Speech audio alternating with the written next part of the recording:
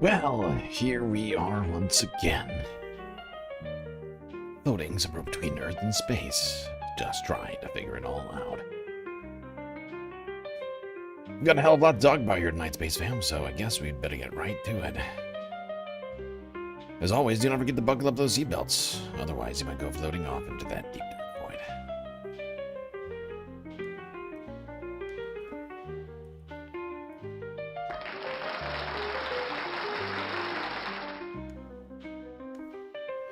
Well, Space Fams, beautiful to see you here on this evening.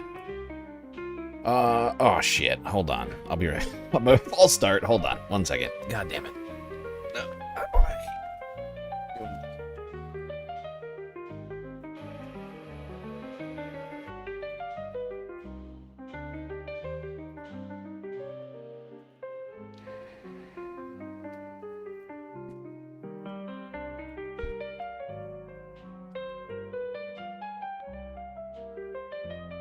Okay, here we are. We're back. Great to see all of you here so far. Shuffling in on this Friday evening. Weekending report time.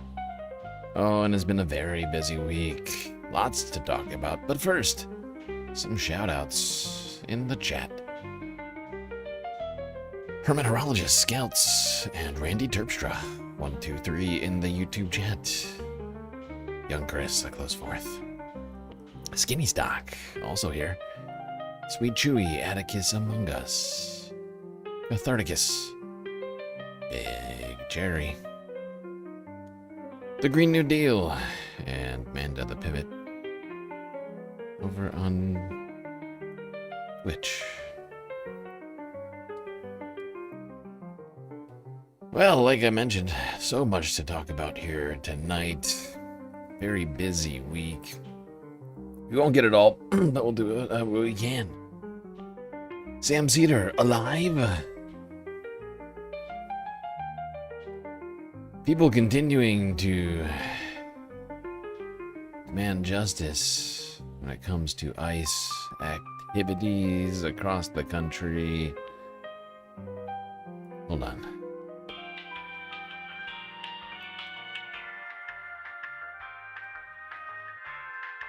Hold on. We have a long list. It's been a very busy week. News, injustice. Oh, a bunch of justice-related news. And then to the fight within the Democratic Party. Between the establishment and the left. What else? Yes, we'll talk a little bit about the state of the health system in the U.S., the economy, AI update, and then, of course, everything's on fire. Or underwater, but mostly on fire. Whether it's in North America, or the EU, Europe, including you, United Kingdom, you're on fire. Or impending fire. Fire or going to be on fire any minute now, I'm sure of it. And then, of course, other news across the planet. It's been a busy, busy week. We'll try and get to it all here tonight. Anyway, starting that. And the beautiful continent of North America in the country known as the United States.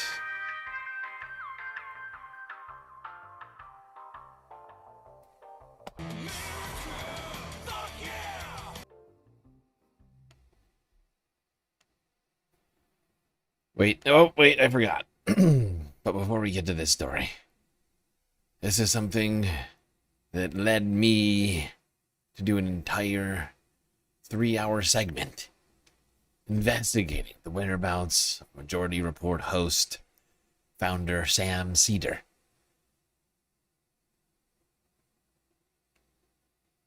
And it would seem, at least for now, that he is alive, freely moving about, and back to doing the show. However, I do think we need to do a little bit post-investigation here.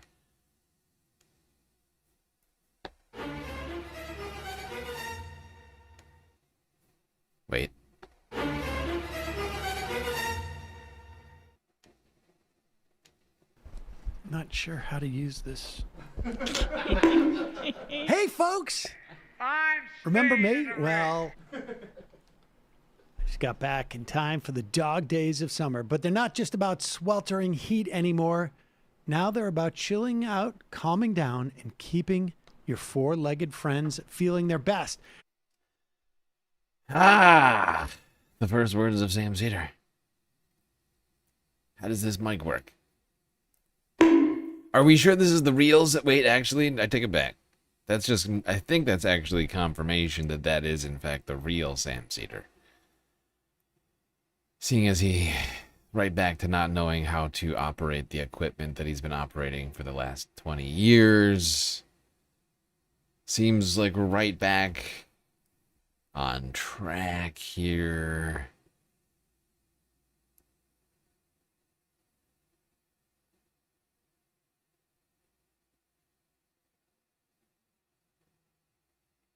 If you ask me, seems like we're right back on track. let's just make real sure. Go along with it, or I'll do nothing. Meanwhile, Todd Blanche nomination on its last legs. 60,000 or near 60,000 people cross into Spanish enclave on the tip of Morocco. Chevron Exxon earnings through the roof as Iran launches strikes against U.S. targets in Kuwait. New York State sues Kalshi for being an illegal gambling what now? site. Bernie Moreno's daughter files yet another restraining order against Republican Congressman Max Miller. Mandela Barnes drops out of the Wisconsin governor race. DHS, what is this? I can't even read this. DHS notice on Haitian Oh, Sam is right back to being the very best. The very, very best. Knowing how to use his equipment and read. Proving that he can do it all. Same 5-minute span. Protected status revocation causes massive layoffs at airports, healthcare facilities, and schools. All this and more on today's Majority Report.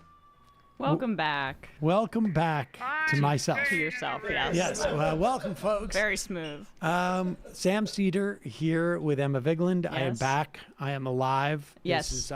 This is not an AI replica myself. You have recovered. I have all my fingers, as you can see. You've recovered from your plastic surgery. I've recovered from my plastic. What? What? Sam says he has all of his fingers, but I'm only counting 4, if you include the thumb. Sam's is missing one of his digits. This is a disaster.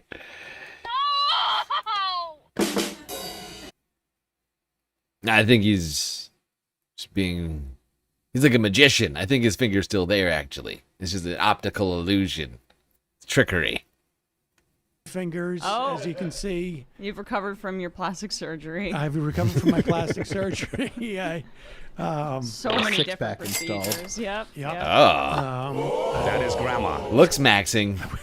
That is grandma.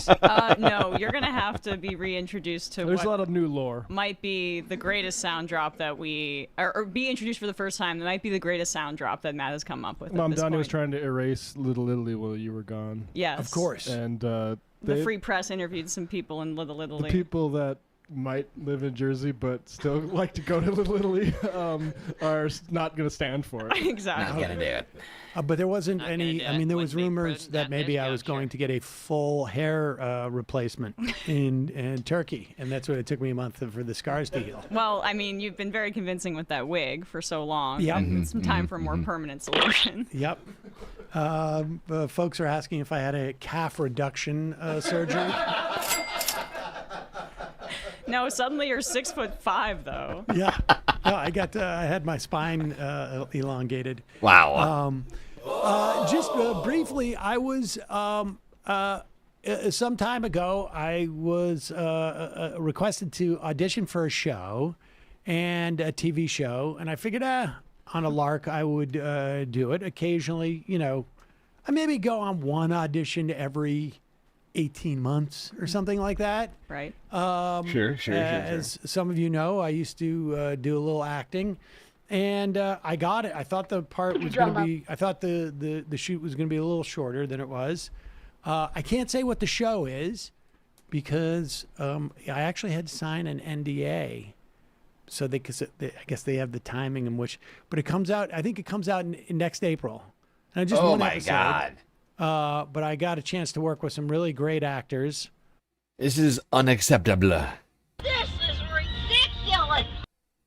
You're telling me that we are going to have to wait an entire year to know why?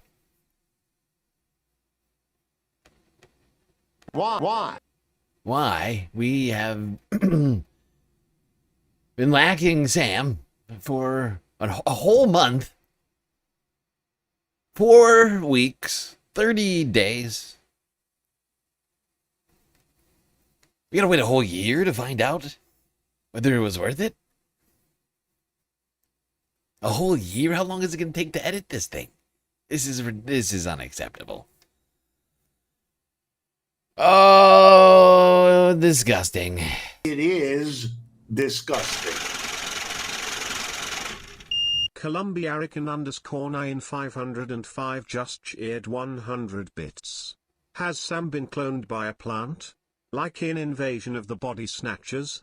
Is this clone telling us lies to keep us from the truth? So you think this is a Sam clone, like from Invasion of the Body Snatchers, that's here? It's like sowing disinformation to get us off of the scent.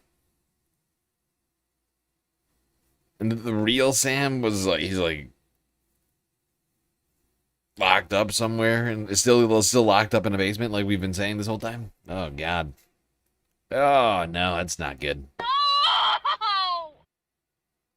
Oh, it's a horrifying theory.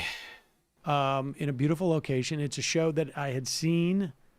One season had come out, and it's I really enjoyed it. Oh, now we're getting information. Now we need the we need the film and TV show, the TV show buffs right now to start doing some thinking. You start doing some thinking, okay? A nice location, nice filming location, and it's only done one season. A show that Sam would have watched already. Let's remember who Sam is. Sam's a guy who doesn't watch. He doesn't never know what anything is happening. If something's happening, it's almost a guarantee Sam doesn't know about it. So it's a show Sam would have already watched, and B, shot in a nice location.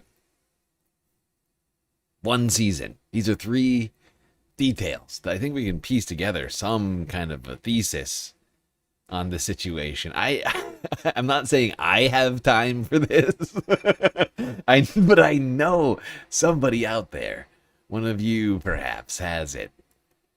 Out, and it's I really enjoyed it.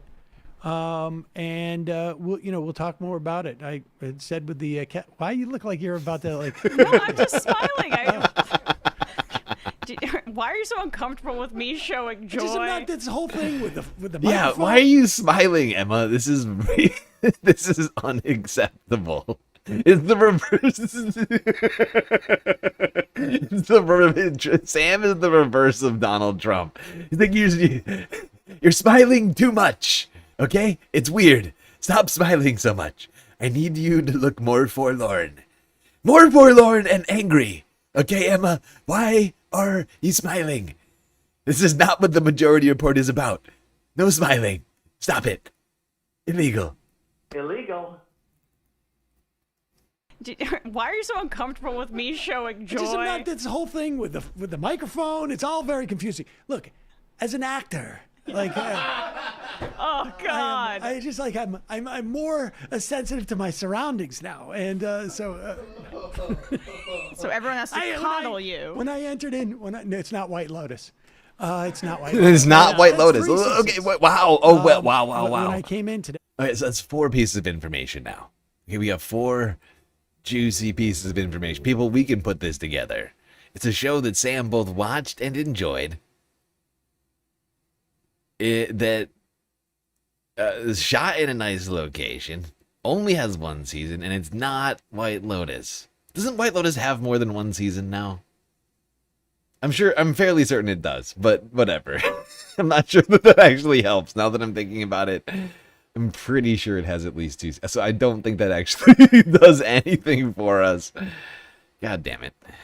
I blared Back in Black as I heard came it coming down the hall. Oh really? Just for the From sake your of, phone? Yeah, for Brian. And of course, I missed the big interview yesterday. Well, I saw yeah. that it went very, very well. Yes, I thought it went well. I found it really interesting. The stuff about the Maha stuff was I did not anticipate that, and it was very interesting to see. Yes. Like, who knows if she's going to run for president? We're speaking of AOC, of course, or Senate, but I suspect it's going to be one of those 2 things. But regardless of what she runs for, she's still a very prominent voice in terms of setting the narrative. I mean, this woman is dangerous, ladies and gentlemen. Okay, well, that's all the investigating we're gonna do into this Sam return. He does seem to be alive and well. I don't think he has been body snatched. That's just me saying it. I think he's okay. I think that's the real Sam. Did a real acting gig. I think we should still work on getting to the bottom of what show we should be expecting.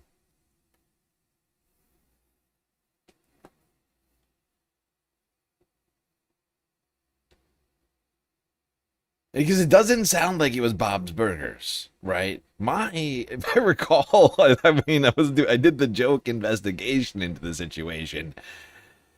Whatever, last week.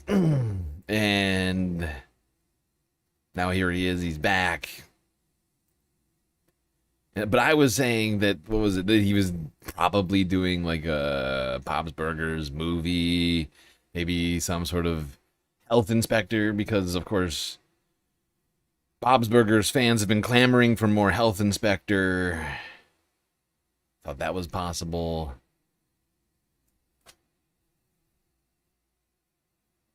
It doesn't seem like Burger for Bob. Nope, no Bob. I don't think that does not sound at all like Bob's Burgers. 1 season? Something that Sam's watched before? I don't think Sam's actually watched Bob's Burgers.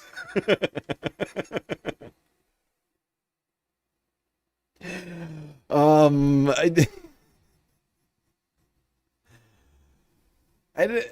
no, it definitely doesn't sound like that.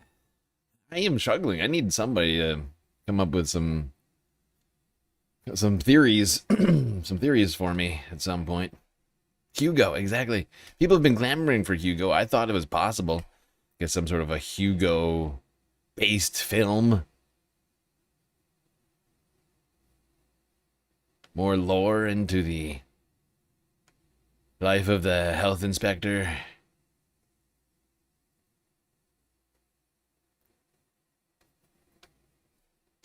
General Hospital will hire anybody. The General Hospital has done more than one season. This is what I'm saying. General Hospital has done way more than 1 season. It's definitely not that. It's definitely not Bob's Burgers. It's a 1-season show that Sam has already seen and enjoyed. These are the details that we have.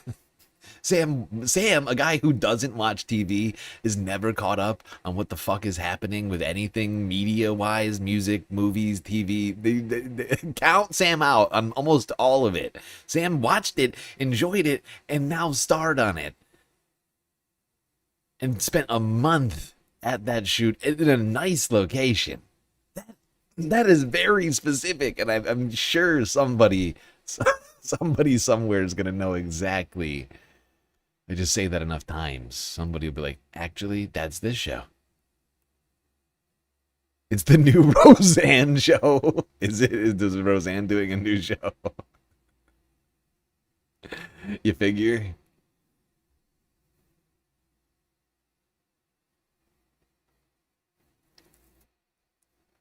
Hugo's Burgers.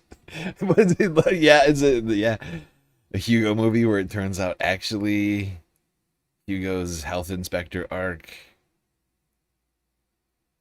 goes back to a failed burger restaurant of his own.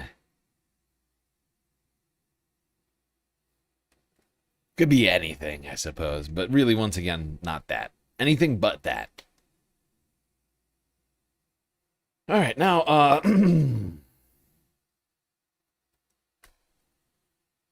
over the weekend, we had people across the country, including in the great state of Wisconsin, protesting the ICE murder of Corey Ruiz.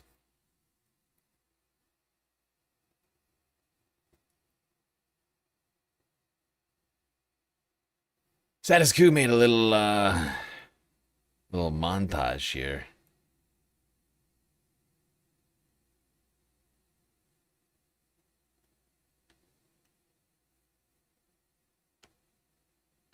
Up. Another man has been shot and killed by local authorities.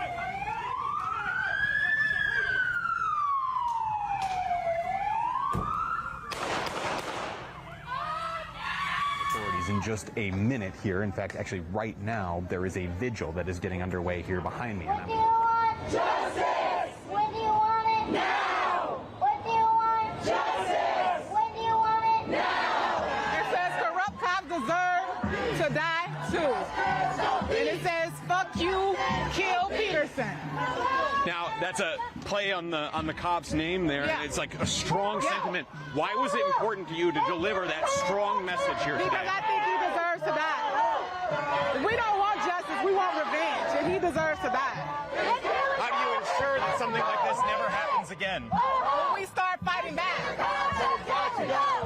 What does fighting back look like? Doing what they do to us. Because I'm a mom of a black son. And Lord forbid if anything happens to him, it's going to be a war. And that's not right hand to God, and he knows it. Yeah, and that danger feels that real to you. It does. It really does. Yeah. I just want change here for Madison. I was born and raised in Madison, and this isn't the first officer-involved shooting that I've witnessed. And I seen the videos, and it was just horrifying. It was terrifying. And that was somebody's son, somebody's father, and it was just heartbreaking. So. I felt like it was important to be in the streets because not only did Corey die in the streets, my uncle died in the streets, my friends died in the streets, just a long line of violence and death in the streets. Yeah. And my first emotions was again. And so that's when I realized I had to get up and be a part of this because we can sit back and, behind closed doors all the time. But if we don't come together and stand up, nothing will ever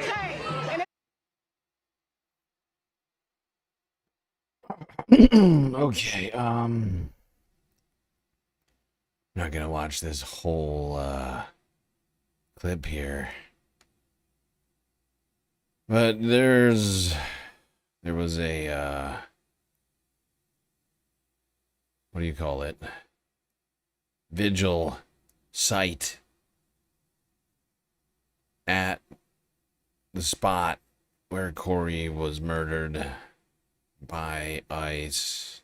I'm not sure if that's still up, but it was up for days with a tent and a place for people to place candles and flowers and say words, how they were feeling. But it's a horrifying time, and it's Shouldn't be having to do this. You know? People shouldn't be having to do any of this.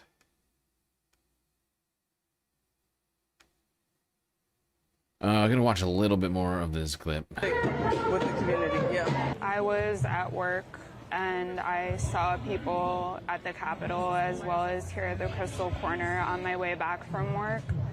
And I guess I felt compelled to seek out the information at home rather than stopping last night, although even as I was cycling by, I felt like almost guilty, I guess, for not participating in that moment, because I really believe that each person standing here makes a difference by their presence. And so then when I got home and I saw the video, or what video I did see, which I think there were multiple, left me feeling disturbed and like, there's no valid explanation for someone firing multiple shots at another human at point blank range. And like someone who the community is supposed to trust. Yeah, in reference to the police, that protect and serve moniker there. And I mean, do you feel protected and served by this By police? that behavior? Hell no. Hell no.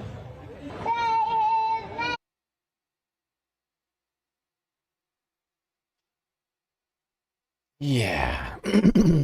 Hell no.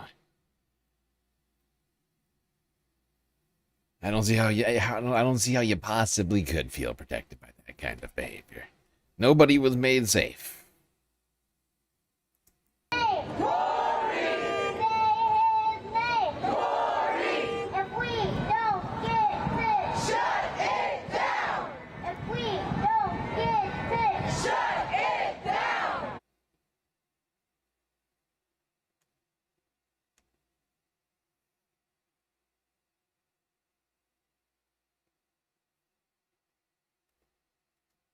Yep. In fact, ICE is just making people less safe.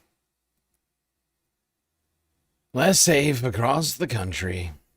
We're seeing it over and over and over again. The death toll just keeps rising. Then, of course, we can't forget all the people who have been taken away unjustly from their jobs, who've been taken away from their families without due process, completely had their lives upended, forced into detainment centers, into horrifying conditions. All the protesters who've been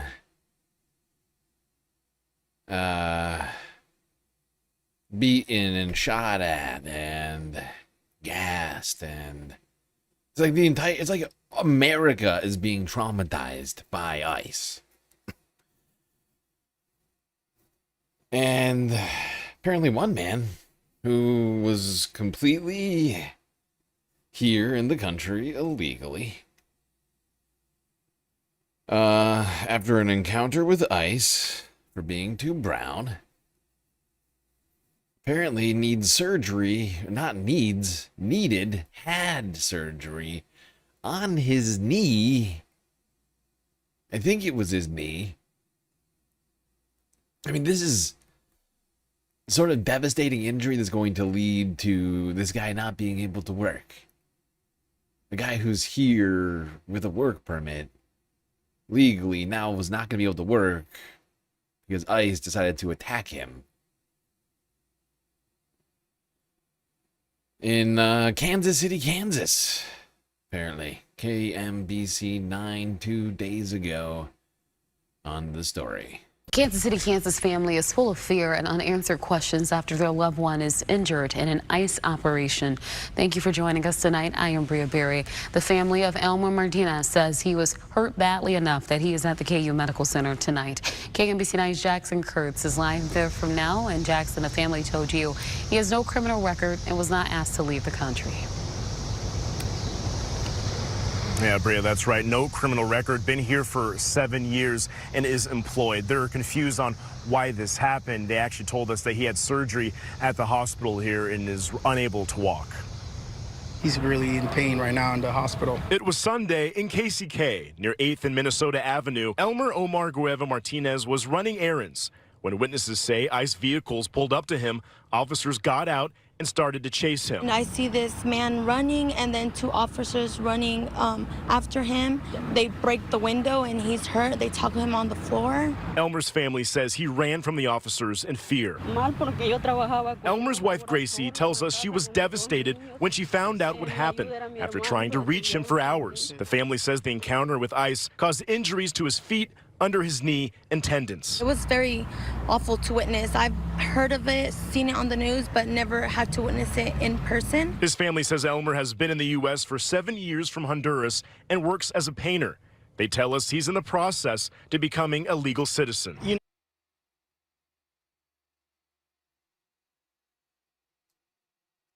This whole thing is completely insane.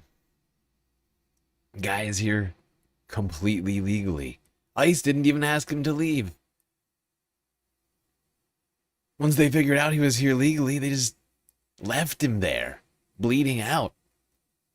Had to go get surgery on his leg. Can't walk now.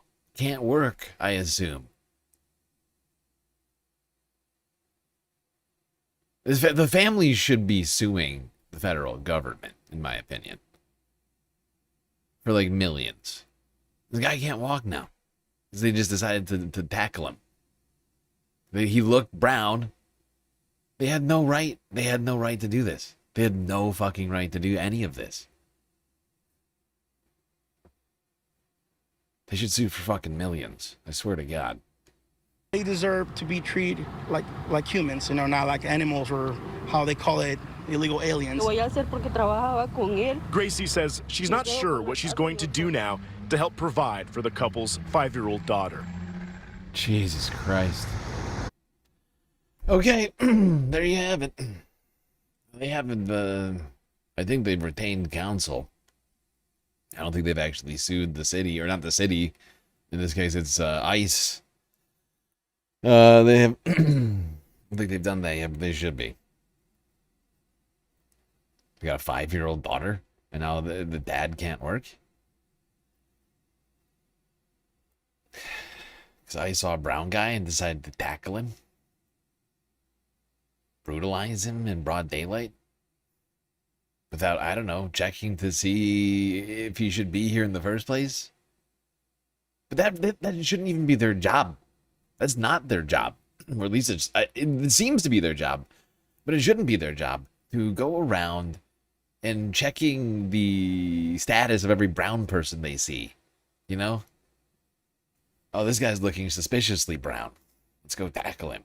That's fucked. That's anarchy. That is despotism.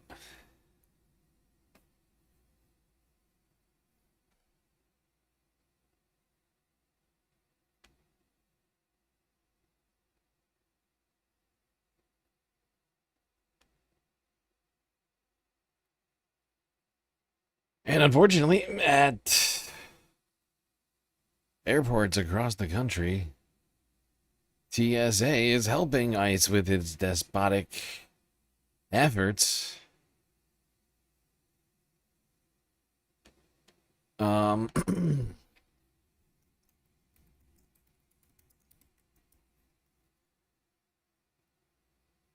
is as of 2 days ago.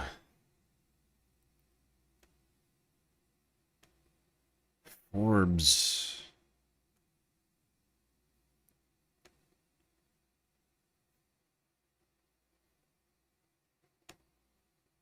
Article, TSA is helping ICE ramp up arrests at airports. Top line. TSA and Immigrations and Customs Enforcement are working together to arrest foreign visitors at airports who have overstayed U.S. visas, according to what the fuck is this gray screen? According to new reports raising questions about how travelers' personal data is stored. No, you bastards. It's a freaking paywall. I just realized it. Guys are dicks.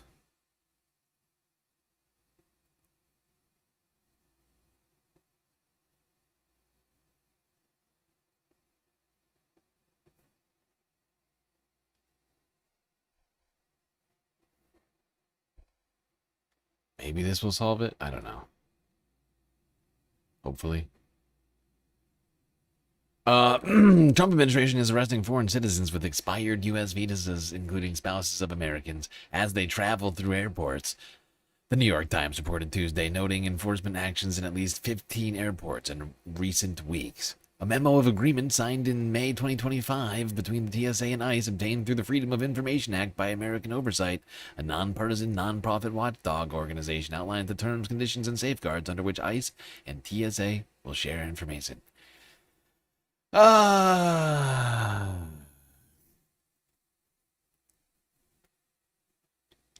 You know, they continue to try, from what I can tell, the Trump administration continues to try and tie different agencies together. We've seen it in a number of different instances where they've tried to get rid of it, get rid of agencies or to have interagency cooperation that did not exist previously. Columbia_9505 just cheered 100 bits. Make it make sense. So literally people are leaving the country because this racist regime wants that, but then they cut off the means to do so.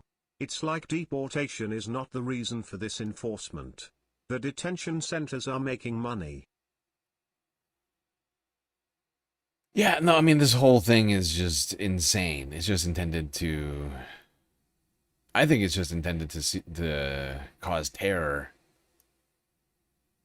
One of the fringe benefits is that it benefits Trump allies. You know, it's the terror and the cruelty. You know, it's people like Stephen Miller and Russ Vought who kind of came up with much of the elements of what's going on and continue to go on. But in my opinion, their decision to tie ICE and TSA further makes the argument that DHS needs to be defunded. It is not just ICE, right? It's not just ICE or CBP. It's the entire, like, militarized interior. Like, DHS is like a militarized department of the interior. It's really what it is when it really comes down to it. They're dealing with interior issues, but from a militarized sort of mindset created in the wake of 9/11, justified because terrorism was around every single corner. And it's just, it's an artifice of an era that should never have even started in the first place.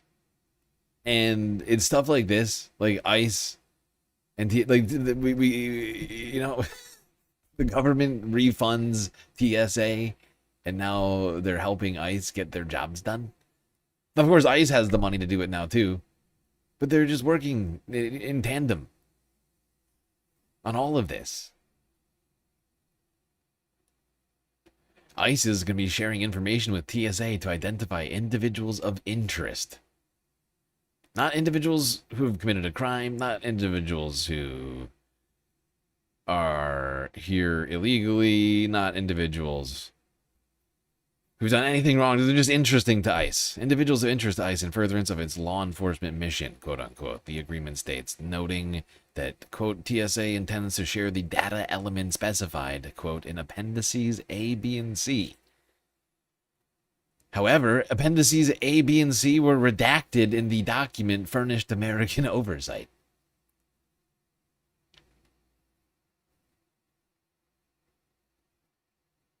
So the TSA is going to share the data elements being specified by ICE,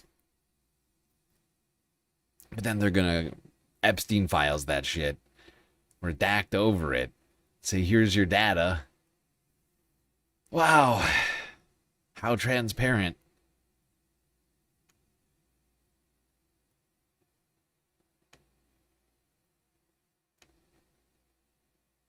I think that should probably disturb everybody. they're working in tandem. The people there to look through your bags.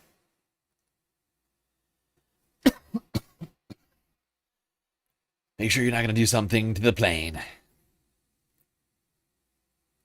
I would point out, in all the years of TSA's existence, they really have not thwarted very many terror plots.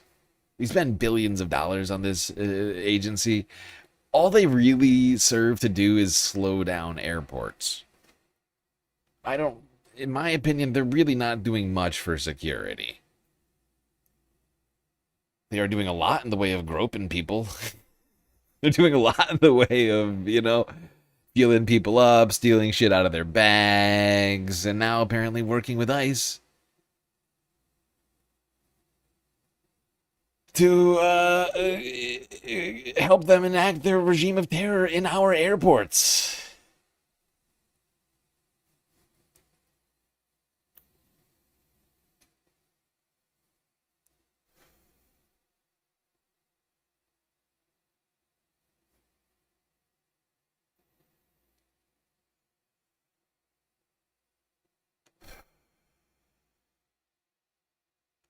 Yeah. Now let's go back to the people who are sick of ICE. People who are fighting back against ICE in their towns. Like here in California's Bay Area, San Jose's Japantown rallying against the possibility of an ICE facility in their area. Here's NBC Bay Area from yesterday.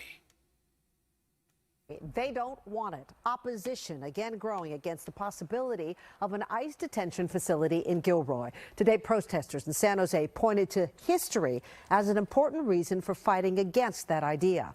NBC Bay Area's Marianne Favre is in Japantown for us with a closer look at it. Marianne.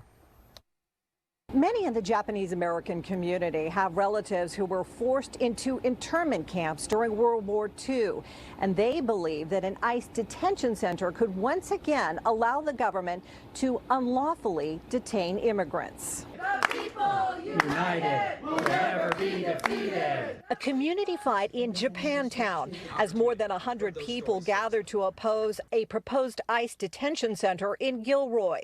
Reverend John Oda pointed to injustices his uncle's family faced when they were forced to live in an internment camp during World War II. He fought and died for this country while his own family, my mother's entire family, was behind barbed wire. Now he says he's speaking out so history does not repeat itself. When you see your government begin to sort human beings into categories of who deserve rights and who doesn't, who gets due process and who doesn't, you do not stay quiet. A message echoed by many during the protest. The thing we feared is happening again now. In World War II, there were 75 confinement sites. Today, there are over 200, and there are reports of horrifying subhuman conditions. After Santa Clara County and the state sued the Trump administration to halt the project, federal officials agreed to pause construction until September 9th. That's like a month away. I think pausing it for a month is going to make anybody happier. They're just hoping that the furor dies down over the project. Hopefully it doesn't. Hopefully people continue to fight against this latest ICE detention center. They've got enough. They've got more than enough. We should be shutting them all down, not building more. Just a waste of resources because we're just going to shut it down. Hopefully, whenever we get power back.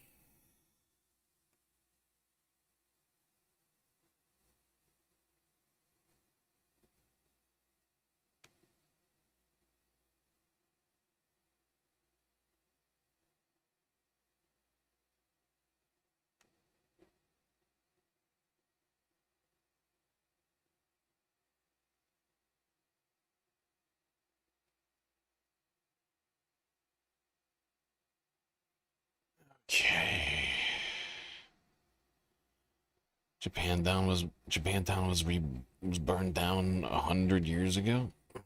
Who would you guess burnt the places down? I'm trying to remember. It depends on what time you're talking about, actually, I think. Although San Jose history, I'm not all that familiar with, but the FBI and citizens were involved in burning these sorts of things down. 100 years ago is a vague. That's vague. Are you specifically talking about in 1926?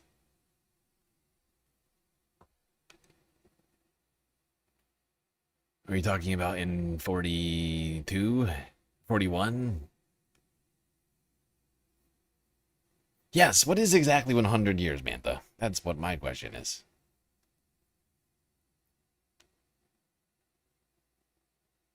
Because I can't answer this question unless we're more specific.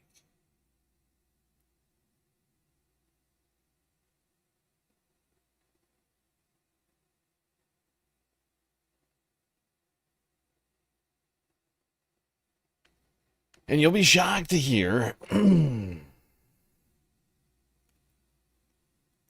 that naturalizations of new U.S. citizens is dropping precipitously in the United States, in areas like Chicago, according to the latest federal data. Here's ABC7 from yesterday. Over the past 4 years, we've seen anywhere between 20 to 30,000 people per year become new U.S. citizens in the Chicago area. But this year, there's been a shocking decline in new naturalizations, those numbers dropping by more than 80% in northern Illinois ahead of a major midterm election. That I will support and defend the Constitution and laws of the United States of America. It's one of the most solemn and joyous moments on the immigrant journey in the United States, the moment of becoming a new U.S. citizen. Congratulations. We see people throughout this nation every day who would give anything to trade places with you. It's not given to you, you've earned it. It's a very emotional moment, so it's very hard to speak right now. Yes. Isabella Kulikowska, originally from Poland, has been working towards her citizenship for 25 years. It was a long process, and I'm really happy and grateful to be citizen. Francisco Rivera from Mexico, overjoyed with his niece by his side. Very, very excited. Oh my God. He put all of his effort in to get to this. Love Doty has been striving for this moment for 2 decades. The loss of words, basically, started in 2006. But yeah, I mean, the stories of the individual people who are achieving the, their citizenship, their goal here, singular goal, it's only a microcosm of a larger story. He and his wife applied for citizenship at the same time. She is still waiting. Doty is hardly alone. Just a few years ago, there were multiple naturalization ceremonies in the Northern District per week, some even packing Wrigley Field and other area stadiums. But federal data from the Northern District Court, analyzed by the I-Team, shows a precipitous drop in new naturalization ceremonies in 2026 compared to the last 4 years, from a high. Wow.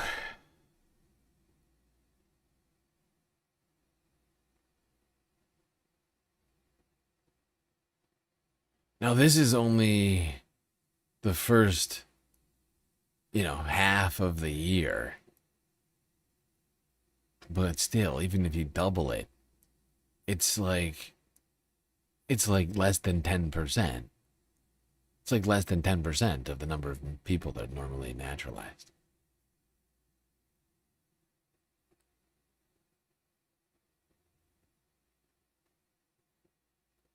Yeah, this graph honestly is quite disturbing to me, and I listened to this piece, and it's not 100% clear to me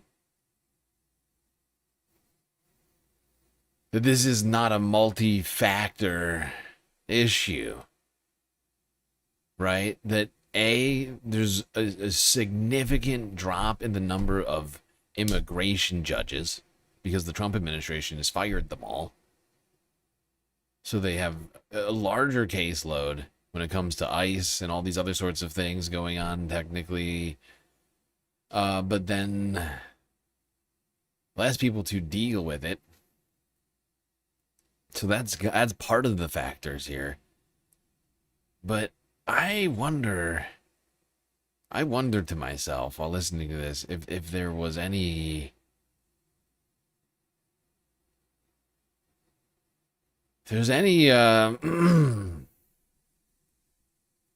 chance that people that you could attribute people's disinterest in being Americans to this. I'm just wondering, because I know that Trump has fired a fuck ton of immigration judges, but it's not 90% of them. They fired a ton, but it's not 90%. But it's a 90% drop. You see what I'm saying here? Like, I feel like there's got to be some other external factor here that's at play. And that's the thing that came to mind immediately. Was like, what? Maybe people just don't want to come here. You know? Maybe they're looking around at the media, the news in America, and saying, actually, maybe it's safer somewhere else. Maybe it's more prosperous somewhere else. Maybe there's more opportunity somewhere else. Maybe, maybe I should try raising a family in a place that isn't doing all of these different things that might put me and my family at risk or hamper our potential futures.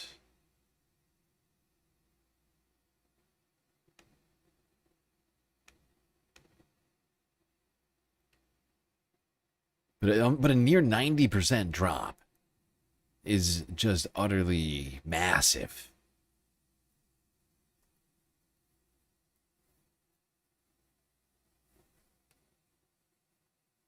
I think to some degree people just don't like. I think there's got to be some number of people who are just like, I don't want to come there. I don't want to be a citizen there. I don't want to come to America and be brown. Or even if I am a citizen, I might just get blasted by ICE on the street for just happening to be a legal immigrant. Because that's literally the world that we're living in right now.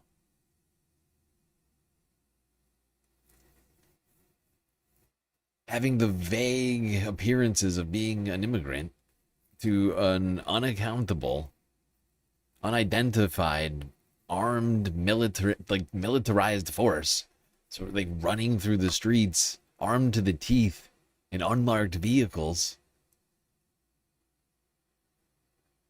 They're just doing random attacks on people who look like they might be undocumented. Like that guy who was super documented that had to have knee surgery, that can't walk anymore. Or like Corey Ruiz, who is now fucking dead and never coming back. Or Joan Alejandro, what's his fucking name? God damn it. All of the people, right, that are never coming back, or have been irreparably harmed, or still in detention, or living in fear. It's this environment that I think is to some degree probably getting people to second guess putting all of the work that it takes to become a citizen. Because, just a reminder, it takes a fuck ton of effort to become a citizen. But of course, there is the other element of this that I think we cannot forget, is that people are too terrified, I think. Because all of the people who are here legally, who could be applying and going through the process, memorizing every president and, you know, the ins and outs of our Constitution, all the things that you probably don't know and couldn't name on the fly, like, and have to Google, are, you know, it's a lot to go through.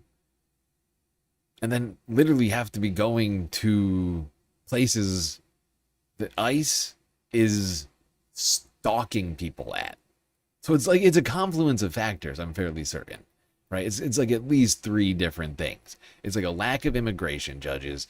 It is ICE terrorizing all locations where immigrants are hanging out, even if they're doing all of the right things, all of the things that our government asks them to do, the 10,000 hoops that are being asked of them to jump through. Those hoops are now being lit on fire and have ICE agents stationed out with guns pointed at the hoops.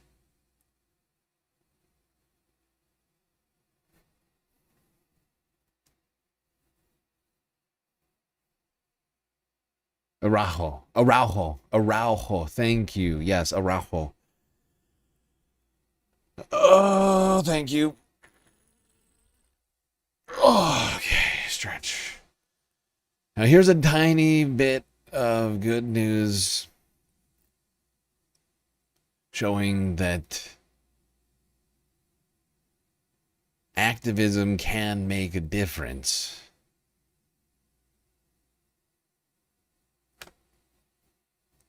Because huge news when it comes to one of America's big banks.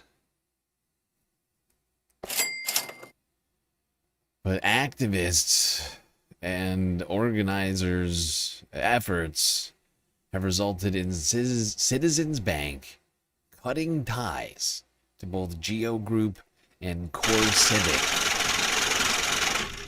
Columbiarican_9505 just cheered 100 bits. So true GSL. Being an American citizen doesn't protect us from being killed by ICE. As we have already seen, racial profiling mixed with incentive-style policing is a lethal and dangerous combination. Yeah. 100%. I'm sorry. I was trying to keep the thought in my head that I had to keep me going into this segment. But thank you for the bids, Columbia Regan. But speaking of bids, let's talk about banks. Citizens Bank, who has cut ties to ICE contractors, Geo Group, and Core Civic after a long-fought grassroots campaign. Never give up. Never surrender. Oh, shut up. Democracy Now! Yesterday. This is Democracy Now!, democracynow.org. I'm Amy Goodman with Nermeen Sheikh. We turn now to news that Citizens Bank has severed financial ties to Core Civic and the Geo Group, 2 of the nation's largest private prison operators that work directly with ICE to run immigration jails. The National Bank has faced significant pushback from social justice groups and activists for providing more than $2.5 billion in financing to the 2 private prison companies.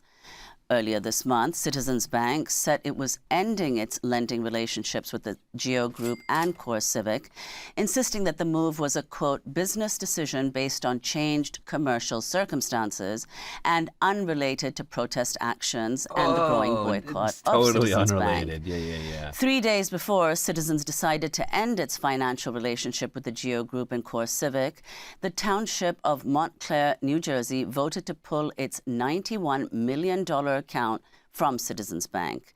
This is Montclair Mayor Renee Baskerville speaking in favor of divesting from Citizens Bank at a Montclair Township Council meeting earlier this month. It's not just a one out, it's like a wake-up call that I think that we need to be more diligent about who we're doing business with, who we're investing with, what contracts we're giving out, and really, you know, when we're doing these things, maybe we should be just a little bit more aware and take a look at the behind the scenes types of things. And even when we were talking about, well, what next? You take it from citizens, and I'm saying, well, let's make sure that we know wherever we go, whether it's Valley, Bank of America, whoever it may be, that we know who they're doing banking with, because there's a lot of other categories, none as urgent as this is immediately in this setting here and now with what's going to Delaney. I think that this proves Claire's decision. This proves something important because I don't personally think that individual boycotts, right, like, are all that helpful.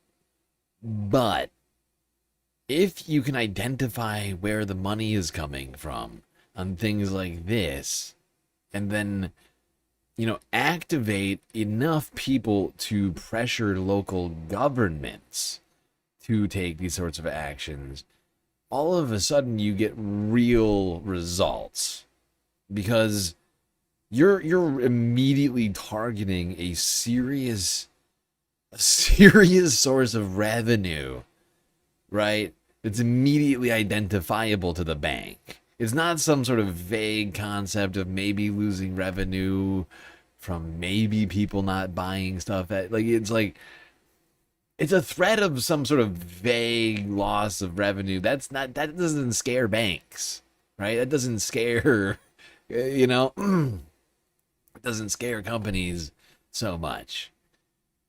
But if you can, be like, well, what if we get the whole municipality to switch banks? With $100 million in our accounts.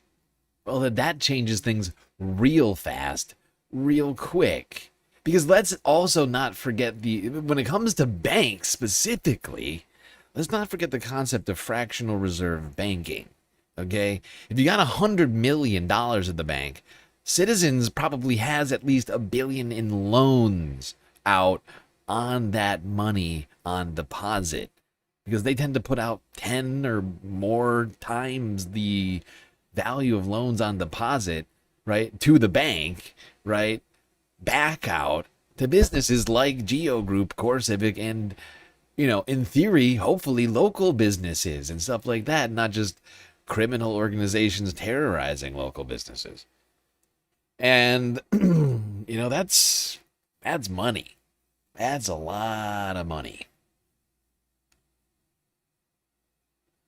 That puts them under serious threat, financially speaking. The books. Can't have the books under threat. That's basically the end of the world. Follows a decision last month by Jersey City in New Jersey to divest from Citizens Bank and close its over $250 million account. The Geo Group runs the Delaney Hall Federal Immigration Detention Center in Newark, New Jersey, and CoreCivic operates the Elizabeth Detention Center in Elizabeth, New Jersey.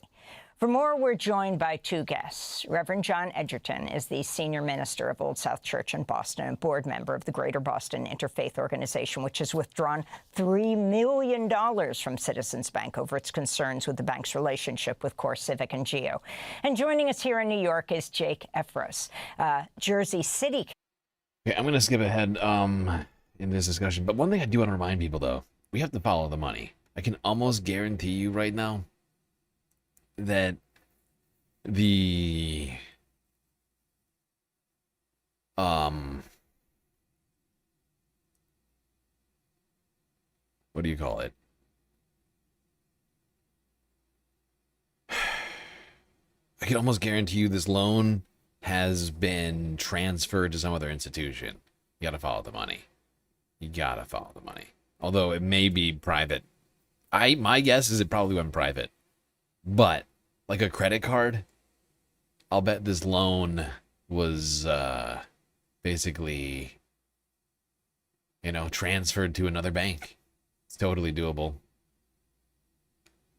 Who knows who it is now? But it's at least an incremental win, in my opinion. for NJ.com about their decision to close their accounts over the bank's complicity with Delaney Hall. We want to go to a clip of Julie speaking at Bloomfield, New Jersey Town Council earlier this month. I think it's important to be really clear that this is about Citizens' complicity with ICE. My husband and I actually closed our own accounts at the Citizens branch on Broad Street in December after we learned that Citizens was providing financing for Geo Group and CoreCivic, the private prison companies that are behind the now notorious ICE detention at Delaney Hall, at Dilley in Texas, where there are parents and children together in a center where there are 0 criminals, at Elizabeth Detention, and a lot of places where there's a lack of due process and where there are all kinds of human rights violations. We didn't want our own money going to that, and we certainly don't want our tax dollars in bank accounts that are associated with ICE and that really enable some of ICE's worst behavior. So that's the Oscar-nominated filmmaker Julie Cohen, who together with her husband, Paul Barrett, pulled out their accounts from Citizens Bank. We're joined in Boston by Reverend John Edgerton, senior minister of the Old South Church in Boston, board member of the Greater Boston Interfaith Organization, which has withdrawn $3 million from Citizens Bank. If you can, Reverend, talk about your decision. And I mean, we're talking about cities. Now we're talking about churches. What was the decision of the church, and did Citizens Bank respond? So we've been involved in this with our sister organization, Greater Cleveland Congregations, with the De-ICE Coalition, which is... Here's the thing I just want everybody to think about. Every time that they take out like $1 million, multiply it by 10, right? Every time you hear $1 million taken out, think of 10 million in loans that are now put under stress, right? Stress. Under potential threat, right? Because banks have capital requirements, right? If they don't meet those capital requirements, they run the potential of running afoul of banking regulations. A crime. Illegal. Right to jail, right away. And so they could potentially have to like recall loans or do any number of sorts of things, liquidate assets on the books of the bank to like cover so that they don't like close the day, the banking day, with some sort of deficiency on their books. You know, so when they're talking about like 3 million coming out of the church, that's 30 million in loans all of a sudden under pressure. It's like, do we have enough to cover this? It's like, what's it called? What's that fucking movie? It's like, it's like A Beautiful Life, you know? It's like the savings and loan. Call a crackhead.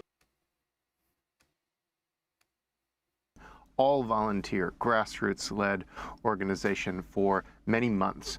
We attended the annual shareholders meeting in Rhode Island and informed the board, informed the CEO, Bruce Van Zandt, in the wintertime of our concerns about this. We asked for a meeting to discuss this, and they never actually made that meeting happen. And so we told them, if you won't meet with us, won't discuss our concerns, then we will withdraw $1 million on this date. And we did so, and they didn't reply, and we then withdrew $2 million from that. And then, of course, when Jersey City and Montclair withdrew $356 million, municipalities just have more zeros at the end of their bank accounts than churches do. And so this was really a broad movement, and the pressure became just too much for citizens to bear, and they had to do the right thing. And so, Reverend Edgerton, do you hope that other... Perfect. That's the spot that I wanted. I just wanted to make the point that it's, you know, it's about that collective effort, being able to go to institutions and pressure them, or have institutions that are independently deciding to pressure the banks in this way for supporting these kinds of things. I would like to point out this is the exact sort of thing that we should be thinking about doing when it comes to climate change. You know, it's the exact same sort of thing, you know, wrapping around, you know, fuck, I can't remember where it's at, but wrapping around, you know, JP Morgan Chase's building, you know, blocking the entrance, not as effective as necessarily threatening massive amounts of deposits. Now, of course, JP Morgan is much larger than Citizens Bank. I'm just making the point that, you know, you got institutions that are funding all sorts of stuff. We can be going down the list on the issues, not just ICE. It just brings, you know, it just brings thoughts to mind when I see this sort of successful political activity happening.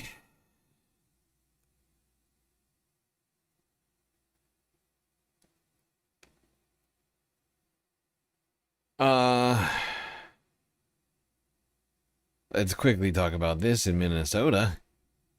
While we're talking about ICE, you'll be shocked to hear that more and more cases against ICE protesters for allegedly assaulting federal officers are being dismissed. What now?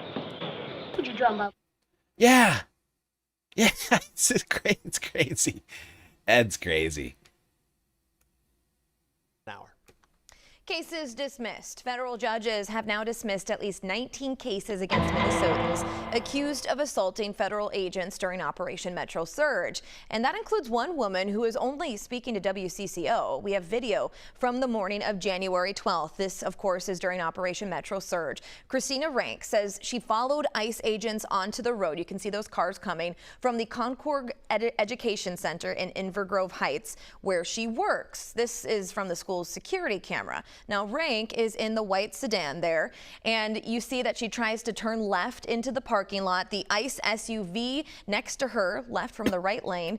The headlights, though, it makes it all a little difficult to see, but Rank says this is where the ICE vehicle hit her passenger side door. Now, that incident eventually leads to her arrest, which we also now have video of. And it's in this moment that the 25-year-old tells us she could not understand why this was happening. Arrested for getting run into. Ma'am, you've illegally been crashed into by a federal officer. Right to jail. Right to jail, right away. Help, help, I'm being repressed. Documents show Special Agent Richard Berger claimed Rank caused the collision, and that led to her assault charge. Rank's attorneys say security video and the officer body camera footage, it tells a different story. Questioning this charge, Judge Douglas Miko wrote, quote, "It is hard to imagine how blocking an entrance standing alone could be an assault." Earlier this month, federal prosecutors asked to drop the case, saying they no longer believed there was enough evidence to support the charge. Oh, no. It's very... Oh, shocking. Federal prosecutors felt that they didn't have enough evidence to prosecute the case. The DOJ, the Trump DOJ, thought they didn't have enough evidence to prosecute. No kidding. This dangerous criminal right here? Oh, my God. Clear. Even the judge stated that what the agents said and what the video showed did not match up at all. And so right then and there, I was like, yeah, it shows perfectly clear that I did not do what they said I did. They ran into me. And Rank says the day she was arrested, she spent 11 hours detained at the federal Whipple building. It's also the day she says agents took this photo of her. At the time, then Attorney General Pam Bondi. Posted by AG Pam Bondi. For the love of God, does that woman have any shame? Answer, no. The Dow right now is over. The Dow is over 50. posted the photo to her social media. It put a spotlight on rank that she tool. says led to What a death threats fucking tool that online. Now, Special Agent Berger has written affidavits in at least 22 cases, and similar cases during Operation Metro Surge, I should say, and judges have dismissed 11 of them. So at least half of them have already been dismissed. So half of the time, at least half of the time, they are lying so blatantly the cases aren't even making it to trial. That is a bad record. That is a horrible record. Half of these fucking cases being brought or being dismissed before even making it to a trial? You gotta be kidding me, dude.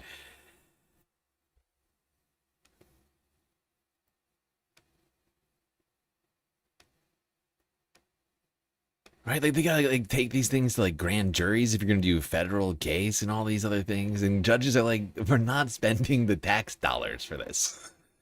We're not even gonna spend the tax dollars for this. These are so spurious. Half of these are just getting thrown out before they even see the light of day.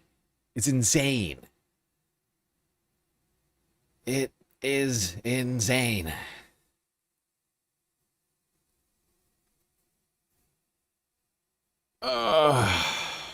Crime. What's crime? You gotta have crime to. You gotta have laws. I mean, you gotta have. You gotta enforce the law to have crime. Well, look, listen. We still have to pretend that the justice system is focused on justice, or well, we still need to pretend that the justice system should be focused on justice. The concept of a plan of justice. Okay, but it doesn't even have that right now. Doesn't even have that. Doesn't even have the premise of justice from behind it. It's now just a weaponized system of lawfare to go after everyone and anyone that defies and or otherwise bothers the Trump administration or the president himself.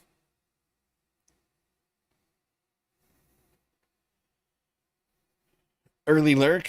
Actually, it's not that early. I'm just realizing I just started the stream super late. Speaking of starting things late, I gotta start the Galactic content goal. Because we've been going for over an hour. How many bits has Columbia Rican gifted? 1, 2, 3. 300 Earth bits gifted. So I will adjust the goal slightly.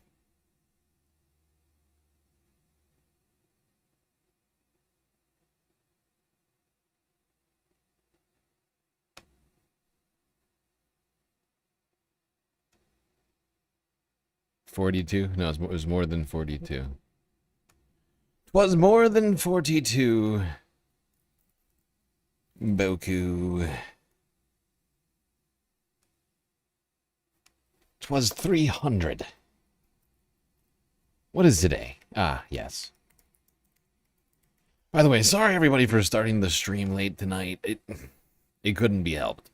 I needed sleep between last night's stream and this night's stream.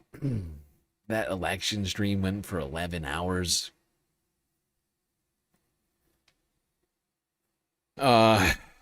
Went for 11 freaking hours, and I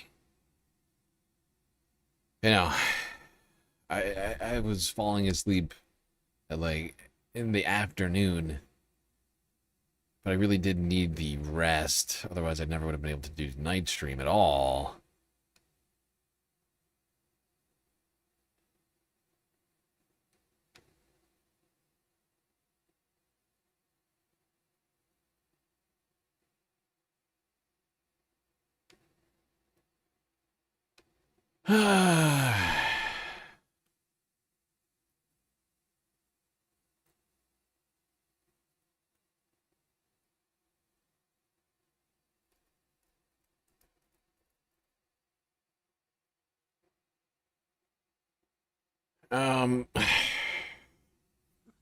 Now let's go to non-immigration related crimes. Oh, before we do that, I gotta feed the puppy. Here we go. All right, let's move on to non-immigration related crimes. And one woman's family is demanding justice after a woman was murdered by Mundian police. It's Chicago. It's like North Chicago. North Chicago. After her death was ruled a homicide by a coroner.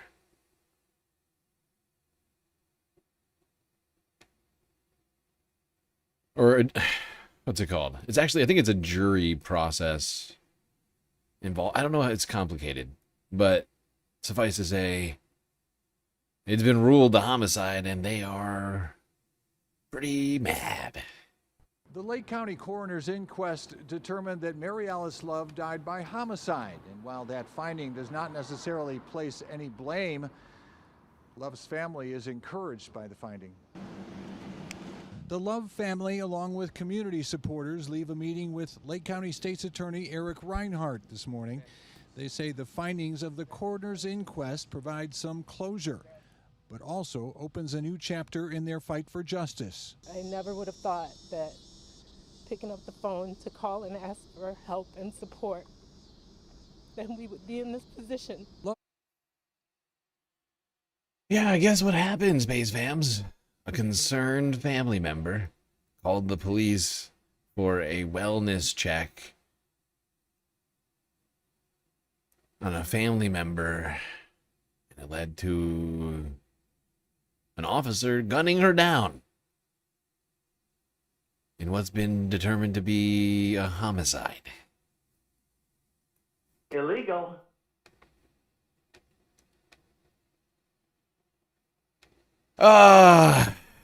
We gotta do some changing about some stuff.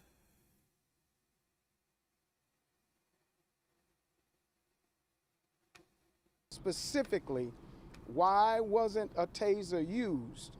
And the person who interviewed him said he didn't believe it would work.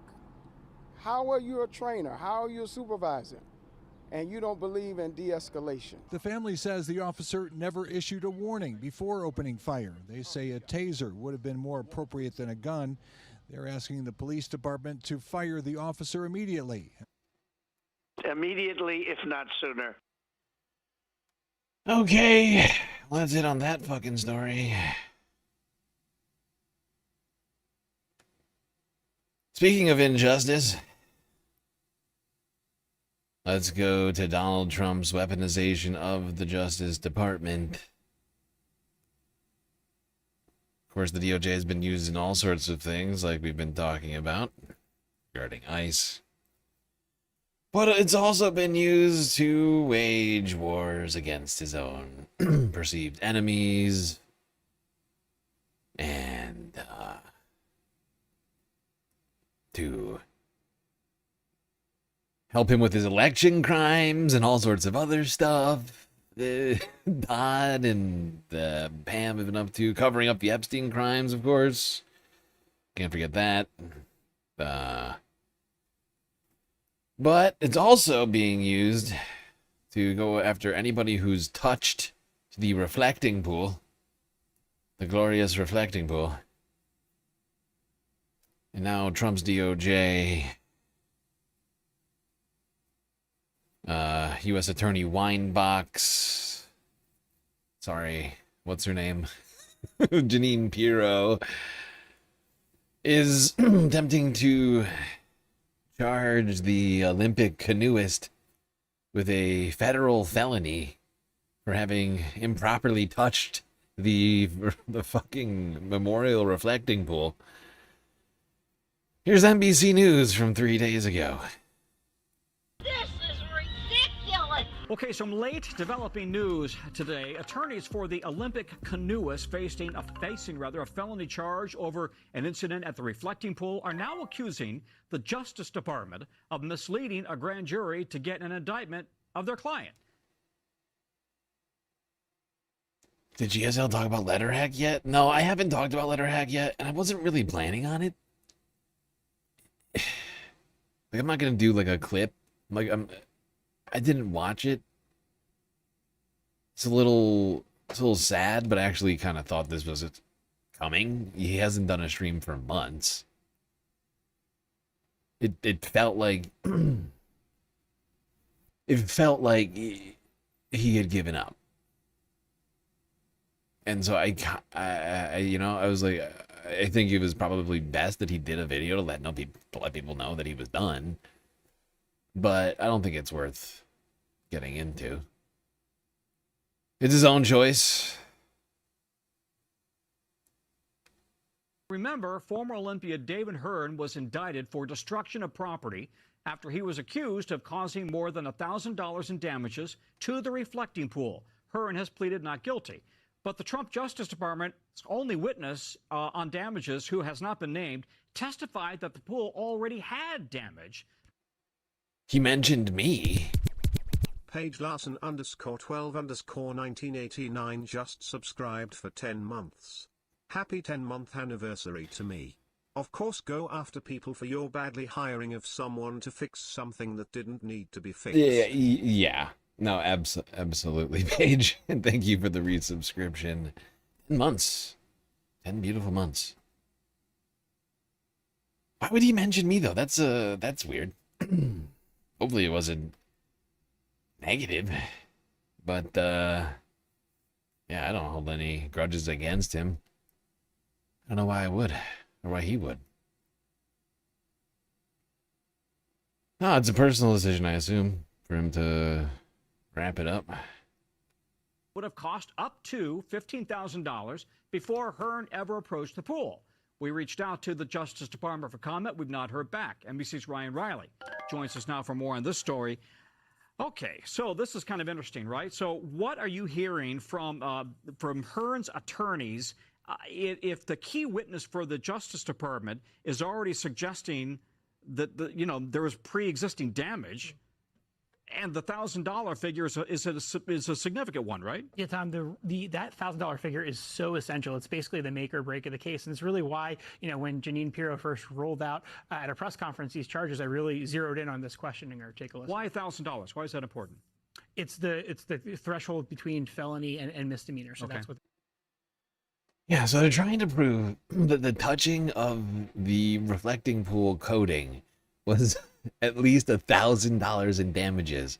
Because if it's less than that, if it's $999.99 worth of damage, then it's not a felony. And, they can't try and put him in jail for touching the reflecting pool. I mean, it's utterly ridiculous. This whole thing is so fucking stupid. Oh, Jeanine Pirro, she's got to put the wine box down. I swear to God, she is dangerous. I mean, this woman is dangerous, ladies and gentlemen. That is an unironic using of that sound shot. So take a listen to the audio. We can state and prove beyond a reasonable doubt that he caused damage, and that damage is over $1,000. Key in on that. How do you prove that $1,000? With an expert. Come to the trial. And so the issue.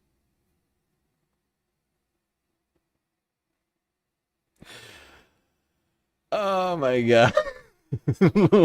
Look at his face. I forget this guy's name, but look at his face. Oh God. She is deranged. It wasn't anything negative with regard. Yeah, see, that's what I'm saying. No, there's no reason to get into that. I just wish Letter Hack the best of luck. I mean, he had a successful animation career before he started trying to do the politics stuff, and so I don't see why. I understand him wanting to maybe take a break from things. It's chaos lately, it's chaos. I can understand. There are many a day where I feel tested.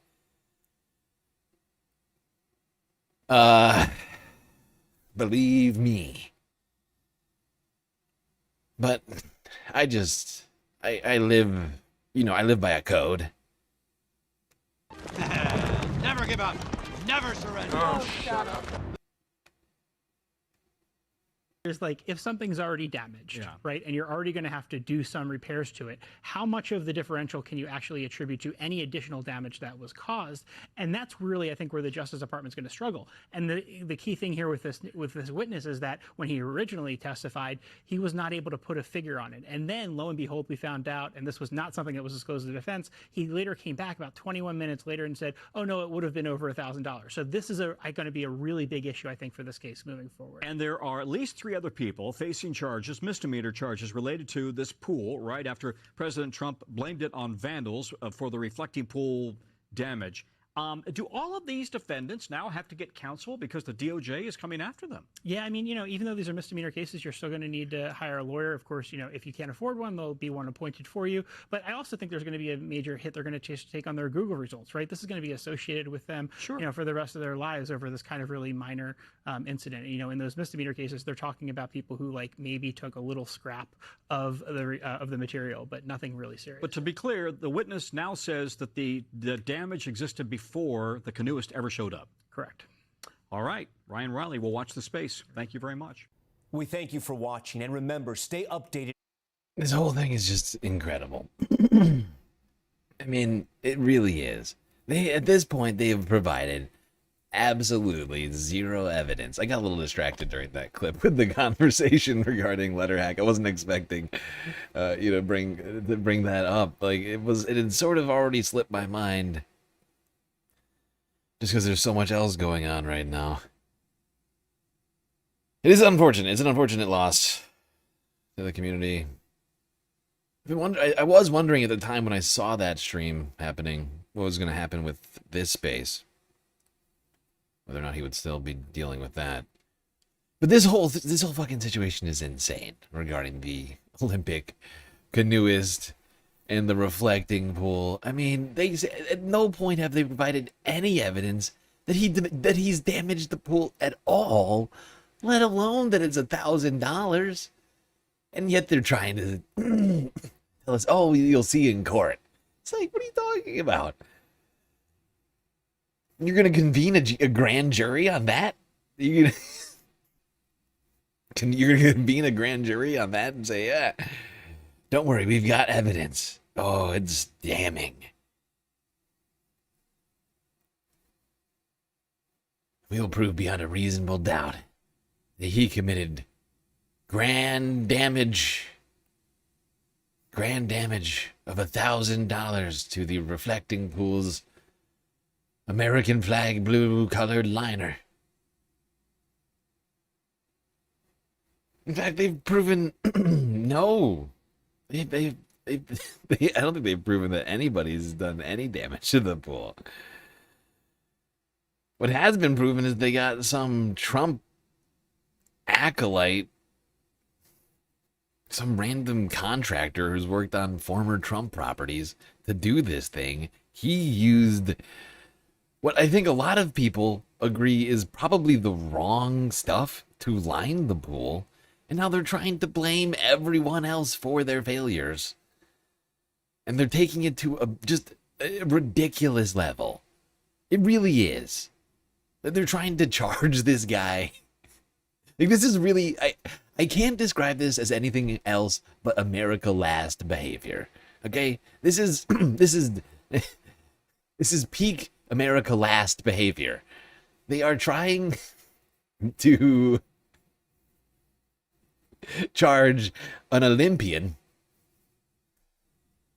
You're trying to charge an American hero, an Olympian, with having touched a pool with a felony. To try and mask over their own deeply flawed and calamitous, haphazard dealing with this pool.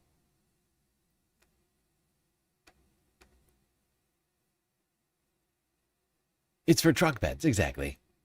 It's for truck beds. Everybody knows it. Everybody's saying it. Everybody's saying it that this is not the thing. Do you fill your truck bed with water Here's two questions.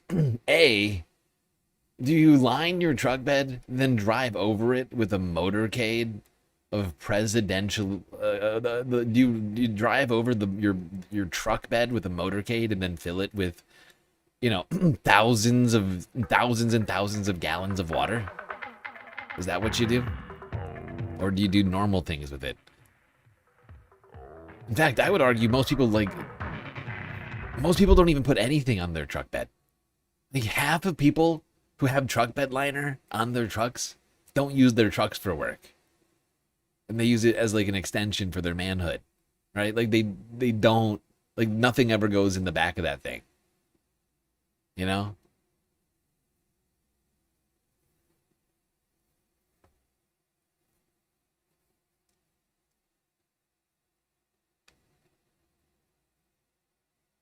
Like, I don't know the exact number, but it's got to be at least 50% of pickup truck owners do not even put anything in their pickup truck region.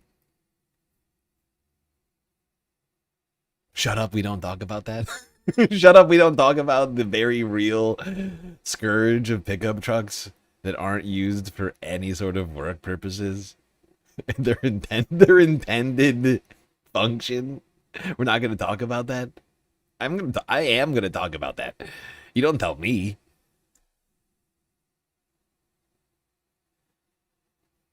You're not my daddy, okay?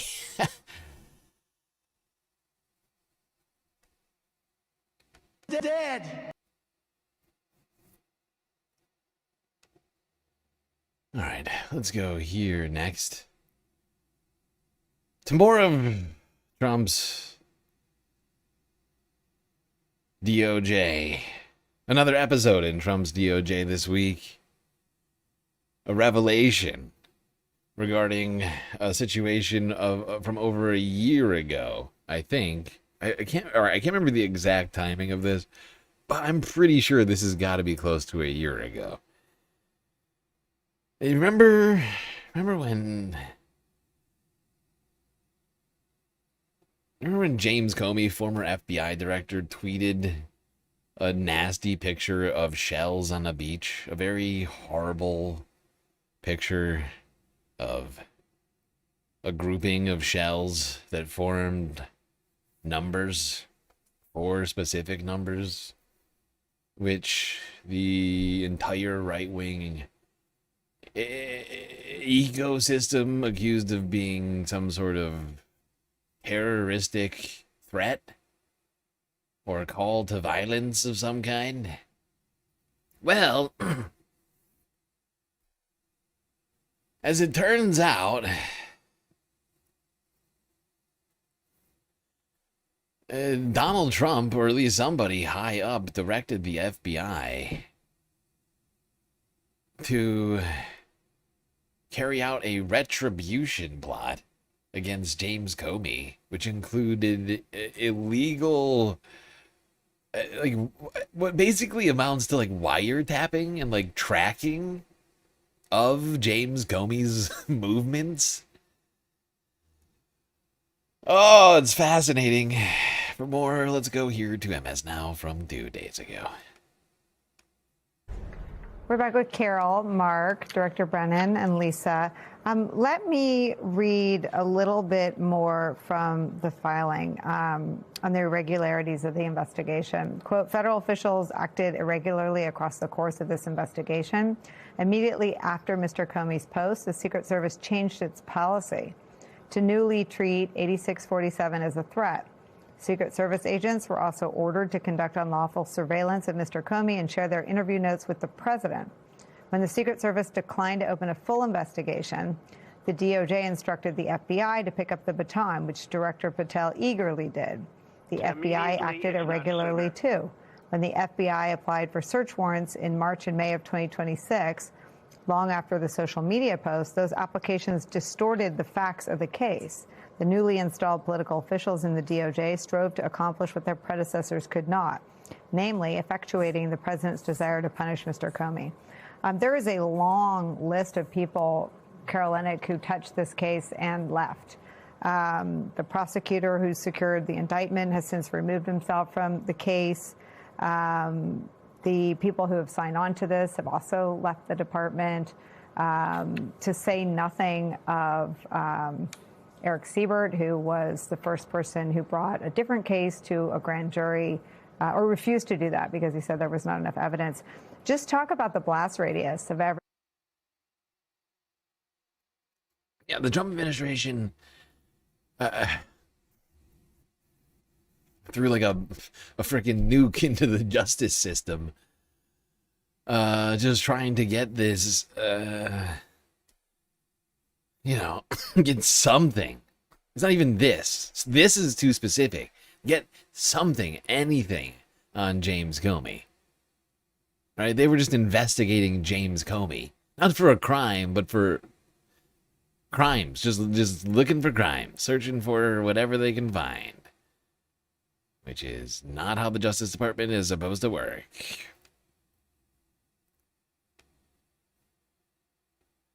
But that is exactly what happened here.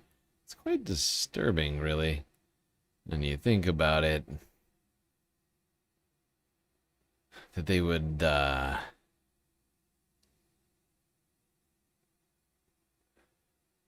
really any of this. Just go, you're like, look, just go follow James Comey around until you find something. That's not justice. I don't care what you think about James Comey. That's not justice. That's not how the justice system, that's a witch hunt.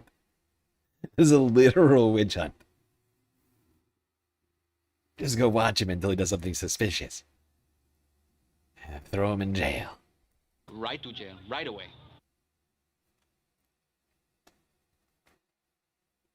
You got a truck bed expert in the chat.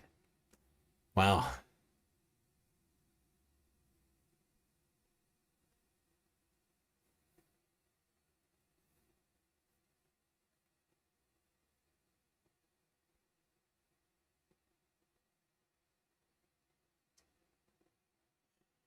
Mr. Truck Bed Expert.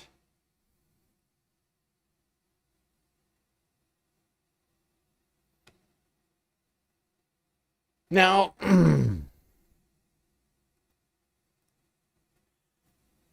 while the DOJ attempts to levy trumped-up charges against anti-ICE protesters that get immediately thrown out by judges, or going after Olympians for touching pools, directing the FBI to go and literally bring trumped up charges against Trump enemies. Find literally any crime you can. They're not doing that when it comes to the Epstein files. You might even say they're doing the exact opposite. Well, they say all gloves off, no holds barred. Go at it. Go at James Comey's every single move. Go through his text messages, his movements, go when he's at his home. Just track him on GPS. Follow him around in a car. I don't care. Find some crime on the guy. They are, of course, actively continuing to cover up the Epstein files. Doing the exact opposite of let's find any crime we can here.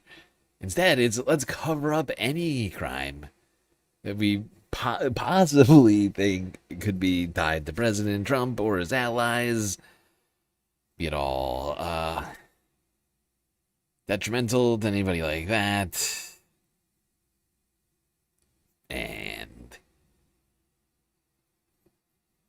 claim that there's zero. Literally, DOJ literally came out and said there's zero investigations needed here. Right? Remember that? I don't have that clip in front of me, But does everybody remember when the DOJ literally came out and said we've done a thorough accounting of the files and don't think that that warrants any further investigation? Case closed. Tomorrow. Yeah. Well. Meanwhile, you got Ghislaine Maxwell living it up in federal prison right now. The cushiest of cushy jail experiences a prisoner could hope for, to the world's most notorious living convicted sex offender,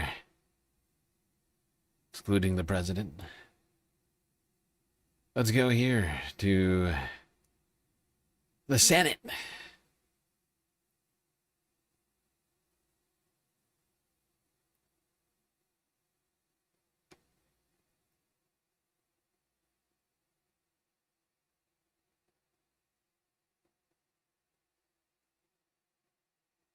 Reduce the sentence of Ghislaine Maxwell, well, just in order to get her to say nice things about Donald Trump.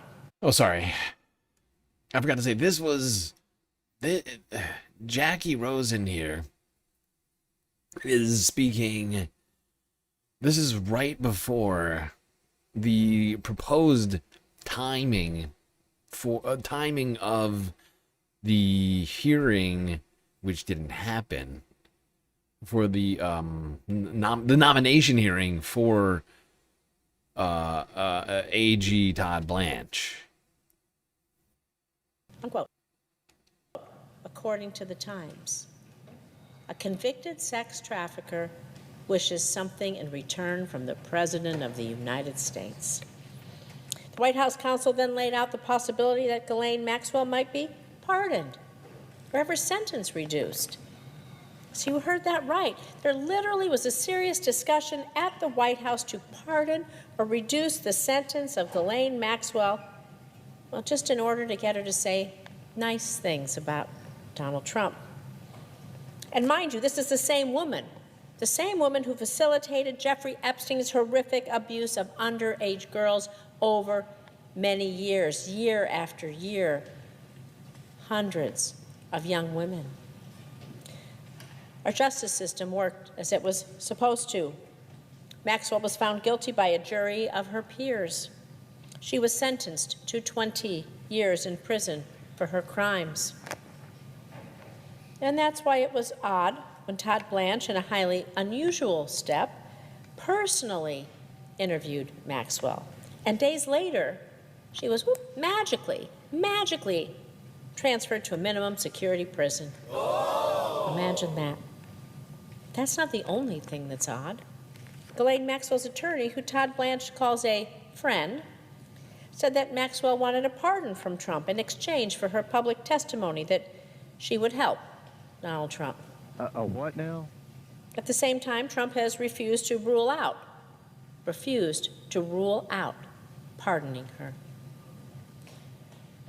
Trump has said, I'm going to quote here, "I'm allowed to do it." He's even gone as far to say, "I'll take a look at it. I'll speak to the DOJ." This is our president. The president said he would speak to the DOJ, which would now be led by his former lawyer, Todd Blanche. It's frankly horrifying that Trump would entertain the idea of clemency for even a second for a convicted sex trafficker. That alone should be enough for the Senate to speak up with one voice and affirm that there should be absolutely no pardon for Ghislaine Maxwell, not now, not ever. That's why earlier this year I introduced a resolution doing just that. Okay, thank you, Jackie. Anyway, she's absolutely right. Donald Trump continues to refuse to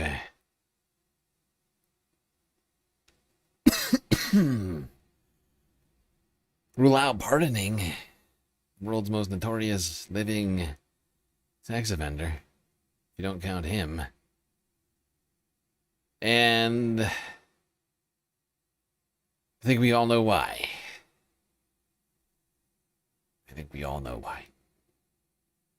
Because it's because Ghislaine is got something or some things on president or on the president's allies. Or on people for whom things were to come out, it'd probably be uncomfortable for president or the president's allies. Some number of those people. She has known him for decades.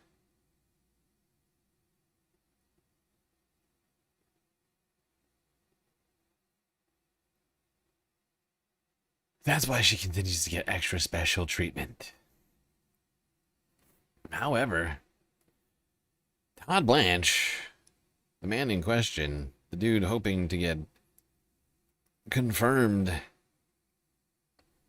to officially be the Attorney General of the United States, the president's lawyer is sort of run into a little bit of an issue, a little bit of a kerfuffle. And this week, Todd was not brought to the Senate for a hearing.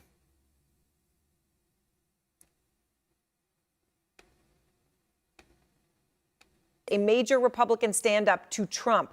Todd Blanche's nomination for Attorney General is indeed in deep trouble tonight. A top Republican threatening to sink Trump's pick for the job. Now, the Senate Judiciary Committee was scheduled to vote. It was a key vote in just a few hours, but the way things were going, this was going to go through. Republicans were going to get on board. It was going to happen. But that is not what has happened, and it is no longer clear tonight if that vote will happen. We'll see. I mean, at this hour, there's a flurry of activity, meetings behind closed doors between Republicans. Todd Blanche just left the Capitol. He refused to answer questions, so there's a lot of drama. He even went to the White House this afternoon. So here's what it comes down to. Republican Senator John Cornyn wants it in writing that Trump's $1.8 billion basically slush fund for his political allies is dead for good, is over, is not going to happen, not get resurrected. As of now, it does not appear Cornyn is getting the assurance he needs. Yeah, that's exactly what's happening here. As of earlier this evening, I've seen no movement on Todd Blanche. And he's been completely held up by John Cornyn, a man who Donald Trump just primaried, I would point out. Donald Trump just literally got done waging a primary against John Cornyn. It's not shocking. Like, is it that, that Cornyn isn't feeling all that generous with the president? President's been making no allies. He's been asking for pure loyalty. That only goes so far when you're constantly punishing people, right? At some point, somebody goes, actually, the punishment doesn't, it goes too far, right? It doesn't fit the crime, and I'm going to revolt.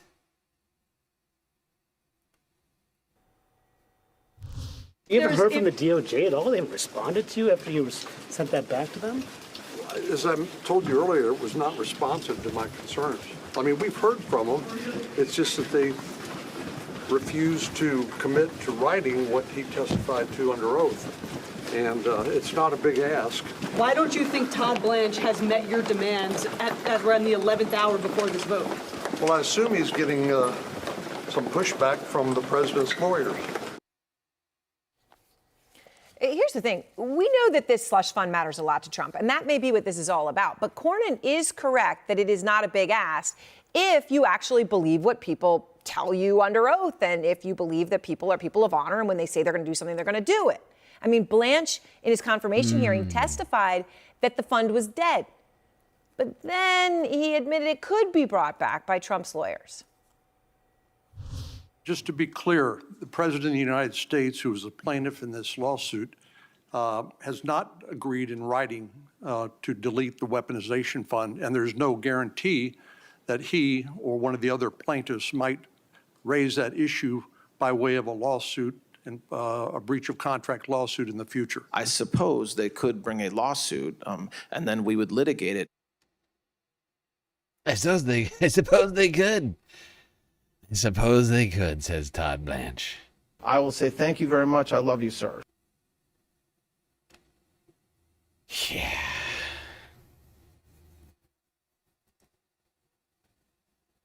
So yeah, Todd Blanche's nomination dead in the water, but continues to be acting AG. Although I think there's an expiration on that.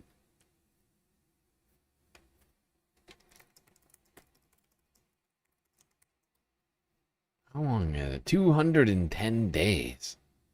Oh, he's getting close. Oh, Todd is getting very close. I don't know how long it's been, but Pam left earlier this year. When was that? The spring?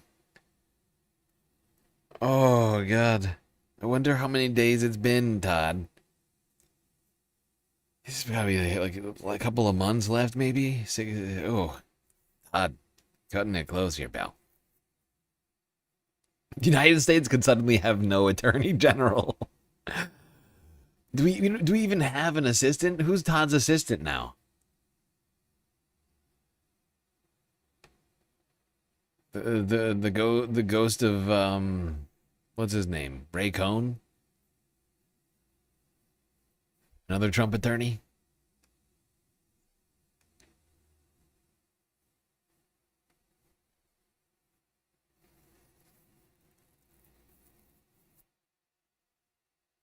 Meanwhile,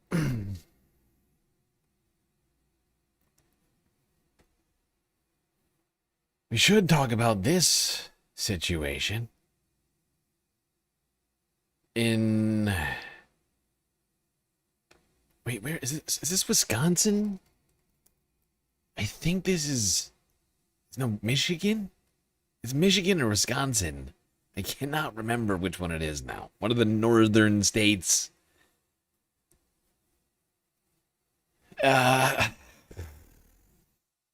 This is horrifying. A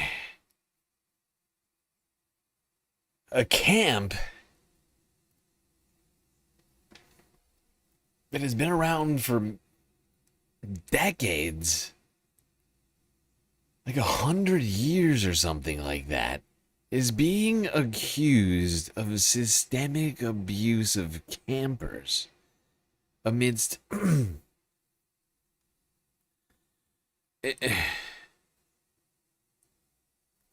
what you will be shocking to everyone, revelations regarding Jeffrey Epstein supposedly funding the camp at some point in his life. Are you still talking about Jeffrey Epstein? This guy's been talked about for years. Michconsin, yes, thank you. Yep. In the great state of Michconsin. A new independent investigation is shining a light on decades of abuse at a prestigious fine arts camp in northern Michigan. Officials with Interlochen Center for the Arts did release findings to the public last night. The 97-page report does come from the accounts of 70 former students who accused nearly 50 adults in leadership at that camp of sexual assault and misconduct. Some of those incidents span all the way back to the 1950s. None of the 47 accused still work at Interlochen, and most of them have died. Those still living have been reported to prosecutors. The investigation started 2 years ago after a former student reported being sexually assaulted by a faculty member in the 1970s. This entire investigation was triggered by questions about Jeffrey Epstein's conduct at the center. He was a longtime donor. According to the report, investigators reached out to 8 alums regarding Epstein. Of those 8, oh, this is fucking disturbing. Some camp has been abusing kids since the 50s. Epstein, a long-time donor. Oh, God. Oh, I can't even.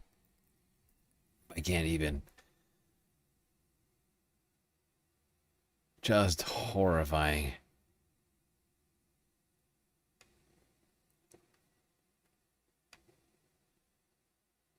This is from the Times. From yesterday.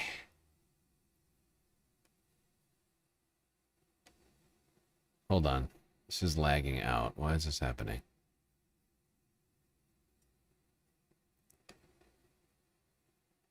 This is from the Times from yesterday. How Epstein's music school became a hunting ground for predators. Jeffrey Epstein groomed his first victims at Interlochen, where 47 abusers are alleged to have preyed on students over decades. How did it happen?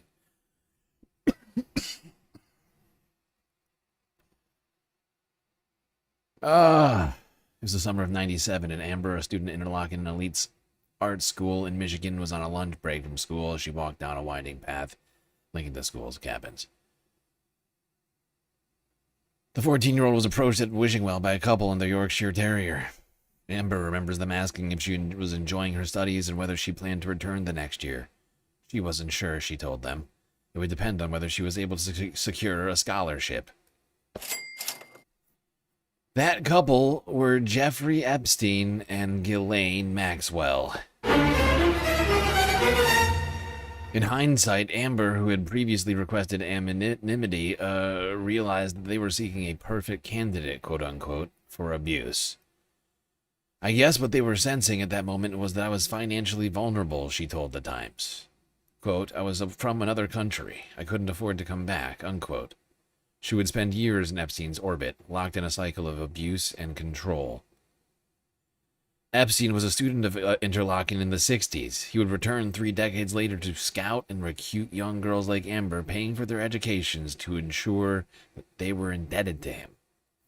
He would even wind up building a cabin on its campus to which he would lure pupils who became some of his earliest victims. This is a harrowing read. It goes back quite a ways. You can see little Jeffrey Epstein over there on the left-hand side back in 1967.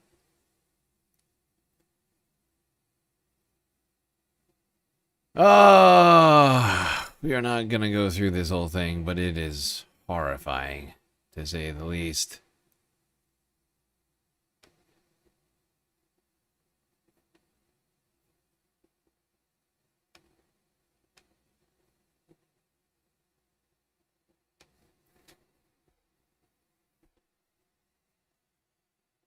Well, while we're talking about justice and lack thereof,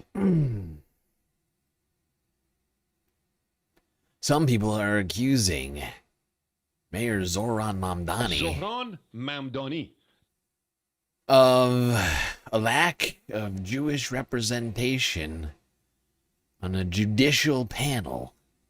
Here's, what is this, NBC New York? No, CBS New York from 2 days ago.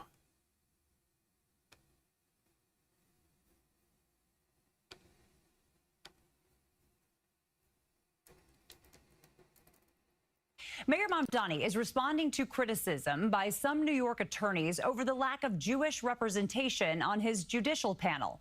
Ali Bauman spoke with some of those attorneys about the possible ripple effects through the court system. Who decides which judges will preside over New York City courtrooms? The mayor has final say, but an 18-member advisory committee vets and nominates judges. Last week, Mayor Mamdani unveiled who will serve on his advisory panel.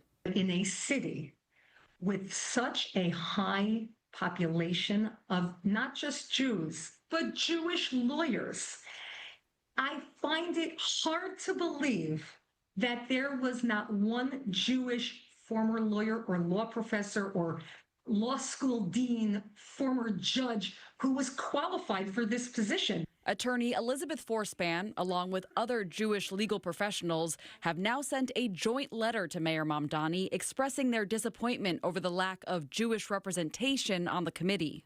It's very, very disappointing, but it's very concerning. You know, there is a high...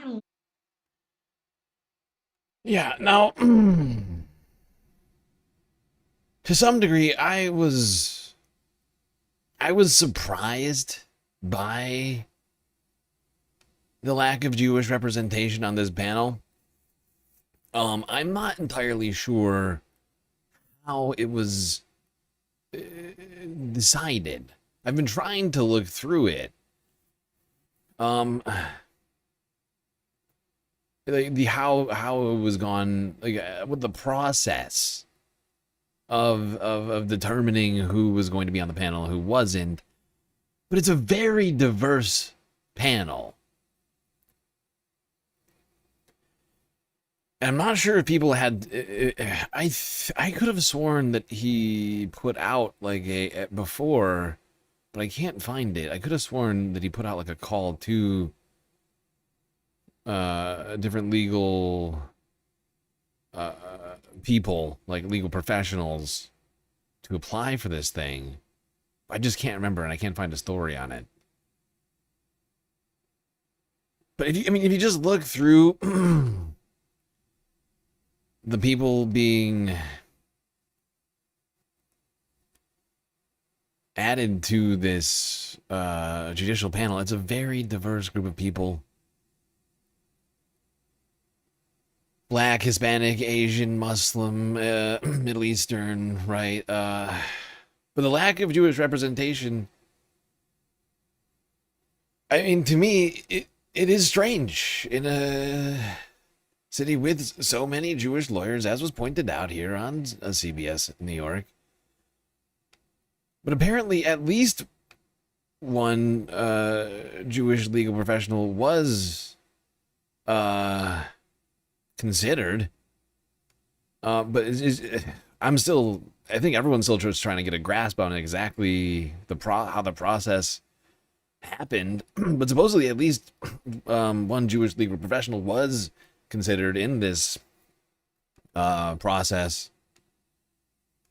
I just want to quickly hear what the mayor said here towards the end. In our city's institutions. In my 6 months of being the mayor, I've had the privilege of appointing a dozen qualified judges from a range of backgrounds, including Jewish judges. The mayor responded Wednesday that he did not ask for the religion of committee candidates. And I want to be clear that any suggestion that the composition of the advisory committee was motivated by religion is false.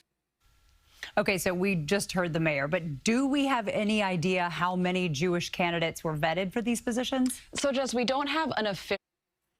So yeah, while there was a lot of racial, like ethnic diversity on the judicial panel, when it comes to religious, religion, apparently, according to Zohar Mamdani, that was not considered at all, and nobody was asked what their religion was in the process. Which, yeah. Like, honestly, to some degree, it shouldn't be a determination. But it should be,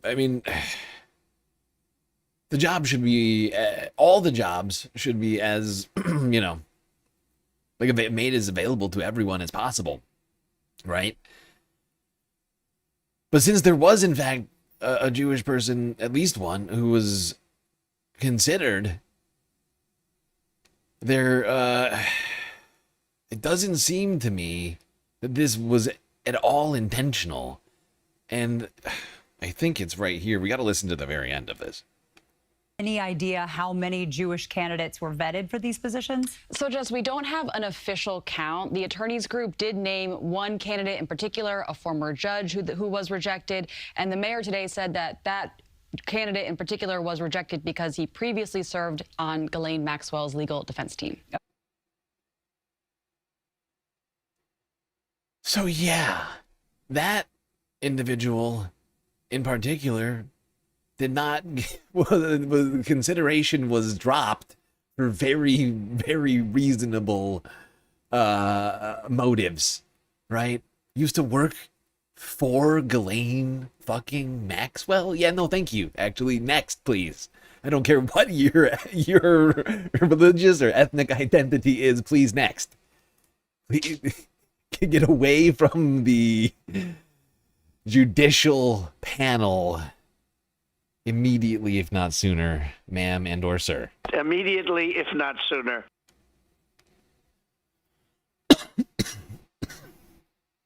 So it's not clear how many Jewish candidates were considered, but at least one was, and the reason which that they were denied the job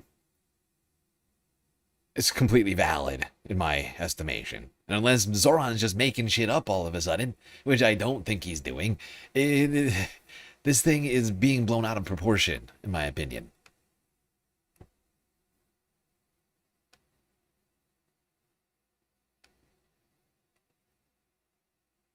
Like, do I understand people wanting perhaps more transparency into how the process went about or whatever else? Yeah, I can understand that. 100%. All right, well, let's move on from the justice system onto the elections and the fight in the Democratic Party. And I have a secret video hidden in here. One which I've known is coming now for at least a week. I've been waiting and waiting and waiting for this to happen. And, well... Imagine buying your kid a toy. Settle down, pal. It finally has.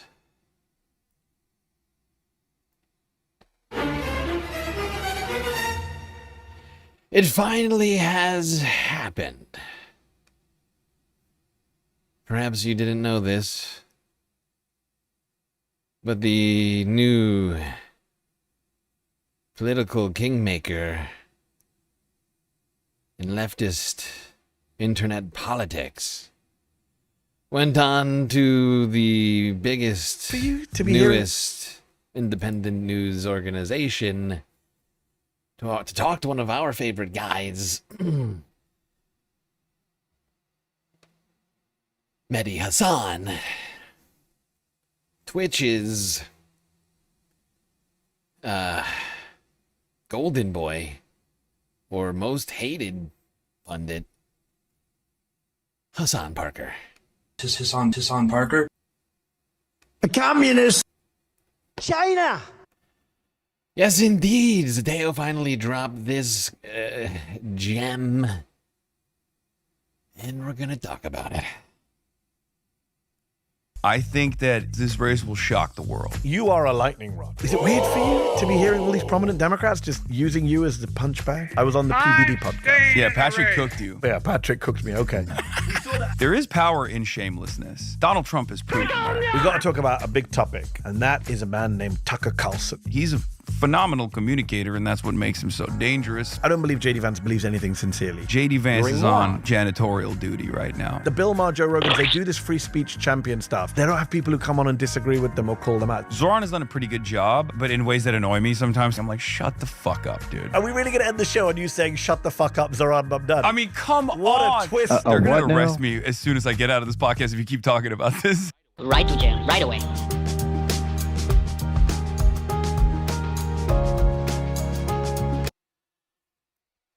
Oh boy, it's time for us to get into some definitely not kidding. What's it called? We're not kidding. Definitely no kidding here with Mehdi and friend Hassan Biker. We're in the official Hassan Piker action figure outfit, equipped with Mao Zedong suit, as everybody's calling it. Everybody's saying it. China! And brown loafers. A podcast where I get to talk to funny people about serious things, but also funny things too, I hope. Hassan Piker, welcome to the show. Wait, honor hold to be on. here. It's an honor to be here. It's taken age. Hold on. I'm sorry. I was just told we're not going to be doing any kidding 25 seconds ago. And now Mehdi's telling me he's hoping for funny? How rude. How is my brain to deal with this? I feel like I'm taking crazy pills. I feel like I'm taking crazy pills. I feel like I'm taking crazy pills. Just to get you on the show. I know. Get you in DC. I hate being in DC. Well, you're here now. Oh, you miss LA? No, it's not that I love LA. I mean, I do like LA. That's why I live there. But I feel like every time I'm in this town, the aura of evil is so palpable. Like, it's a beautiful city. There are phenomenal people that live here, but then it's just overshadowed by the metric ton of evil that you experience and you feel on a daily basis. Like, I'm staying at a hotel and I'm walking around and I'm looking around, I'm like, there's like war criminals here right now. That's you humble bragging that you're staying at a really nice hotel. That's not what my intention was with That's how it came across. It is good to see you in town. This is our casual podcast. You're very dressed up, but you dress up a lot these days. You're in a suit, I see you. I thought you'd be in a suit today. What is this Chairman Mao outfit you're rocking? This is a Zhongshan suit. So this is a traditional Chinese suit when they initially, in China, I think it was like the nationalists as well. What is this Chairman Mao outfit that you're wearing, says Mehdi? China. Coming out hot out of the gates. We're going to watch the whole thing? No, we're not going to watch the whole thing. When do we ever watch the whole thing of anything? The only time that happens is when it's something I'm upset about, usually. Even then, doesn't usually happen. But no, we're not going to watch the whole discussion. That's crazy. You're saying crazy things. We're going to watch some bits. We're going to try and get the good parts.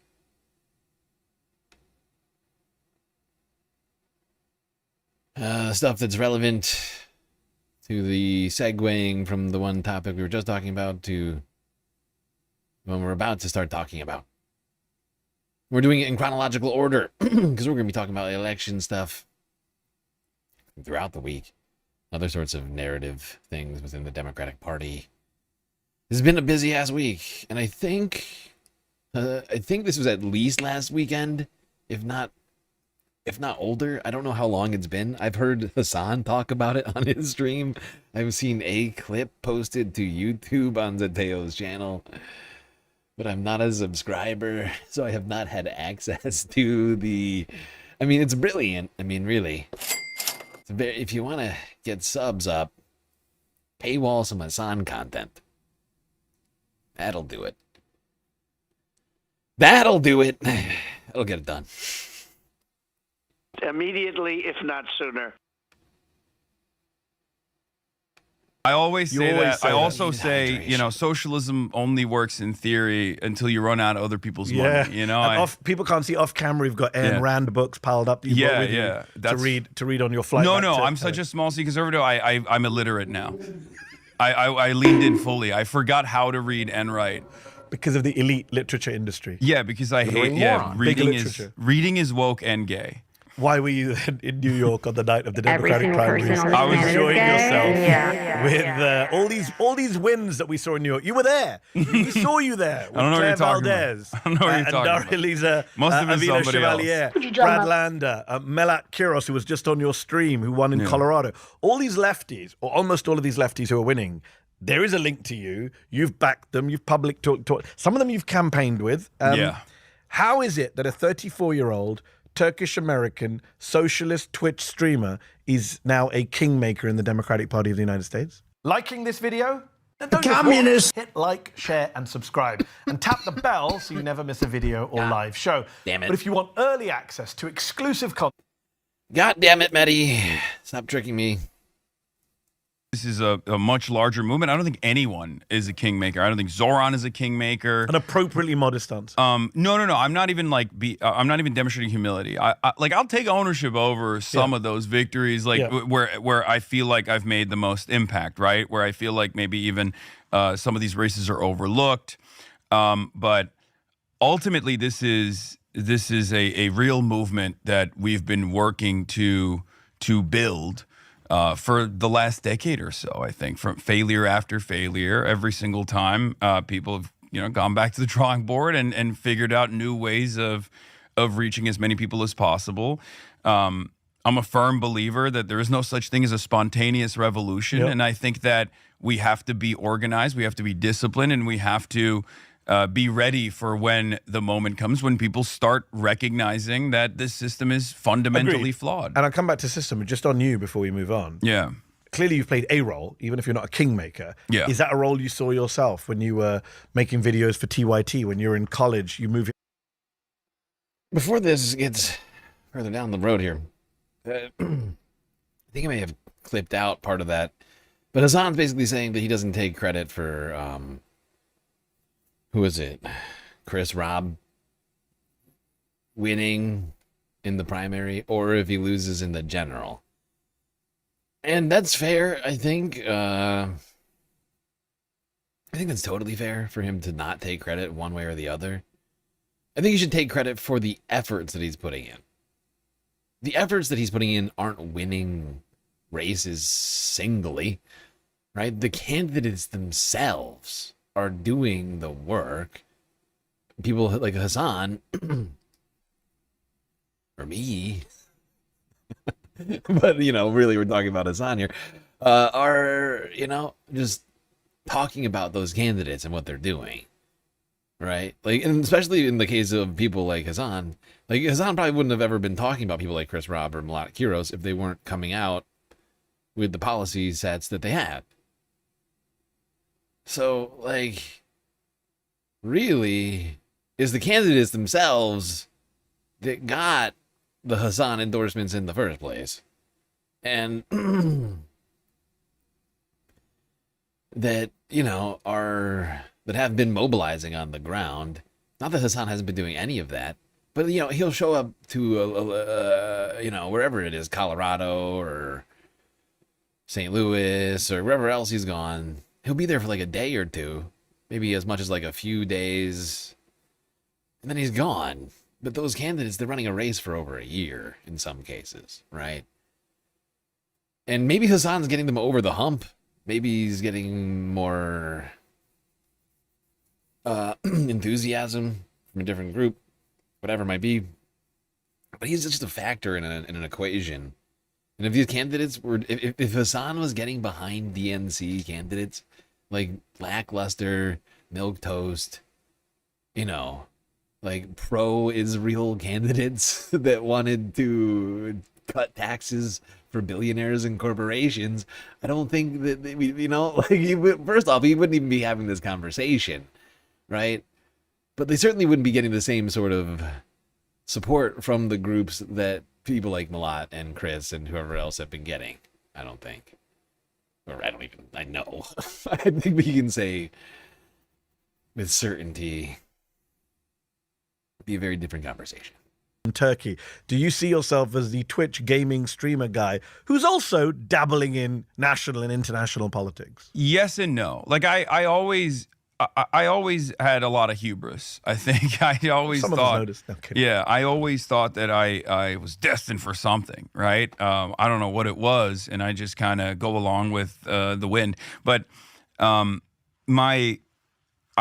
did not think that I would have this much impact. I did not think that we would get to a point where, you know, the overwhelming majority of Americans are pro-Palestine, for example. I never imagined I'd see Yeah, this so pure there have been dramatic shifts in public consciousness, and I'm you know, honored to have played a small role in that, as you have as well.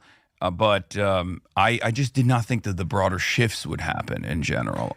And it's not just a shift on Palestine. We'll come to Palestine. Just sticking with socialism. That was a dirty word until very recently. The S word. Yeah. I mean, going back to FDR, people were calling FDR a socialist. People. Yeah. Is Hassan a kingmaker, though? He doesn't seem to think so.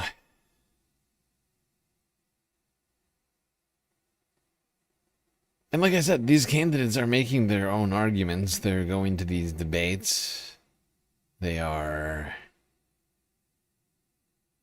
campaigning. They're knocking on doors. They're putting together teams of volunteers,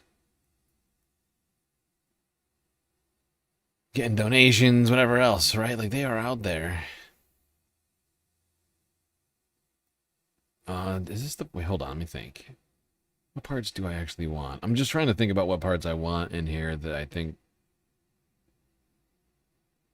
we should do.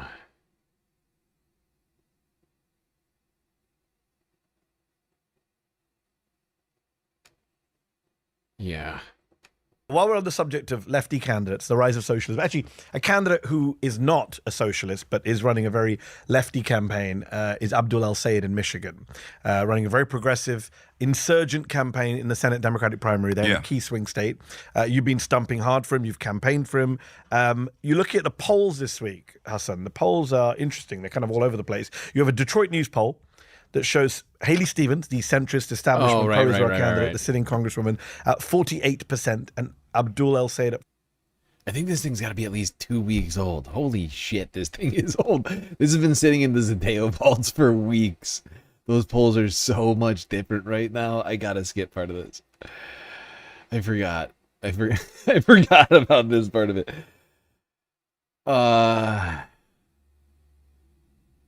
Yeah, these numbers are old as fuck. Corporate PAC expenditure candidate out there who is a Bernie-crat through and through. They don't want that in the Senate. And actually, hold on, I'm gonna go back like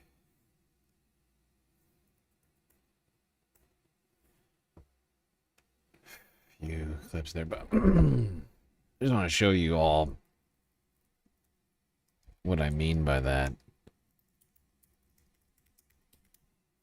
I mean, I'm shocked that she hasn't dropped out at this point. But the latest polls have Abdul El-Sayed leading Haley Stevens by 13 points on the aggregate.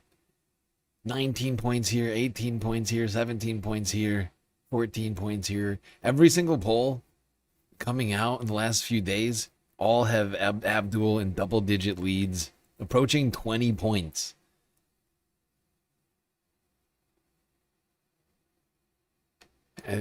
So this is old. Back when she had a lead was like here. That's July 13th. Yeah, this is like 2 weeks old. This is like really, really old video.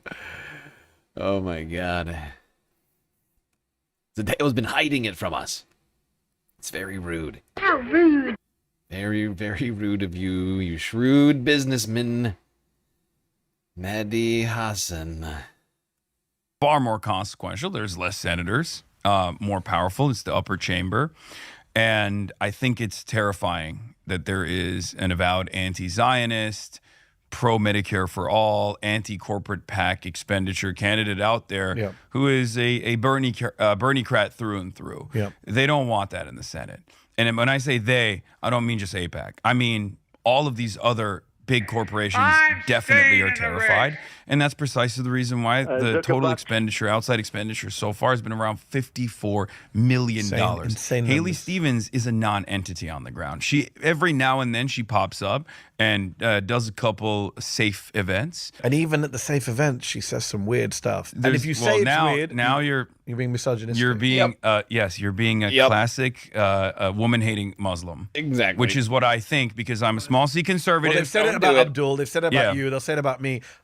In my defense, you know, I call a lot of Republicans weirdos. I call a lot of Democrats weirdos. Yeah. I don't know what else to describe someone who says Israel comes to me in my dreams as. Other than a weirdo. You know what I call them? The next senator from Michigan, because I love all of that. That's my favorite type of Abdul politics. El-Sayed recently tweeted, Hassan, "It's become impossible to ignore the way that people online make fun of my opponent for things that have nothing to do with their policies or politics. It's unkind and unhelpful. If you support me, please stop." Some people say he's talking about you. That's Shannon Watts saying that. No, I don't think he's talking about me because he could talk Do you to agree me. with? Do you agree with that sentiment? I agree with the sentiment, but I also disagree with it at the same time. So I agree that, and I even brought this up before he even tweeted that out, like a couple days prior to this, where I was like, I think people are focusing a little too much on how folksy Haley Stevens is, right? And what people should be focusing on instead is how utterly devoid of policy her campaigning has been, and also how bought and sold she is to AIPAC. Yeah, Hassan's absolutely right. I mean, she might be weird and kind of off-putting on a sort of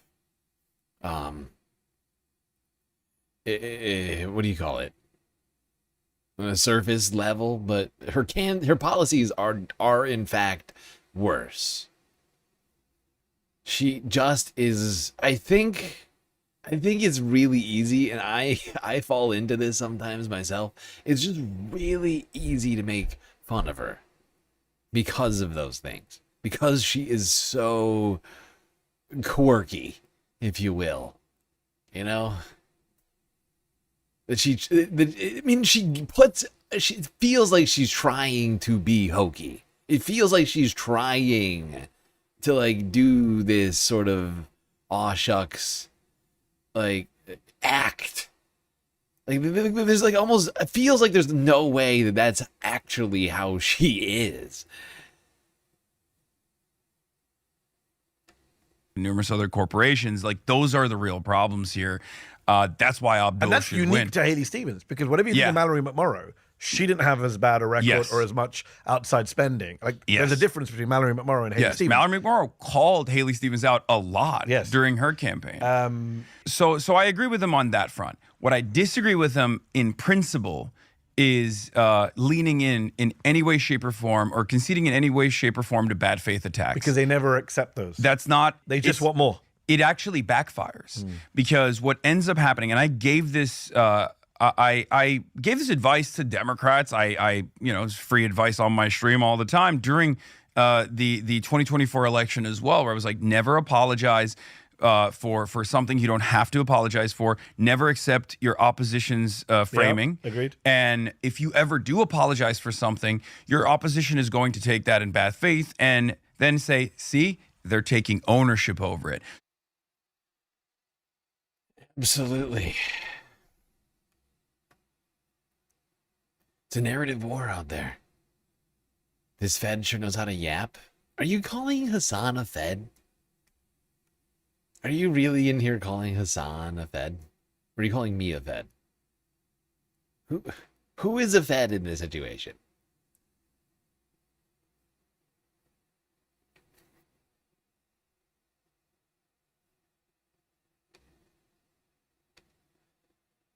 I feel like I've heard people calling Hassan a Fed, and it just seems like empty nonsense. I feel like people calling Hassan a Fed are Feds.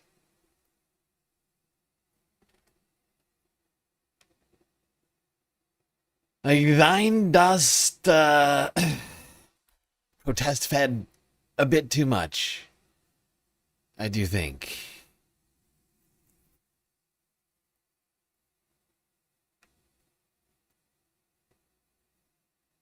Like, it feels like it's just something to like yell into the void. Oh, Hassan's a Fed. But it's never backed up by like literally anything substantive. Omega 5 Tar just cheered 1,000 bits. How can we not trust one, but two stupid sexy Hassans, who are also immigrants? Do we maybe have something actually winnable here? Wow, wow, wow. Oh, Megastar, 1,000 bits. Incredibly generous.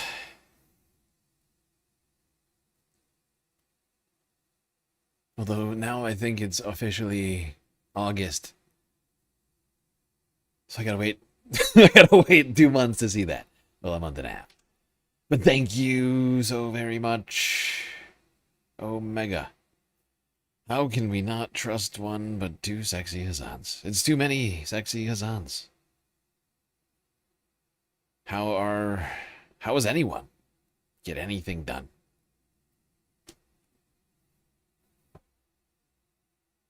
Hassan, dude. So you're saying Hassan's a Fed. Would you like to follow that up with literally anything? Hassan's a Fed because.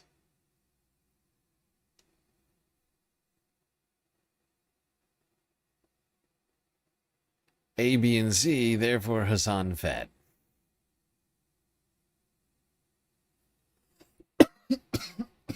Look, you are a lightning rod. in a way that it's happened very fast. I've known you for many years, and in the last couple of years, especially post October 7th, post the 2024 election, you've become this leader. We went through a weird roller coaster where after the 2024 election, is this the left's Joe Rogan? I was like, how many fucking profiles are we going to read about Hassan Piker? Yeah. Look, you're just doing your best Alex Jones right now, right? Like you're doing a Candace Owens. My tinfoil hat is impervious to your ridiculous conspiracy theory thoughts, okay? Do you think they're not live streamers? I'm not the only one saying it. Do you think the CIA are not live streamers? You're not the only one saying it, are not arguments. Now you're just making, like completely just unrelated arguments. It's like, I will grant you that maybe there's CIA live streamers. Where's your evidence that Hassan is a Fed? Because you're claiming Hassan is a Fed. Don James 1676 just subscribed for 20 months. Well, don't forget that Hassan is Chinese. However, good point. China. China! My point is the existence of conspiracies does not make all conspiracy thoughts valid, okay? This is what we have to do when it comes to conspiracies, because there are real ones and there are fake ones, okay? We can suppose literally anything, but we need to have at least some framework to base these thoughts on, and you can't just go like, look, CIA exists, therefore Hassan is a Fed. You are jumping a bunch of hoops. They're completely skirting any sorts of, all sorts of any sort of like evidentiary trail that would lead us there. You're just like, dude, have you never heard of the CIA? Look at Hassan. Look at him. He's wearing a suit. He's clearly the CIA.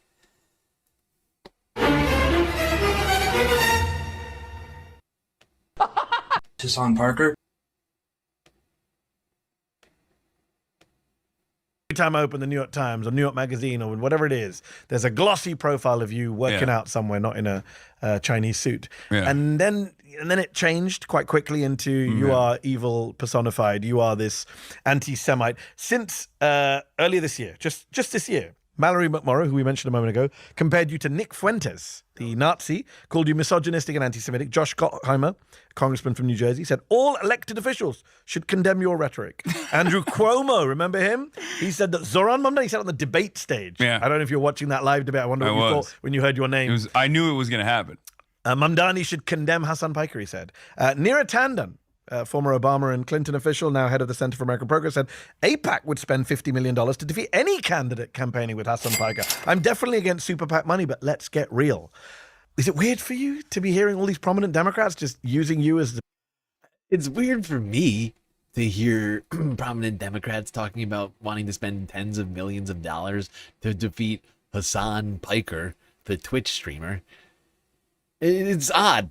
It is odd. The punch bag?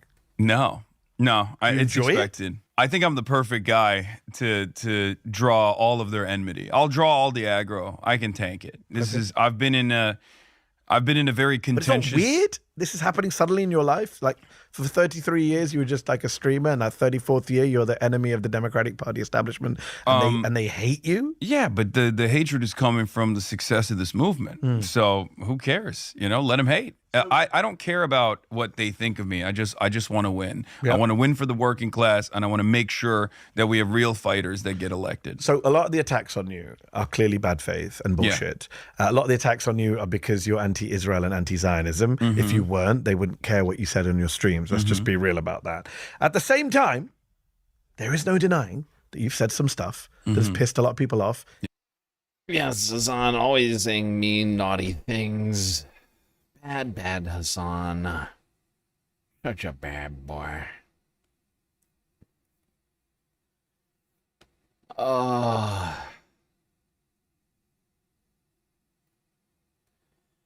are you always saying these mean, nasty things, Hassan? Everybody's saying it. Oh, Hassan, why do you hate America and love 9/11 so much?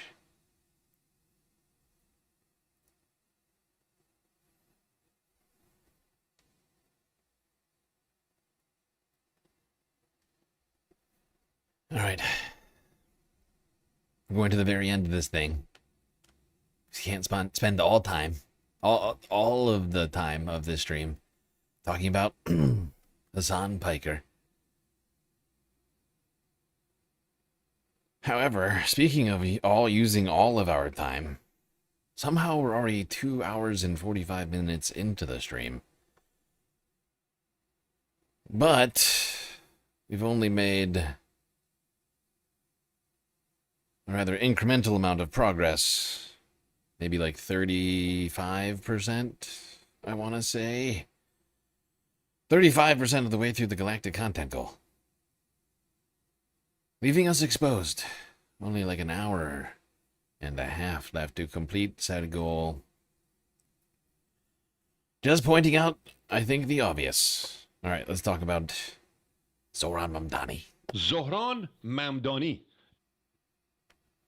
I think Zoran has done a pretty good job of merging those two worlds, where he speaks the language of liberalism but then in goes ways on that Andrew Schultz and but in ways that annoy me sometimes too. Oh my God, I just listened to his new New York Times conversation where they asked, or the New York Times asked him, like, if you had unlimited money, what would you do? And he's like, exactly the same policies I'm implementing. I'm like, shut the fuck up, dude. Like, really? You wouldn't.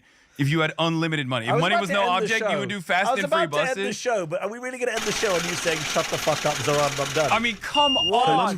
I was like, what a twist! Like turn it off sometimes. So disappointed in both of us. Yeah, Although you do copy his how soup the style. establishment is focused on the wrong guy. Literally took the aggro. The establishment think Hassan is the one running for office. Yep, that is what is so incredible. They keep trying to run hit pieces against Hassan. And the fact is, none of them want this same level of scrutiny on the reverse. None of them want this same level of scrutiny on the reverse in so many frickin' ways. Same people supported Andrew Cuomo, first off, and a whole host of different fucking just creeps. But also, like, do you really want to talk about all of your friends? I mean, you really want to talk about all of the people that you're all associated with and have that be the test? Because right now we're just going by how much money, like who's getting money from here or there, and like what policies they are ascribing to. And honestly, I don't have time for what I'm talking about right now. But like, let's be really, really real about it. Like, if we were to go through all of the friends, acquaintances, podcasters, media figures, and whoever else that these guys have ever associated with, gone on their show and or spoken to in the past, done an event with, dinner with, event, you know what I mean? Like what do you call it? Like a fundraiser, you know, like, oh my God. Are you kidding me? It's just filled with Epstein files freaks. And you want to complain about Hassan saying one time that the United States, you know, funded the terrorists who did 9/11 to some degree? It's just sort of facts, so it's just weird that I mean, that's basically the thing that they like want to come after him for. And or like whatever else he said like 20 years ago or like 15 years ago or whatever. Like it's ridiculous. We gotta go back to like 2009 to assassinate this guy's character. Today, no, but in general. No, Today you're I copying look, I Chairman love Mao. the guy. I have my disagreements with him from time to time. You're saying unleash as a bit well. more. What was it? Bold, brave. I mean, this is what I've told him as I well. want to know the Tell him to mug be style. What was bold, brave, and unapologetic. Let's not say shameless. Okay. Bold, brave, and unapologetic. But that's what it is, because when Tucker speaks on this issue, he speaks with conviction because he has a lot of experience All right, being a shameless person. We're making a mug. I'm going to talk to the merch team. We're making a mug of that Hassan Piker quote on We're Not Kidding. Bold, brave, unapologetic. Yeah. And then tiny little asterisk thing, really shameless. Yeah. Hassan, it's your birthday soon. Happy birthday. Oh, thank you. I'm going to be 35. You can run for president.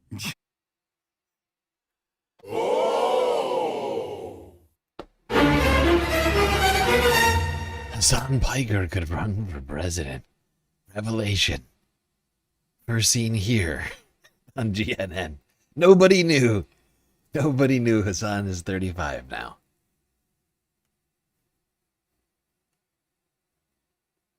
Hassan officially a human man. This is a human man. It's very exciting. Although I don't believe he's going to be running for president. It would seem.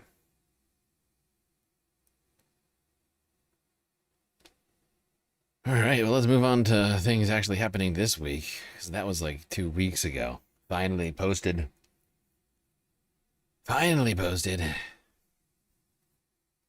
Yesterday, I had to at least peek at this thing tonight.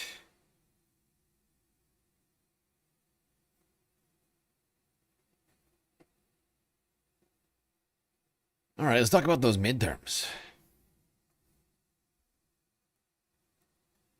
Fuck, I am hungry. I should have made food before this. Let's start with the numbers. Harry Emden. You know I'm a numbers guy.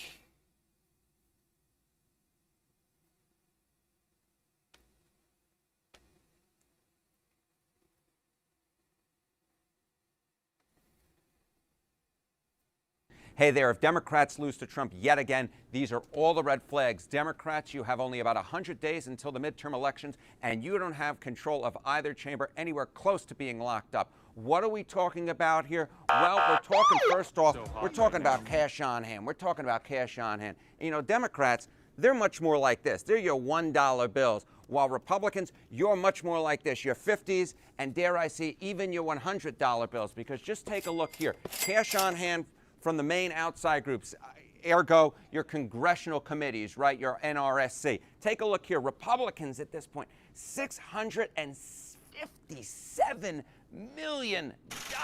My goodness gracious, that's why I'm talking about these bills, right, $100 bills. While the Democrats, only about $334 million, only about half the level of Republicans. And of course, cash is what makes the world go round in politics. Yes, but wait, there's more. Committee. Look at this. Cash they have, June 2026. The RNC, $129 million. That's pretty gosh darn good, right? But get this, the Democrats are in a rarity. The DNC is red on your screen. Why are they red? Because they're literally in the red, way down there. They're actually in negative territory. That's cash on hand subtracted by the party debt. The party debt actually is greater than the cash on hand. The Democratic National Committee. Yeah, those are the numbers. Leading into the week. Realization that the DNC is literally broke. While DNC allies spend tens of millions of dollars on a Michigan primary race against a guy who did an event with Hassan Piker one time.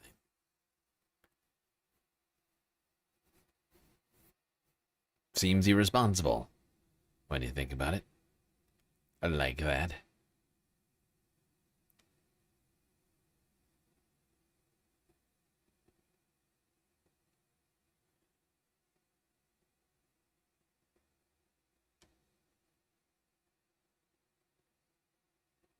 In other political news, we should quickly talk about the Texas general race, which is heating up. Primary over Tallarico, Paxton, Mono, I think, heading into the general. And the latest polls, shocking, to say the least. What you talking about? Here's breaking points. Crystal, Emily, 2 days ago. ESA aligned candidates for the populist left going forward. I mean, that's If you're here in Washington at the DNC, you're looking at those numbers and thinking to yourself, I was going to say something that I should not say, but that is what you're thinking to yourself. You're like, oh my gosh, this is. I was just reminded there's this great Twitter account that's 10 years ago today. It posts pictures from 10 years ago today. Oh, yeah. And it reminded me of my favorite picture from the 2016 DNC, which is Susan Sarandon shaking her head, watching what's happening on the floor, just completely seething, which if you were a Democrat in 2016, many people were completely seething watching this coronation of Hillary Clinton. 2026, maybe people just have to be patient, Crystal, because this is a rout. It's shaping up to be a total rout in 2026. The establishment is thoroughly discredited. Their strongest weapon against the left was electability. Oh, and also this like weird identity, racial resentment politics that they're. Yeah, and by the way, they they were talking about a couple of different races: the Michigan Senate, I think the Wisconsin governor's race, both of which, like I've been saying, are now almost not guaranteed wins, but you have double-digit leads for both Abdul El-Sayed and Francesca Hong, two of the bigger races that are being talked about right now, although they're not the only ones who are leading in the polls. It's just other little things. Because, like, for instance, like yesterday we spent 11 hours talking about the primaries across 14 different states. I went through so many polls on all these different races, and you would be shocked to see how well some of those candidates we talked about yesterday are doing.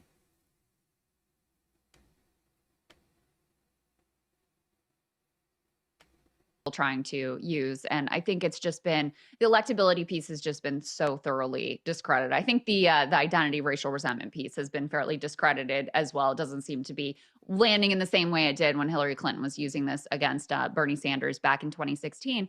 How are you going to say, oh, we can tell you who's electable? Donald Trump's in the White House. You told us you knew what you were doing. This man is back here again. You were not able to vanquish him. We've been doing it your way. We don't believe you anymore. And there's a new media ecosystem that, is able to break through. And it's not just, like lefty shows, but, Midas Touch is very progressive. And a lot of people who used to be MSNBC watchers are now like Midas Touch watchers. And they're very favorable towards candidates like Bernie Sanders, candidates like Abdul El-Sayed. So it is a very new dynamic in the Democratic Party. Question now is how much that translates into the general election. Yeah. And I did want to put this F3 up on the screen. This is the white whale for Democrats trying to win Texas. You've got Tallarico here in a new poll up by 5 points. What's interesting is that both he and Ken Paxton lost a little bit of ground from the last time. There you go. James Tallarico gaining ground on Ken Paxton somehow by losing ground in the polls. A mathematical wonder. All right, it's not that crazy, but Tallarico, Paxton both losing a little ground in the polls, but Paxton losing twice as much. Tallarico now 5 points ahead in this race. Big change from late May. Still anybody's race, but it's pretty crazy. Could have a Democratic senator in Texas. But who knows? Maybe it's the same thing like with MAGA. What are they called? Closet MAGA folk? People too ashamed to admit that they love Ken Paxton, who are going to vote for him in the general, but are secretly planning to. I don't know. I don't know.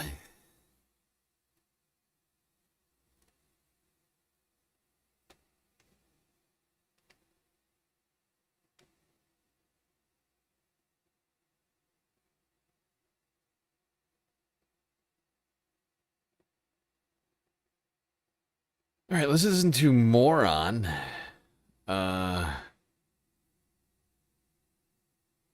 Moron / ogre / APAC funded ghoul. Senator John Fetterman. D next to his name stands for dickbag. of Pennsylvania. See what he had to say about the fight going on internally in the Democratic Party.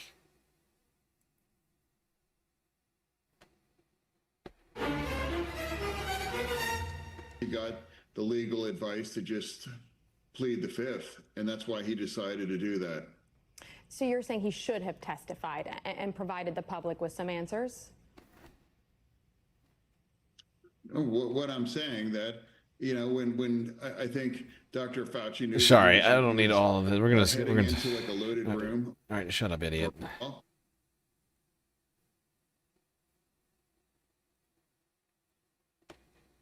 Excessive as it was today.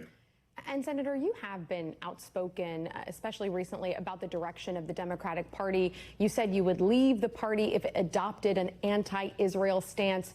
Are you saying that right now you still view the Democratic Party as pro-Israel?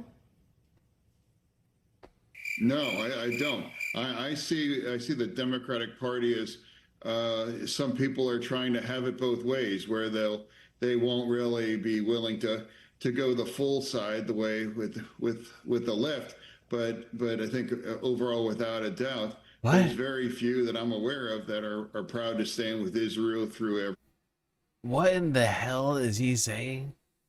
How is this guy a senator? Is his job to legislate? You know how we legislate? With words. This guy can't come up with sentences. He says words with no connection to the words said before them, and it's very difficult to know what the hell he's trying to say. You can tell he's very upset, but he does admit to the fact that the party is no longer pro-Israel, which I found to be a fascinating omission. That the party, and what I think he means is the voters, are no longer pro-Israel. As a result, we're voting in a lot of anti-Israel candidates, and formerly pro-Israel, some, a very small some, but it's slowly growing because it went from like a dozen people voting to end the aid to Israel to like 100 or something. But still not big enough, in my opinion. Growing number of people in the government who are waking up to the fact that the voters want them to stop doing that. But John apparently is not ready to become a Republican. I invite him to become retired because his brain doesn't work. And I don't think he's capable of doing the job of a legislator.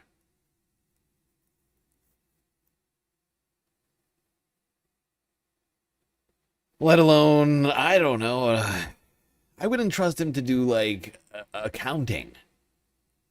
Right? Or, like bookkeeping. Or, like, to work a desk at a dentist office. Or to make change at a Walmart, okay? Like, I don't trust John Fetterman to be able to take care of himself, let alone others.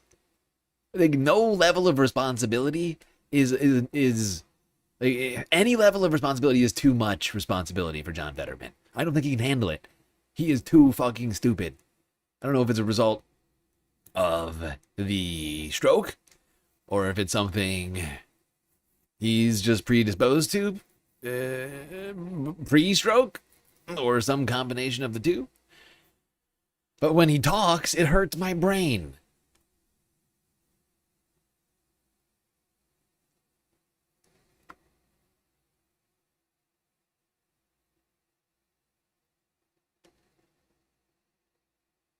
When he talks, it hurts my brain, and I feel like society is collapsing in front of my eyes. Knowing that he is a U.S. senator, a man with some of the most responsibility in the entire country, whose every action has serious consequences on 350 million people and much of the rest of the world. That is the thing that really disturbs me.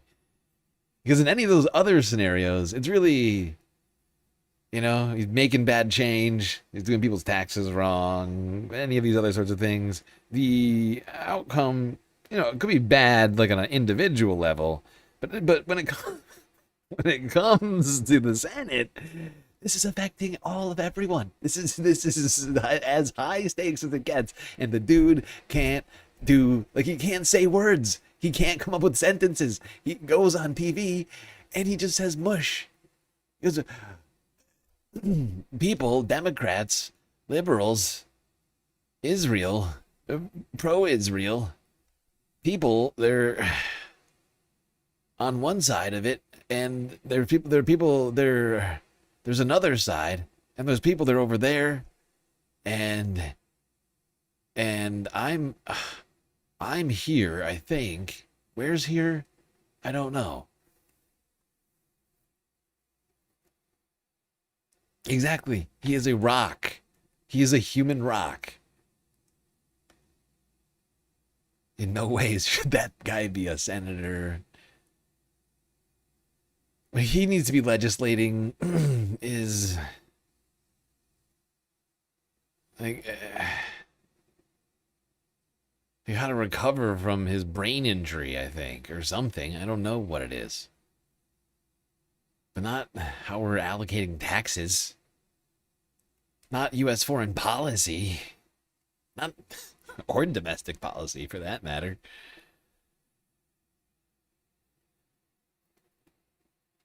I don't think he should be a Democrat. I don't think he should be a Republican. I think that guy should just leave. I don't know why people keep trotting him out. Fact is, every time he goes on, I watch anchors try, like, really struggle with the interview because he can't say words or sentences, like coherent thoughts. And I can tell that they can tell that he is struggling mentally, and yet they keep bringing him out. They just keep bringing this guy. I don't understand. That's how beat the Democratic Party is. All they got is fucking John Fetterman and James Carville.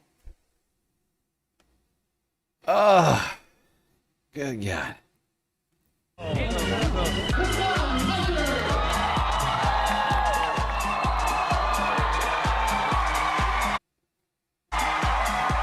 Having a fantastic evening, afternoon, pre-noon, no matter where you are in the world. I'm Hassan Piker, and this is the Hassan Ever broadcast coming to you live from sunny California, Los Angeles, folks. We're live and alive, and I hope all the boys, girls, and MBs are having a fantastic one because today's a beautiful day. Today's a wonderful day. Today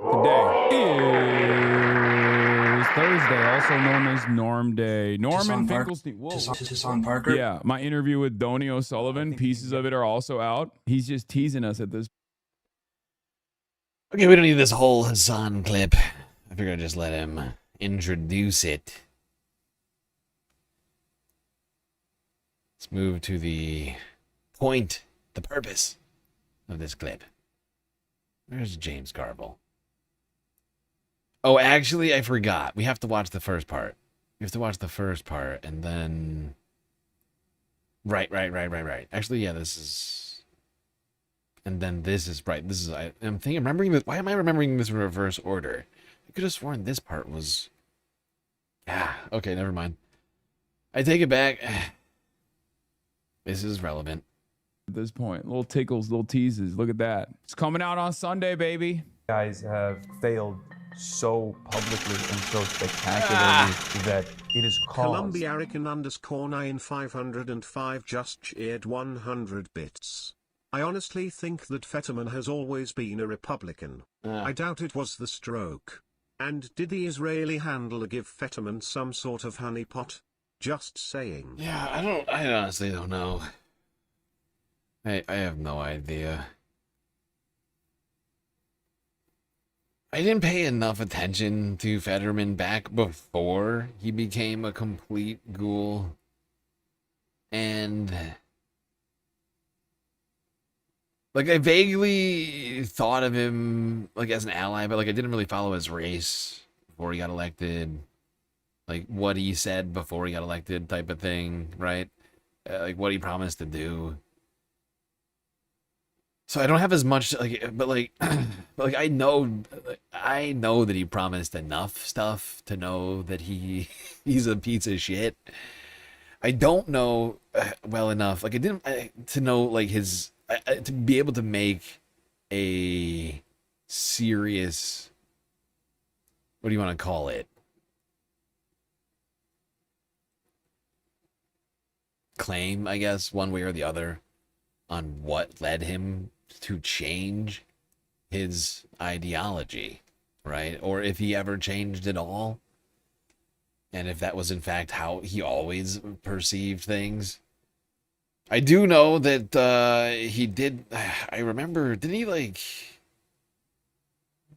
chase a black guy around the neighborhood with a gun or something like that? Or was that somebody else? Like, he clearly had some red flags, from what I understand. From pre-office, so I don't know. People to seek out alternatives. I see challenges from the quote, progressive left, unquote, and these people are too hard-headed to know that they're not popular. People don't like them. They don't win elections.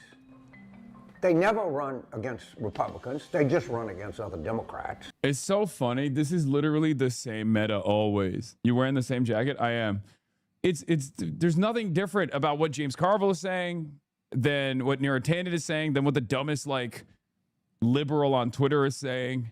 They all repeat the same talking points over and over again. It's so funny. It's just such a dumb thing to say. Carville's married to a Nazi, by the way. Carville is a Nazi himself. And their only message is, we're going to blow everything up. James Carville says this is all going to implode at the general election. Yeah, as opposed to previous neoliberal Democratic candidacies that have been spectacular successes so far. Hillary Rodham Clinton in 2016 and Kamala Harris in 2024. There are a lot of people who are just like, this is not working. Cost of living crisis is. Yeah, let's not forget that Kamala's implosion was really sort of like, it was like a neutron star, like sucking up another, like another star. It's like turning into a black hole. It's like one black hole sucking up another black hole, right? Like, but Biden dropped out. Like his campaign completely imploded. The one that was foisted upon us, even though we were promised a one-term presidency. And then we had Kamala, a smaller black hole that was, like part of the same system of black holes that were really consuming one another, and just all sort of failures, similar failures stemming from one another. Like each time, really, like when you think about it, like Hillary Clinton started off that whole thing. It was Hillary, then Biden imploded, and then Kamala imploded, right? It's like 1, 2, 3. In terms of presidential generals, we could talk about other candidates that have imploded too. Other liberal people in Texas, for instance, we talked about that. We were just talking about it. We could talk about, yeah, a number of different places where liberal candidates have been propped up as some sort of, as the future. It's the great future, the great neoliberal future that keeps failing us. Is completely out of control. Democrats haven't done anything about it. Republicans haven't done anything about it. There has to be a different alternative. I have one simple philosophy about politics. Winning is everything, stupid. Okay, then win the primary. Like, does he not realize that the primary is also an electoral Stop saying black hole. What do you got against black holes? Little racist. How rude. Little racist. I just do not understand what the argument is here. Let's think of somebody. Bernie Sanders. Bernie Sanders ran for president twice. Yeah, he lost. He lost. Great point, right? So why are you complaining about your guys losing the primaries? You literally saw a couple insurgent candidates, DSA candidates, win their primaries against long-term incumbents. And you immediately said, we got to do a schism. We got to do a schism. Get it out of here. That's not my party. It's so funny. It's so funny. He's like, but also Bernie lost. Okay, well, now you're losing. You know what I mean? Old people in this country want to burn it before they die. No, every day, look. We're going to be talking to one of the best and brightest in the boomer class today. So I can't be doing too much generational resentment. But every day that goes on, and I know this is reactionary, the only politics that matters, the only struggle that matters is class struggle. There is no such thing as generational politics. However, every damn day that goes on, every time I hear from the old guard, like a James Carville type, or just the average boomer that's being interviewed as a median voter on television. Yeah, we do have a problem of having that cemented, ossified establishment class foisted upon us when we don't ask for it. In fact, even including when we say we would prefer something else, they say, no, this is the future.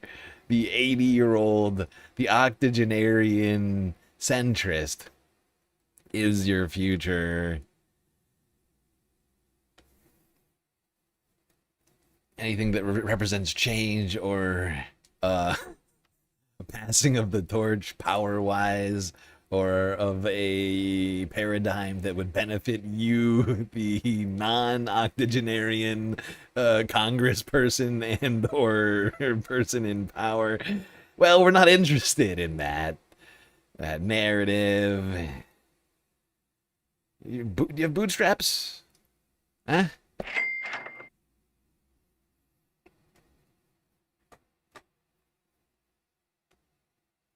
We can't help you too much, like with things like healthcare.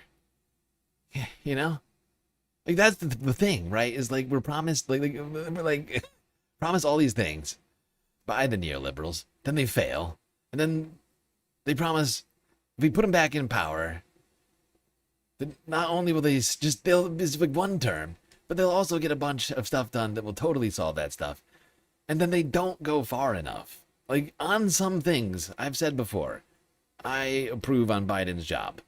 But they, like, if it wasn't like Lena Khan, or if it wasn't like on a couple of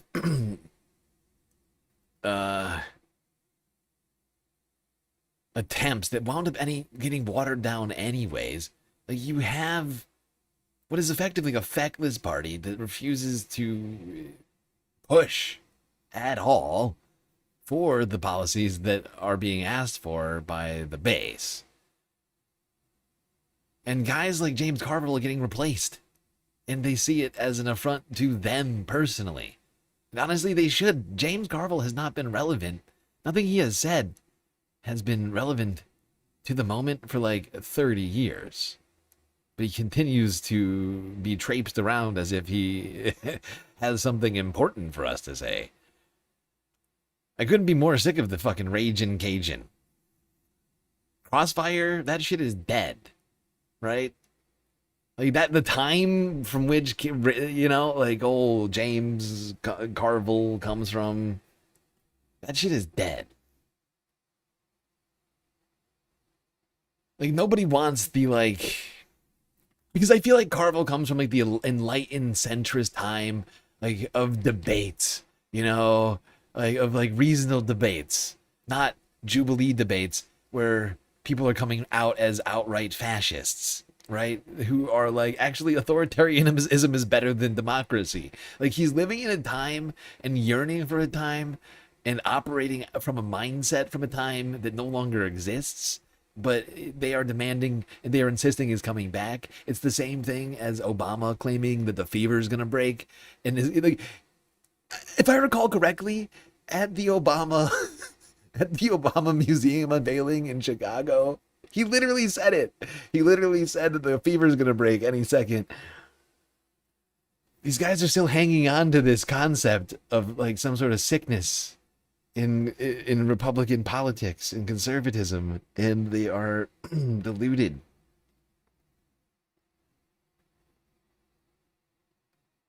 If anything, it's been a failure of neocentrism to deliver on any sort of real benefits for the working class in the last 30 years that didn't come along with completely gutting all of all of their like economic rights. Like it's just, you know, that has led to people embracing, you know, these reactionary fucking policies that they think more neoliberalism is going to solve, that more embracing of tech oligarchs and whatever else is going to fix. And it's not. Sorry, I'm monologuing. Omega 5 Tar just cheered 100 bits. Jubilee asked a scientist if a flat earther could change their mind once in a debate. Exactly. We're debating flat earth. That's the world we live in. Okay, we have, it's like 1 in 10 people in America think flat earth is a real, is a legitimate fucking theory. Like we have devolved into a world where civilized debate is not really, it's not really happening, right? It's not really a thing. We've completely changed. People are embracing one side or the other right now. It's not the world that James Carville comes from. I know that much. I think these guys have failed so publicly and so spectacularly that it has caused people to seek out alternatives. You don't think neocentrism is a thing? You don't think neocentrism is a thing? At all? Like you don't like, because when I talk about neocentrism, I'm talking about bipartisanship, basically, right? Like when I'm talking about neocentrism, I'm talking about the things that have been broadly agreed upon by neoliberals and neoconservatives, right? The things that they claim they can come together on and have actually come together on when you really look at it. When you think of like I mean, war, first off, being one of the big ones, and like the appropriations of trillions and trillions of dollars for the military industrial complex, but also like the, like for instance, like Obamacare, right? Obamacare is literally, like in my opinion, like a neo-centrist like creation intended to continue the status quo of, you know, like corporate takeover of both parties, right? The insurance companies pay both parties, and what did we get? We got an insurance company backed policy made by a Republican and backed by Democrats that, you know, was technically backed by both conservatives and liberals. The only reason the conservatives ever even soured on it was because of a hatred of Barack Obama. It had nothing to do with the policies themselves. It was created by the Heritage Foundation. Had it been any other president, they would have loved it. Right? If Barack Obama had been Joe Biden, they would have loved it. That if we had just like instead of Barack winning and Biden winning and him introducing Romney Care, they would have applauded Biden for it. But it's because they hated Barack Obama so much that they had to come out against it. But that's what I'm talking about when I say neocentrism. Is like the things that they clearly can agree on. Corporate, you know, corporate takeover and military industrial complex type of shit, you know, like that is what I see as like neo-centrist.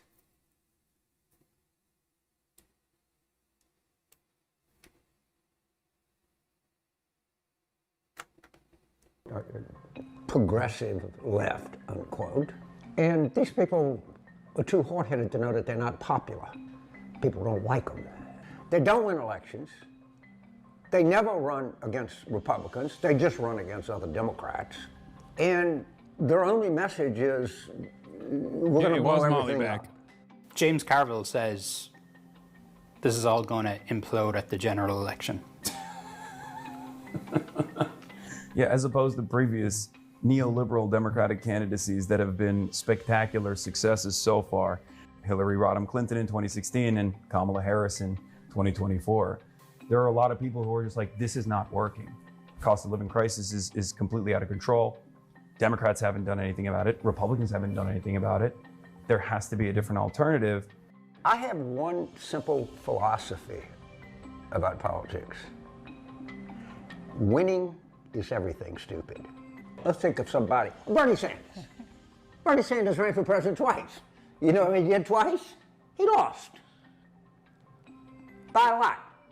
Because for progressives, getting out of the primary is a far more difficult battle than winning in the general. This is our theory. The reason for that is because Republicans don't have a vision for change. Socialists do. Yes, I'm wearing the same suit jacket, chat. Shut up. My attitude on this has been very clear. If the establishment Democrats coalesce behind socialist candidates in the general and use their turnout machine not against the socialist candidates, but instead in the direction of socialist candidates, it would be over. There would never be another Republican victory for the upcoming 10 generations, okay? This would be a one-party state. The problem is Democrats, or at least the center of power in the Democratic Party, is unfortunately far too invested in the corporate oligopoly that exists in the same exact way that the Republicans are. Yeah, exactly.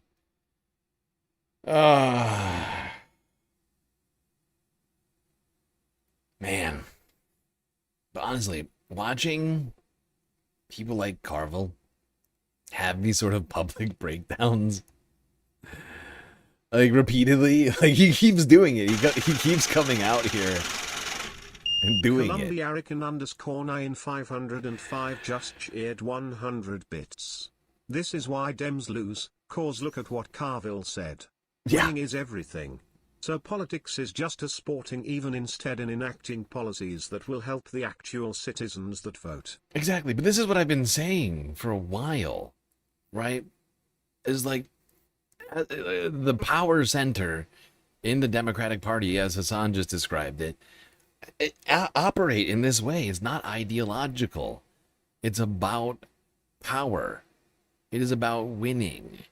It is not at all about achieving any actual goals, but about coming up with ways in which to strike a tone and narrative that separates them from the Republicans without promising anything, and hoping, praying, and spending as much money as possible to try and ensure that that works at the ballot box.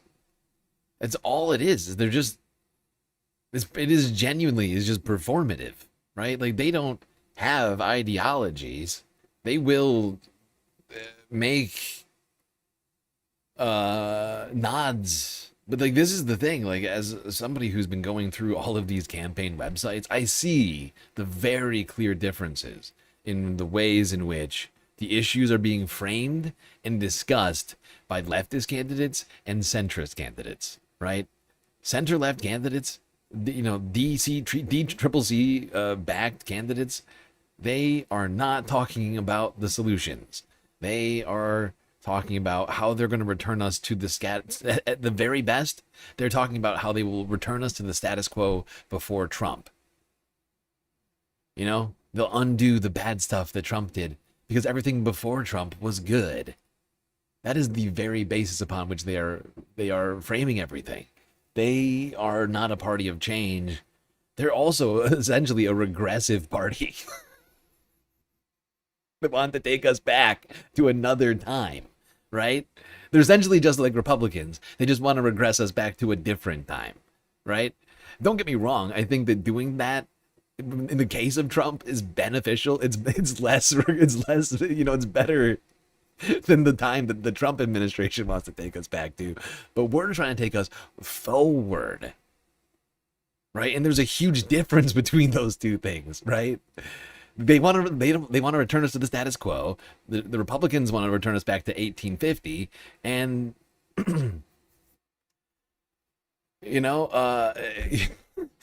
leftists and DSA aligned and or backed candidates want to progress us towards a future forward on ideas, on a vision of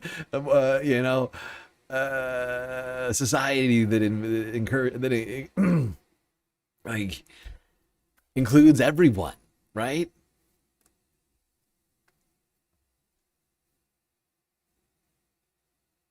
That doesn't worry about what the donors are going to have to say. It's an unapologetic ideological movement intended to bring as many benefits to as many people as possible. And they see that somehow as something to fight. As, something they see as being something to oppose. Spend $50 million against it in one race, in one primary race.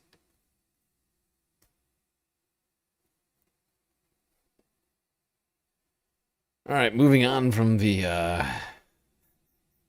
what is now turning into the James Carville Hassan Piker feud.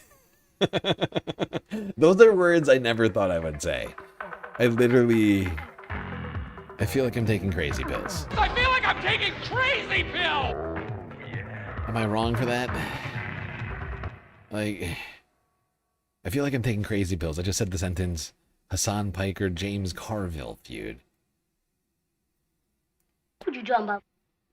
It doesn't make any sense. Those are words that just came out of my mouth. Yes, it is ridiculous. I agree.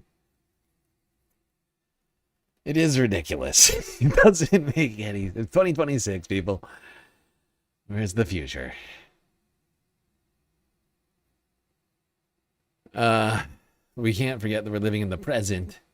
And in the present, we still have the past in charge. People like leader Chuck Schumer have this to say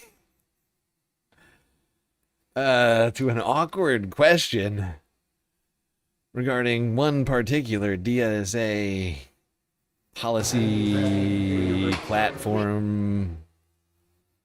You may or may not be familiar with the whole DSA platform. There's quite a lot of stuff in there. Priority level on some of this stuff varies big time within the DSA, from my understanding. Well, just listen to how Chuck Schumer responds when asked about one particular DSA platform policy. What was this, Wednesday? Yeah, I think this is Wednesday, 29th, while doing a press conference about Donald Trump. Thank you, Patty, for your great work. Go ahead. Go ahead.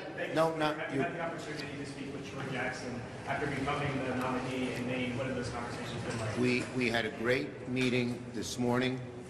We're going to be working together to win the seat, beat Susan Collins, and take back the Senate. Yes. Schumer, the Democratic Socialists of America recently released their new platform. One of the things in that platform is to abolish the Senate and create a new unicameral House and Congress. Is this something Democratic Socialist candidates have been winning in races across the country? Is this something that has a place, this type of policy position? The bottom line is Democrats, from one end of the spectrum to the other, are going to be working to defeat Trump, to bring down costs, to go after his corruption.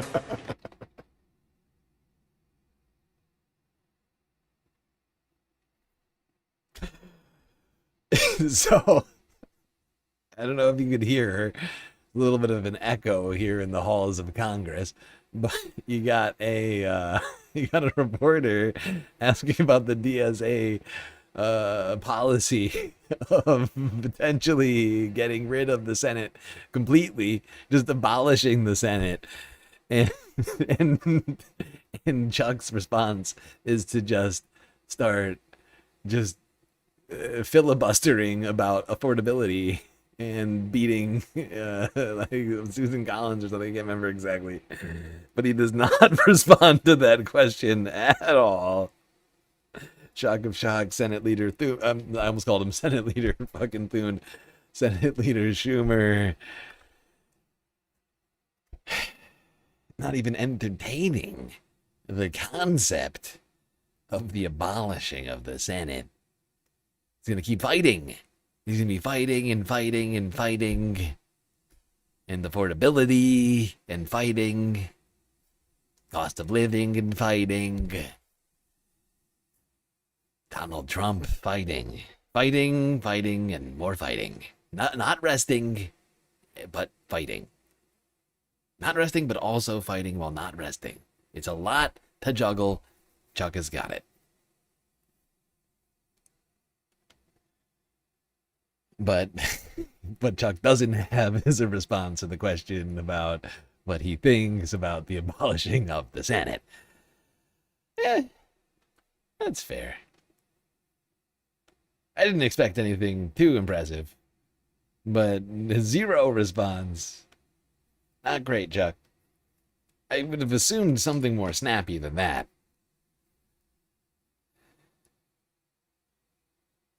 I would assume that he, as leader of the Senate, he would have had a better response, better justification for his existence, other than to keep fighting. What has this fighting amounted to so far? Nothing. He's been fighting a brick wall. It's not even a wall near Donald Trump. He's just fighting a brick wall in a parking lot somewhere.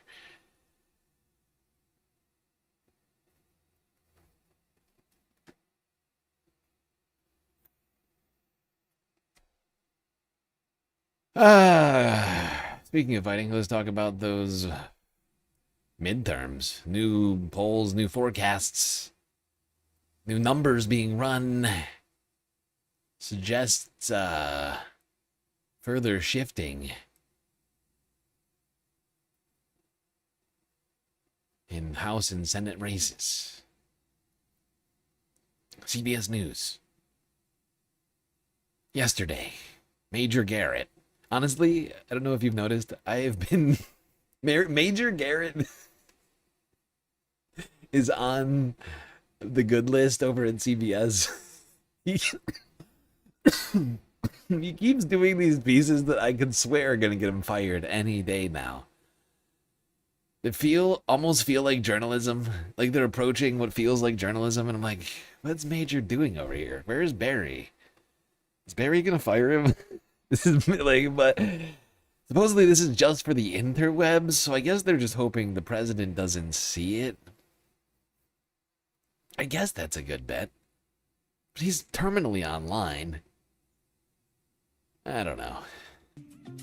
Welcome back to Takeout. Thanks for hanging out with us. University of Virginia's election forecaster Sabato's crystal ball has updated its outlook in favor of Democrats, at least some House races, and in one particular Senate race. Georgia Senator John Ossoff's re-election bid shifted from leaning Democrat to likely Democrat, and 13 House seats have a new and slightly better outlook for Democrats than before. CBS News contributor Kyle Kondak is with me to discuss. Yeah, this is fascinating. The numbers are somehow, when it comes to the elections themselves, regardless of the popularity of Democrats as a party, looking better and better for Democrats. I wonder how that's possible. Huh. How does that math?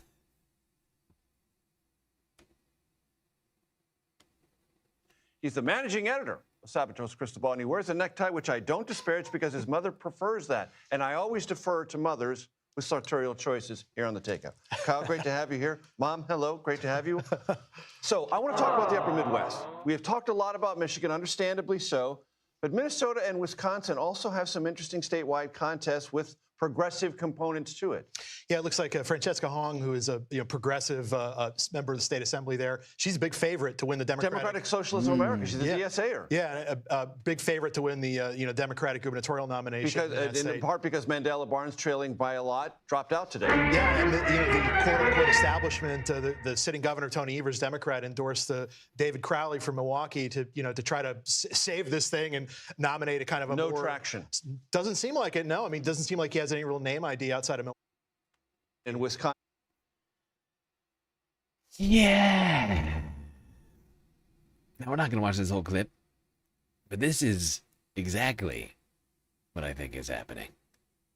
This is a microcosm of what I think is happening. I think you're seeing more leftist candidates like Francesca Hong more likely to win the races because they're more popular. Just more broadly popular because they have better policies. Her, Abdul, Zoran. You know what I mean? Like, I mean, Zoran's done. But you know what I'm saying? Like these people are more popular because they get shit done. They're promising stuff, and people are starting to realize that they actually are also, they also have solutions. They're not just talking about vague concepts, triangulations, or whatever else, platitudes. They're talking about real freaking world solutions. As a result, they're looking more likely to win against Republicans who have no solutions because they're the same, right? I mean, they're not the same, but to some degree, like, they too have no real solutions, or any of the solutions that they have are already being tried by the Trump administration, like getting rid of all the immigrants. By the way, how's the Trump administration on immigration policy right now? Oh, deeply underwater? That's right.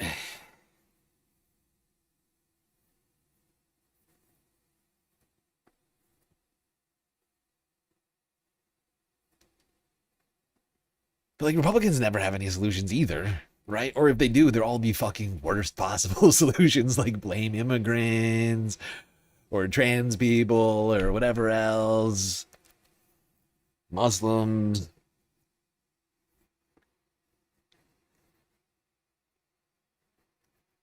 The existence of dissenting thoughts. Illegal. Oh no, not more dissenting thoughts. Oh God, you have to go to Fox News, to a candidate we were just talking about yesterday, running in Florida, I think, right? No. Yes. Actually, we didn't talk about him. I take it back. We didn't even talk about him yesterday, but we have talked about him in the past. That guy is named Oliver Larkin, running for Florida's 25th, looking to unseat one Jared Moskowitz. Incumbent establishment, corporate PAC, APAC, Dem, who said some very naughty things on Fox the other day. Apparently, Larkin went on Fox News to cook. What is the number that is fine with you? Is there a benchmark? Is it fine? How many children can be raped and it's fine if you're in relation to the immigration community? If we're going to talk about children being, then we need to hold this pedophile president, Donald Trump, accountable and all those that have been implicated by the Epstein files that the Department of Justice is still not leaking. And they've sent AIPAC after Thomas Massey for... Oh, I can't believe he's saying this. I love this guy. He gets the opportunity to go on Fox News and just, I mean, he just goes on a spree. He just goes on a spree and it's glorious. It's just zero fucks given. What's that? You want me to come talk on Fox News? Sure. Sure, why not? And immediately Fox News boy over here is like, okay, thanks, let's move on. Okay, wait, sir, please, Okay, we get the point. Thank you. Look at his face. Look at his fucking face.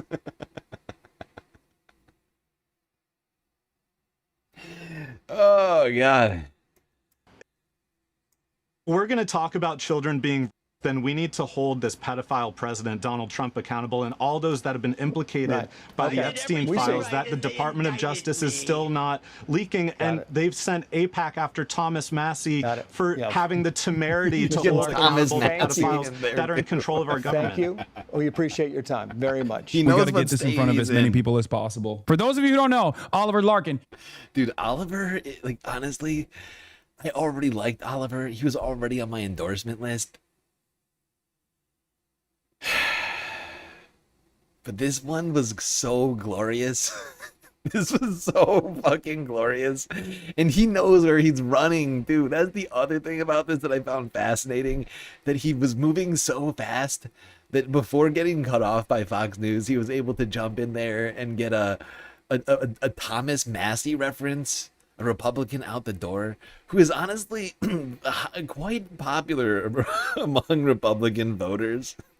So while on Fox News, running in a red state like Florida as a Democratic socialist, he's also giving a nod to Thomas Massey.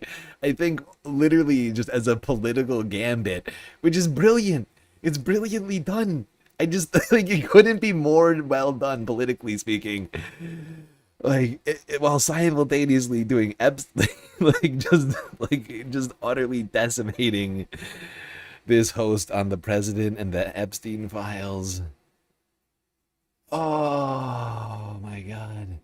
Everybody knows that that Massey is out, that he's losing his job right now because of the Epstein files.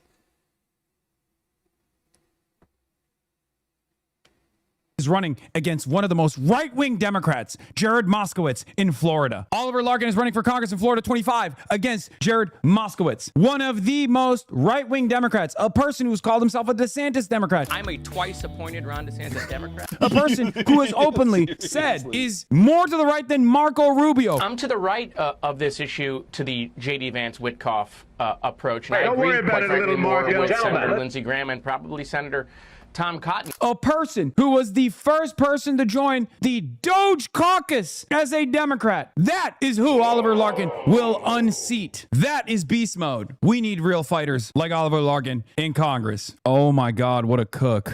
What a... Yeah, me and Hassan are on the same wavelength on this one. When I saw that, I was like, dude, this guy is masterful. I already liked his policies. but I hadn't seen enough. He'd only made a few media appearances that were all in like friendly waters. I think he did Breaking Points, Majority Report. I can't remember who else. We were talking about it before anybody else, I think, technically. Not that I need any kind of credit for this. But like this shit is like incredible. Like like there's something about like him going from like, you know, friendly waters, talking to like podcasters who are supportive of his race, to him going on to Fox News into unfriendly waters in a Republican space. You know, up against the Fox News reporter and just be like, just cooking. Just, oh, it's glorious. Oh, it's glorious. I think there's a little bit more. Yeah. Larkin will very quickly turn around and flip the Uno reverse. As you can see here from the way he is pulling off the Shia smirk, he's ready for it. He receives this racial information and this racial agitprop, and instead of getting very offended or angry at it, he very quickly deploys the Shia smirk. You can see that right here. You know, famously, the Shia smirk, you've probably seen Abbas Araghchi also deploy a similar Shia smirk as well. Sometimes you'll see this from the Houthis, the Ansar Allah communiques. Let's let's see what his retort looks like. If you're in relation to the immigration community. If we're going to talk about children being, then we need to hold this pedophile president, Donald Trump, accountable, and all those that have been implicated by the Epstein files that the Department of Justice is still not leaking. And they've sent APAC after Thomas Massey for having the. Now, this is a double bind, okay? never mind. First, I he take it back. deploys the no you tech. I take it back. You know, I might have to go find this one later. I have to go find this one later. I could have sworn I was listening to this pretty quickly earlier today. I think I might have to go find his appearance on Fox News. Maybe for actually when I do the Florida race. I don't think I'm gonna do it today just because of how slow I'm moving. Also, speaking of moving slow, we're moving super slow on the galactic content goal tonight. We are in danger of having the stream end suddenly. A lot of great ways to contribute to it. You can do Twitch, bits, power up, subs, give to subs, prime subs. Or you can donate directly to the stream. Cash App, PayPal. You can become a Galactic Patreon member. Only $3 Earth dollars a month. All of these are great ways to help fund the stream. Prevent the sudden ceasing of stream activities. They'll give us an extra 30 minutes, hour, I guess, since we're already 4 hours in, but oh boy, we are in danger. Serious freaking danger.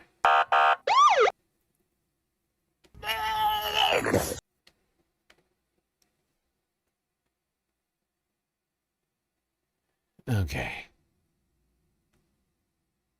Let's move on from political candidates, political races, political narratives to political. I almost called it a political tragedy, but that's not right. Political.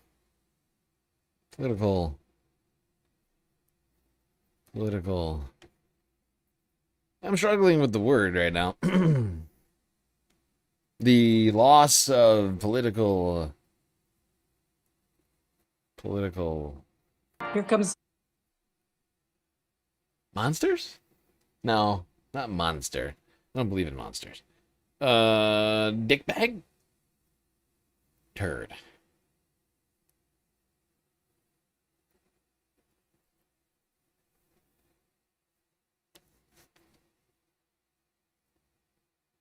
What the fuck was that? That was a sound shot. You don't like it?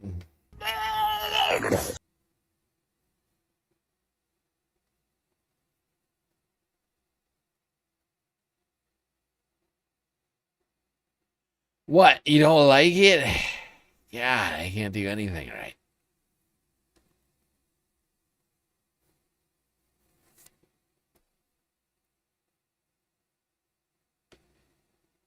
All right, let's talk about the death of Senator Lindsey Graham of South Carolina, who this week was laid to rest.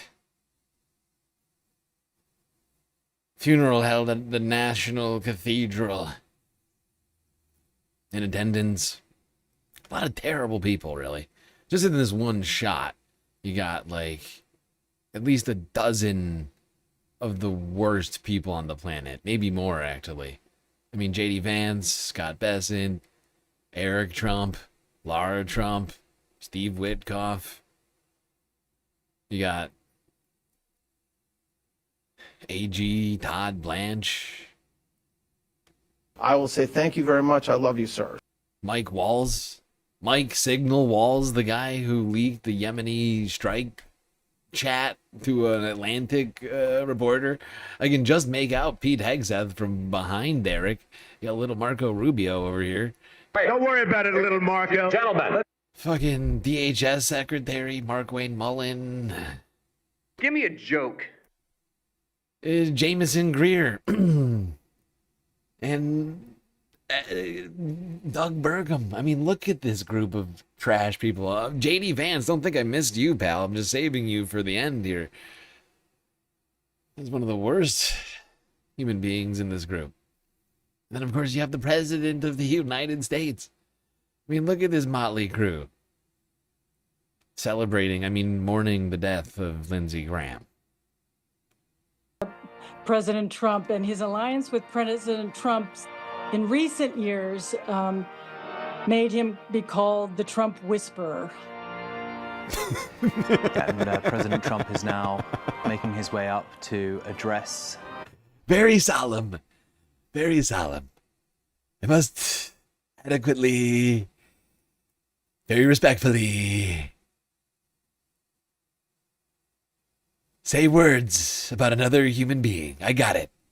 I've got it. Those there, the great and the good, not just from Washington, D.C., but from around the world as well. People who felt they owed Senator Lindsey Graham a debt in their careers and their lives. Let's listen to what the president has to say.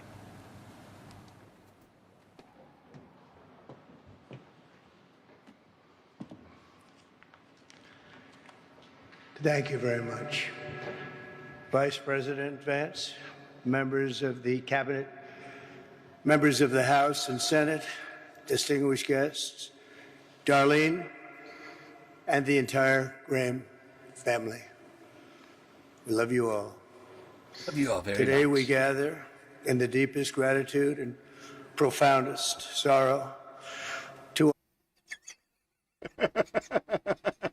Did you see the way that he reacted to the sentence? The words, the phrase, the profoundest sorrow?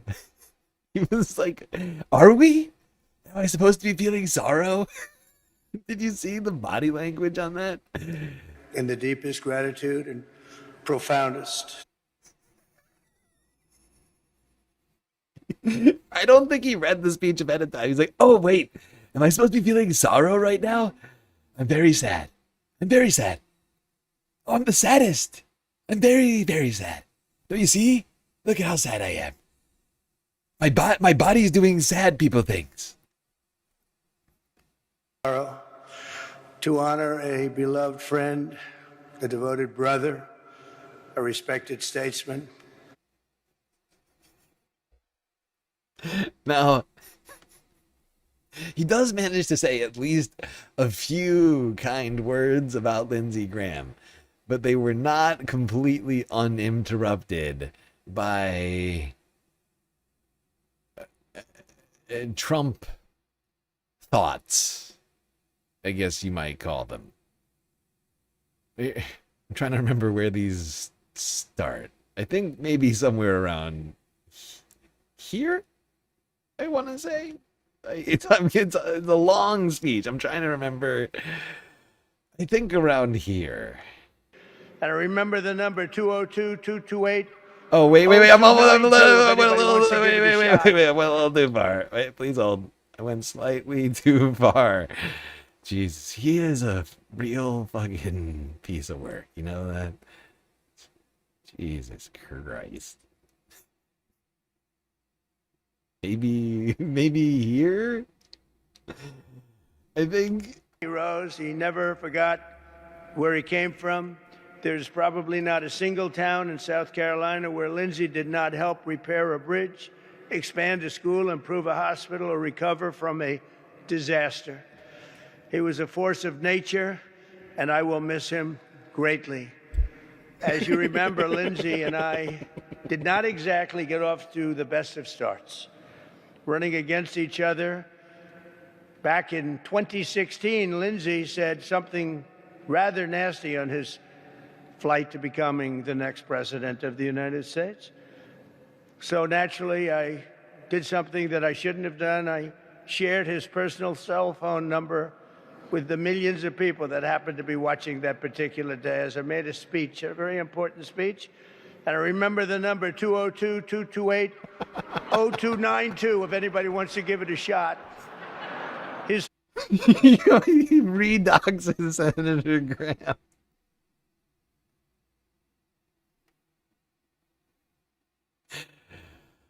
I even remember the number.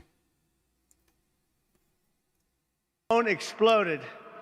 He said, I had that number for 20 years. His phone totally, I don't know what he did with it, but it exploded. That was the beginning of a friendship in a way.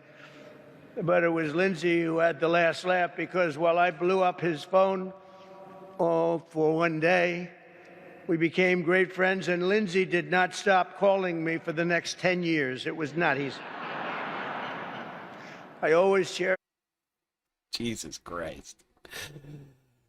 Dictator couldn't help but make it all about himself. I remember when I very wrongly doxed one of my political opponents, Lindsey Graham, the guy that we're supposed to be honoring here today. And I completely ruined his life. Well, not completely, but just for a little while. I really made things tough for him, and he had to get a new phone number, and it was really, and then he was like, actually, I'll call you every day. And he was like my best friend. He's like my little minion. Called me all the time, asking me, sir, what can I do for you? I was like a bully. I was like an internet bully who doxed a public figure and then was rewarded for it with loyalty. It's a great story when you think about it. Really a good one.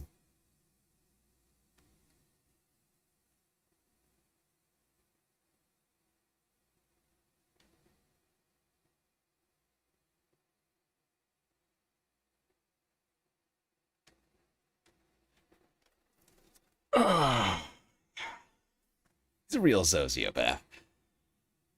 Okay. Well, let's move on from the death of Lindsey Graham to other situations involving health. But not the health of one individual person, but that of the nation and the U.S.'s response to the COVID-19 pandemic back in 2020. Republicans, 6 years later, are still deeply obsessed with a man by the name of Anthony Fauci. You may have heard of him. He's a doctor. Used to be the, I believe, the director of the CDC or the HHS. No, I can't remember which one it was now, for some reason. But suffice to say, Republicans have been obsessed with this man for a very long time. Oh my God. They just can't shut up about this guy. And so, unlike with anybody in the Epstein files, Republicans called Anthony Fauci to testify before the court under oath. Under oath, unlike any of the co-conspirators named in the Epstein files. They got to get Fauci under oath. Oh.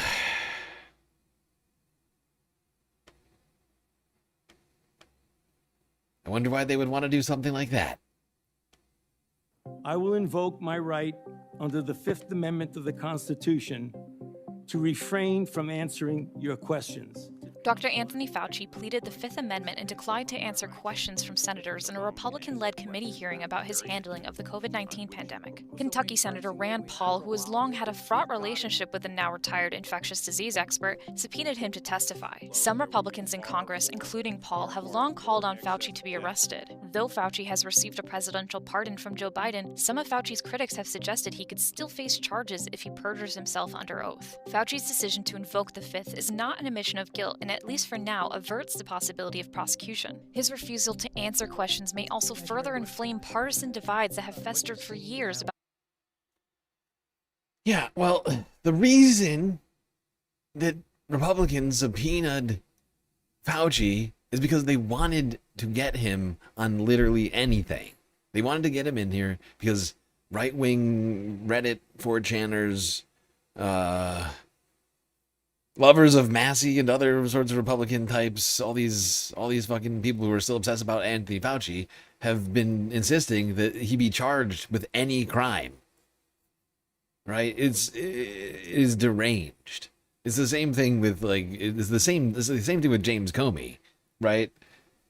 It's any crime will do, and just investigate him. If we can just get him in and get him to say something that we can prove is a lie, then we can put him in jail for lying to Congress, because they feel so wronged by his time as director at CDC that that they subpoenaed the man and got him to testify under oath and forced him to take the fifth, essentially, from what I can tell.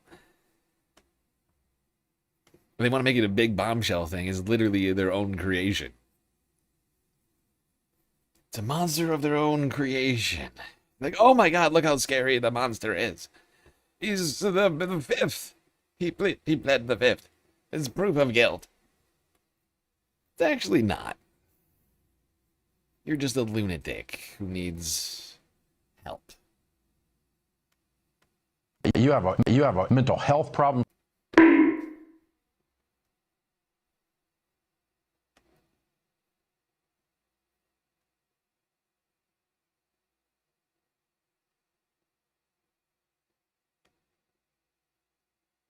I got more from the hearings. Thomas Massey getting very heated at the conduct of Anthony Fauci's lawyer. Having an outburst at the hearing over the most nothing burger shit I think I've ever seen. I'm sorry, not Massey. Rand Paul. Rand is very upset. Would you behave this way in a courtroom? No, because the judge would put you in jail. I can't do that today, but I can have you escorted from the premises. Do you notice that while he's shouting, he's just sitting there looking forward, while Senator Rand Paul is yelling at him, he's just sitting there with his legs crossed, tapping on the table, and Rand is furious. How dare you sit there? How dare you sit there being the attorney for the witness? Very rude of you. This is insubordinate. Would you behave this way in a courtroom? No, because the judge would put you in jail. I can't do that today, but I can have you escorted from the premises. So I would say, sir, sit quietly and don't say another word. I said, sit quietly, you are not recognized. Another word and you're gone. And now you're disrupting the proceedings. And so, look, this is the way Anthony Fauci wants to be remembered. For a lawyer not listening to the rules. That's the way you want to be remembered, and that's what you're going to do. You are not recognized, sir. Security, please remove him from the room. You can't hear it. It's almost completely inaudible. But he says, "Will you allow me to be recognized?" He says, "Will you allow me to be recognized?" And drama queen Rand Paul goes, "I'm gonna get him out of here. Get him out of here, asking to be recognized when I told him he is not recognized. That is unacceptable in this here kangaroo court. We will not have that. This is a serious kangaroo court, okay? And we will not have people asking to be recognized when I'm saying they are not recognized. That is not allowed." Applause. Yes, please clap. Please clap. Thank you. Thank you. I am such a great victor. I'm a lover of democracy, Rand Paul. Liberty. Freedom. You have the freedom to leave. Freedom!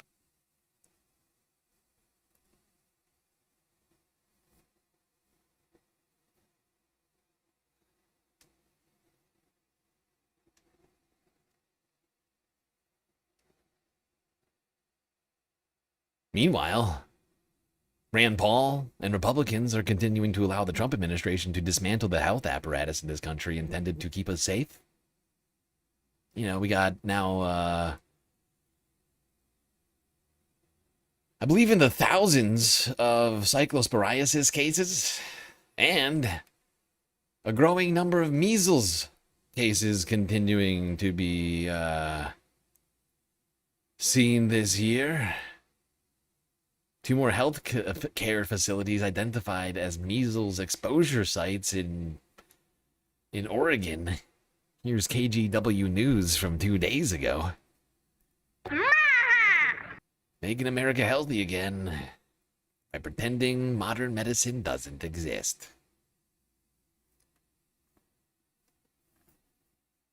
Two more healthcare locations have been identified as potential measles exposure sites. The first is the ER at Randall Children's Hospital in North Portland. The Oregon Health Authority says a person with the measles was there last Thursday and Friday night and Saturday morning. The second spot is Providence St. Vincent in the East Pavilion Medical Office. That exposure was Monday morning. Great. Good. Those aren't horrible places for there to be exposures. Super busy places. Medical offices. Busy hospital ERs. Over nearly an entire week. That doesn't sound bad at all. Yeah.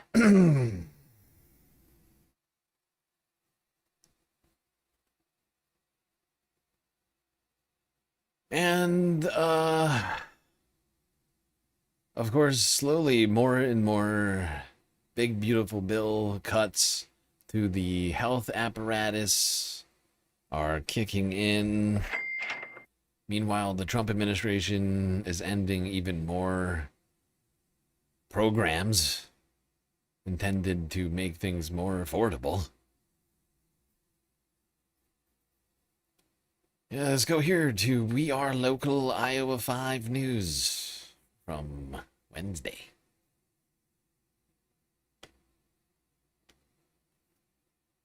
Medicare premiums are expected to rise next year. The Trump administration says it's ending a Biden-era program that lowered the cost of drug coverage for millions 65 and older. The federal government gave health insurers billions of dollars in subsidies to keep prescription costs down. Once those subsidies are gone, millions of Medicare users will pay hundreds more per year for medication plans. Boo!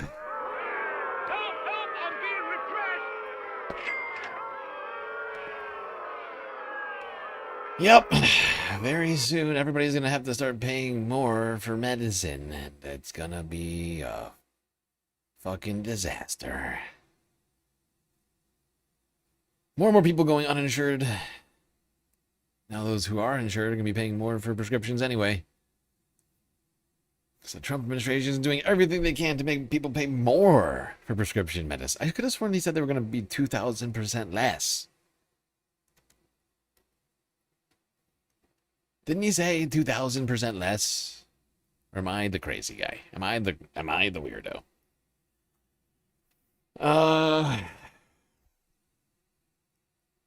Checking on the progress of the Galactic content goal. Donation, $10. Does this put us a bit closer to the goal? Yes. $10 does get us closer to the goal.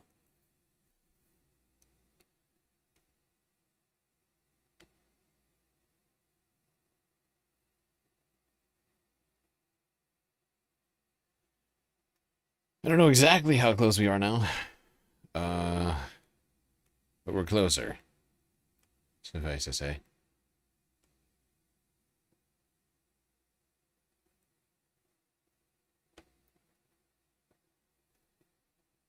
I think we're about 2/3, if I had to guess, about 2/3 of the way. 66%. I think somewhere around there. You know, I'll even open it up right now, so I'm feeling saucy. I'll open up the Galactic Content Gold Donos to Throne. You could buy me snacks, drinks, anything on the list. I'll add any of those sorts of expenditures to the goal. Just because we have it, I haven't yet calculated. It's really just becoming August. Haven't calculated a galactic deficit goal yet. I'll allow it.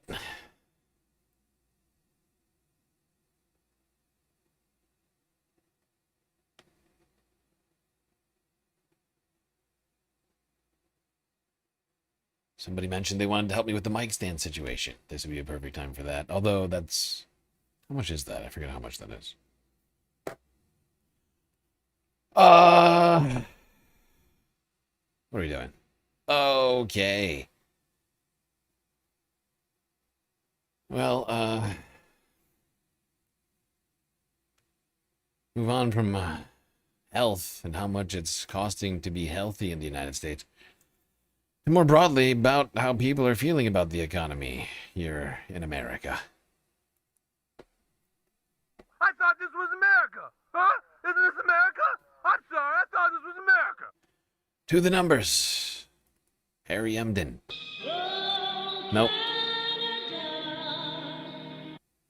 Harry is not Canadian that I'm aware of. That's too much, man. Wait, where's... Wait, what?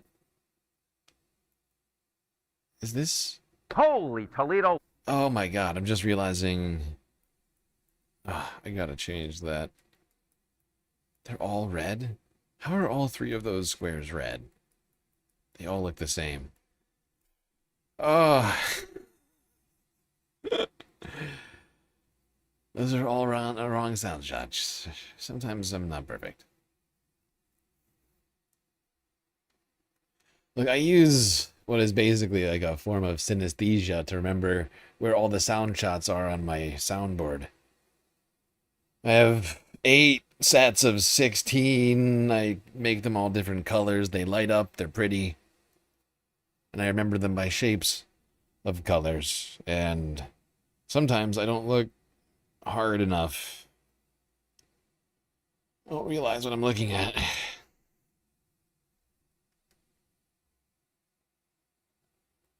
And I just realized that 3 different red squares on 3 different groups are all colored red.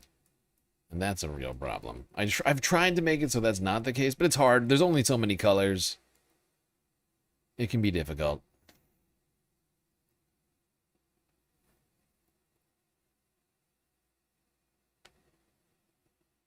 All right, to the numbers. 4 days ago on the Trump economy. I did everything right, and if they he indicted does tout me. the economy, Yeah. how do voters feel about his performance on that subject? Yeah, promises made, promises broken in the minds of the American public. Because just take a look here. The reason he won back in 2024 was because the plurality of voters thought that Trump would make them financially better off, 44%. 38% said they'd make them worse off back in October of 2024. Look at these numbers now. Oh, my goodness. John's shaking his head off on the side. Now, 58%, nearly 3 in 5 voters say that Trump is making them financially worse off. That's up like a rocket. The better off down through the floor in Lake Michigan. Look at that, from 44% to just 13% now saying better off. The rest say about the same. These...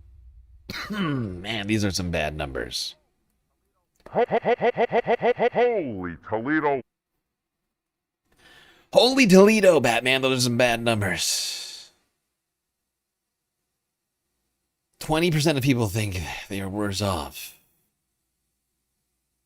While basically no one feels that they are doing better. 'Cause that's the thing about these. The more I look at this number, I'm like, holy shit. 2/3 of the country. It went from sort of this weird split, like 40-40 kind of thing, give or take, worse off, better off. Now it's like 2/3 of the country thinks they're worse off, while basically nobody thinks they're doing better. Like, it's pretty stark. Just how big that change really is. But these are just the facts. If we look at the numbers, things are worse. Inflation worse. Jobs numbers worse. Just like everything is just worse. Gas prices, grocery prices, everybody's paying more for everything. And that is the economy, as it turns out, mostly speaking. To most people, that's the economy. Am I paying more for all the shit that I buy every fucking day? Yeah? Well, it's bad then.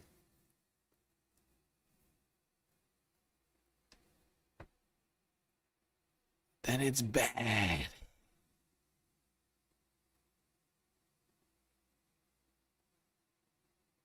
All right. I gotta keep this puppy moving. I've got so many clips tonight. I'm not moving nearly as fast as I should be. God, I'm doing really bad. It's been a busy week. And I got kind of dragged through, like not dragged through the mud. What's the word? I got sidetracked talking about Mehdi Hassan, ex Hassan Piker. I mean, can you blame me? That's pretty exciting. I thought about holding off until Sunday Fun Day. I said no, this is too relevant to the discussions we're having today. But whatever. I'm the decider. I'm the arbiter of what we watch and or listen to. Who am I to blame but myself?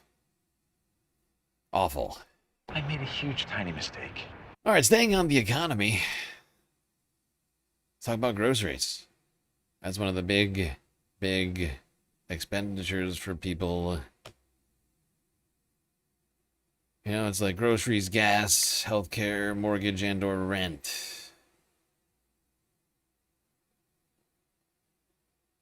And childcare if you got kids.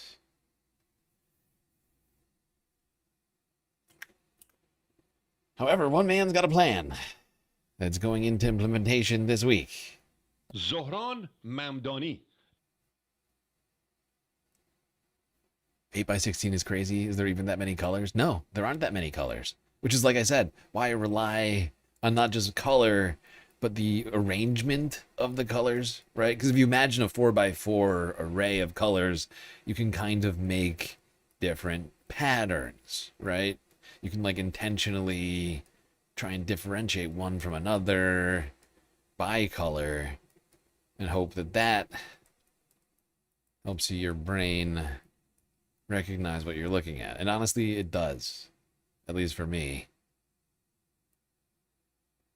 I'm usually able to do this show with like a 90% hit rate on the sound shots at the very least. I think I do better than that, actually. Maybe 95%. Aren't I a good guy? You know?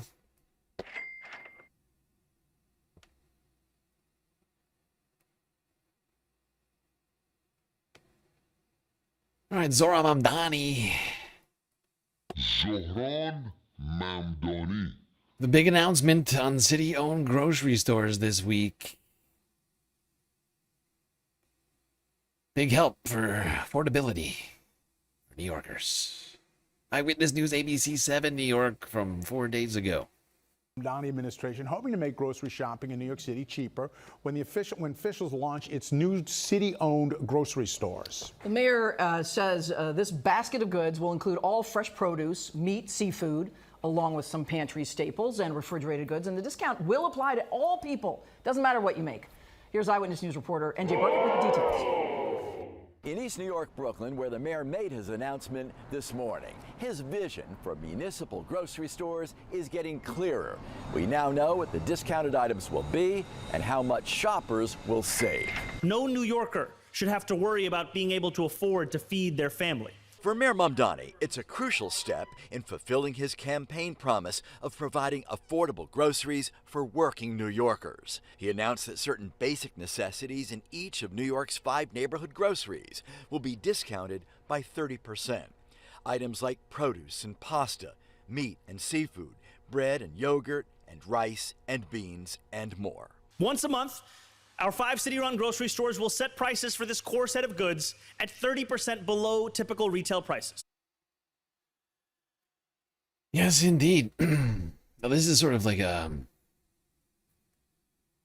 what do you want to call it? Like, Mamdani is doing an incremental introduction of his plan here, working in partnership with already existing local grocery stores while they work on building out actual government-owned and run grocery stores, which I believe is the full plan here. But in conjunction with these grocery stores, they will not be seeking profits or drastically reducing profits to be able to reduce prices by 30% on all of these goods that you see here. Hugely beneficial to anybody who takes them up on the offer. And right now, fact is, more and more consumers are turning to grocery stores for meals as things like fast food continue to rise in prices. Let's go here to Western Massachusetts. Western Mass News. The drive-thru. Western Mass News ABC 40 from 2 days ago.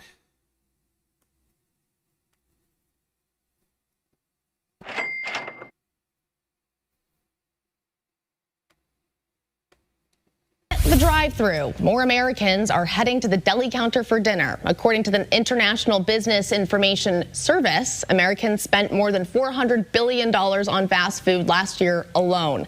And as Western Mass News reporter Chris Pisano found out, rising menu prices are weakening the traditional cheap and easy appeal of many quick-serve restaurants. Traditionally, grocery stores have been the place we shop for, well, groceries. But increasingly, these same stores are offering ready-made meals, food that requires little, if any, preparation and effort to serve for yourself or your family. Way more convenient, yeah. Just don't have this time to cook, you know? Babysitting and working and no time to cook. And she's not alone. Consumers are rapidly shifting to these ready-to-eat supermarket options, and not just for convenience. Once considered an affordable eating option, a survey from Lending Tree showed nearly 80% of Americans say fast food is now a luxury because it's become so expensive. Yes, indeed, fast food now become a luxury, forcing people back to grocery stores. Grocery stores happy about it.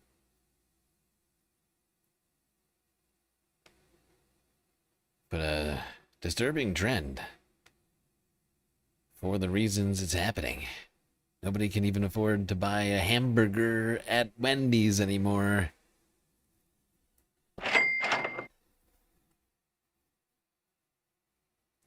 How is that new? This is America. This is America, where we are the land of McDonald's. Have you heard of it? McDonald's, Burger King, Wendy's, Taco Bell, to name a few. We're the land of fast food. But now even America says fast food somehow too expensive. It's supposed to be affordable and quick. Now it's somehow more expensive. You know, so drastically more expensive. People are like, screw that, I'm going to the store. And for America, that is actually something of a change. I'm not saying it's a bad thing. It's probably theoretically better for Americans' health, but the reason for why it's happening is not good. People should be able to afford their lives. They can't.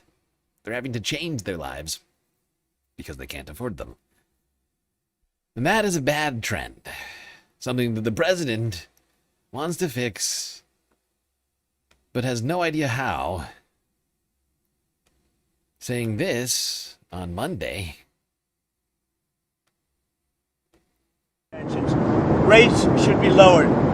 This country could be at 8%, 9%, 10%, 12% GDP. That's what it should be. We have other countries that are paying less interest rates, and if it wasn't for us, they wouldn't even exist. And it shouldn't be that way. We should have the lowest interest rate in the world. I could take the money that these countries are making, put it into our portfolio, and we should have the lowest interest rate in the world, like it used to be 30 years ago. We always made the lowest rate. Yes, rates in the news this week with the Federal Reserve making an interest rate decision.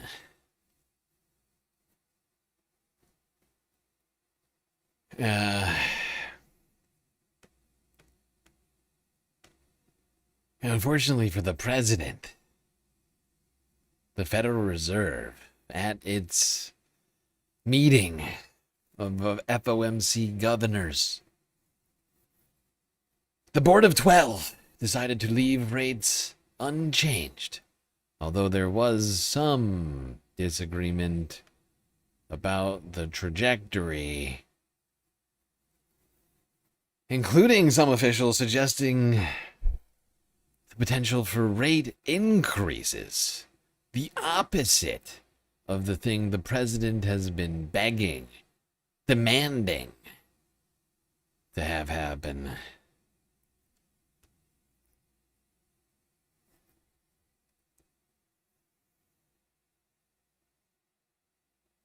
We used to be a country. Yes, supposedly. People are saying, everybody's saying it.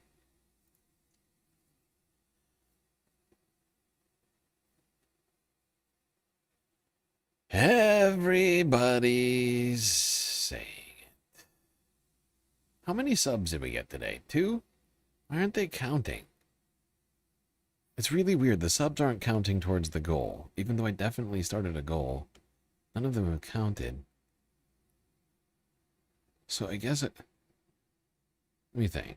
I'm just gonna sit here and make sure I do the math. Because we're approaching an hour. I just want to let you all know exactly how far away from the completion of the galactic content goal we are right now. 2 of 12 is what? That's 17%. And then, Jesus Christ. 7, that's 37 plus. Add 1, 17.5 plus. Wait, no. What did I just do? Right. Oh, I know what I just did. Son of a bitch. And then what was the number? I hate having to do this math. It's always so annoying. Okay, that. Okay, all right. I figured it out. I figured it out. We are 80% of the way through the goal. After all of this base, it's like 10 bones. 10 bones on Cash App or PayPal. A few Patreon memberships. For like 1,000 bits. The bits is the most expensive option out of all of those, clearly.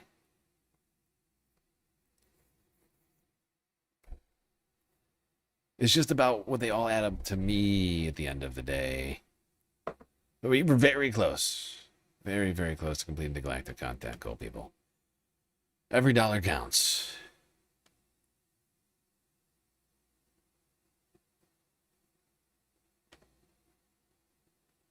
But yes, the Federal Reserve left rates unchanged.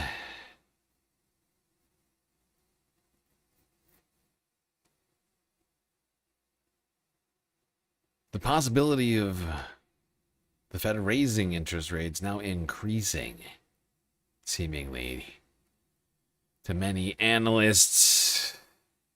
Despite President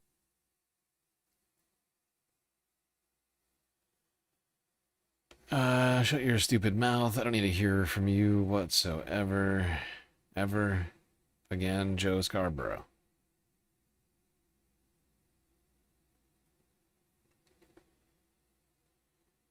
All right, let's talk about inflation and Federal Reserve rates. The lending rates at which the Federal Reserve loans money to banks and other financial institutions. Not the rates that you pay on your credit cards, just to be clear. In fact, this is always what everyone's talking about when they talk about interest rates. They don't actually give a shit about what you're paying on your card. Like, I mean, unless they're specifically talking about credit card interest rates, this is almost always the rate they're talking about.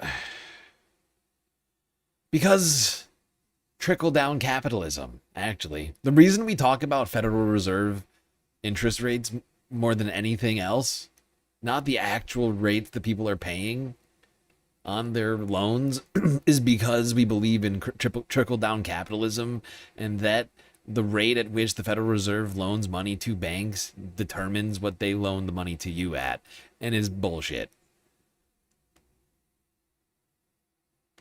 Attention every day to the Fed, but the Fed is incredibly important, and what it does with monetary policy represents probably at least half of what makes our economy do well or not so well.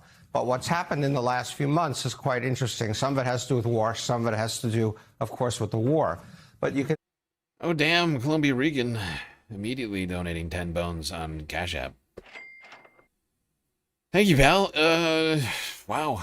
Yeah, that does it. That'll do it.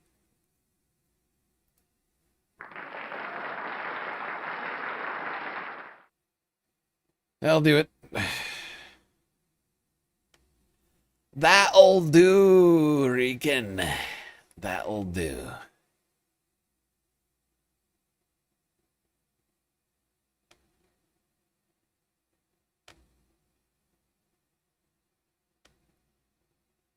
How do I end the bits goal? I wanted the subscription goal, I mean. There we go. There we go. Okay, perfect. Okay, I've ended the goals on the Twitch.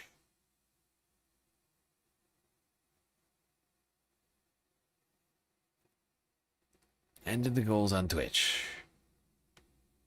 Gotta do a party.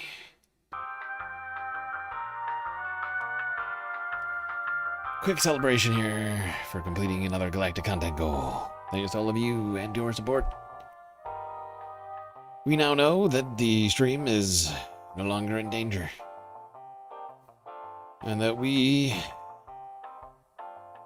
have so much in front of us. Oh yeah. Alright, what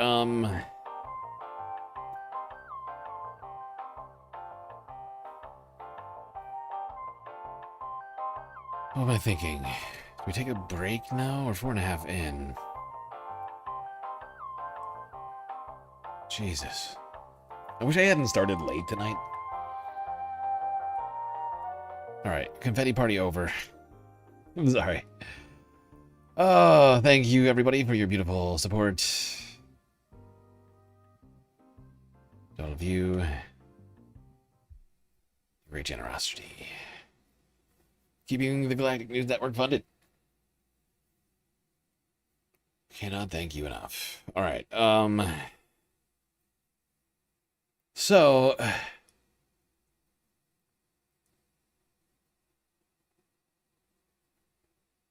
fact is...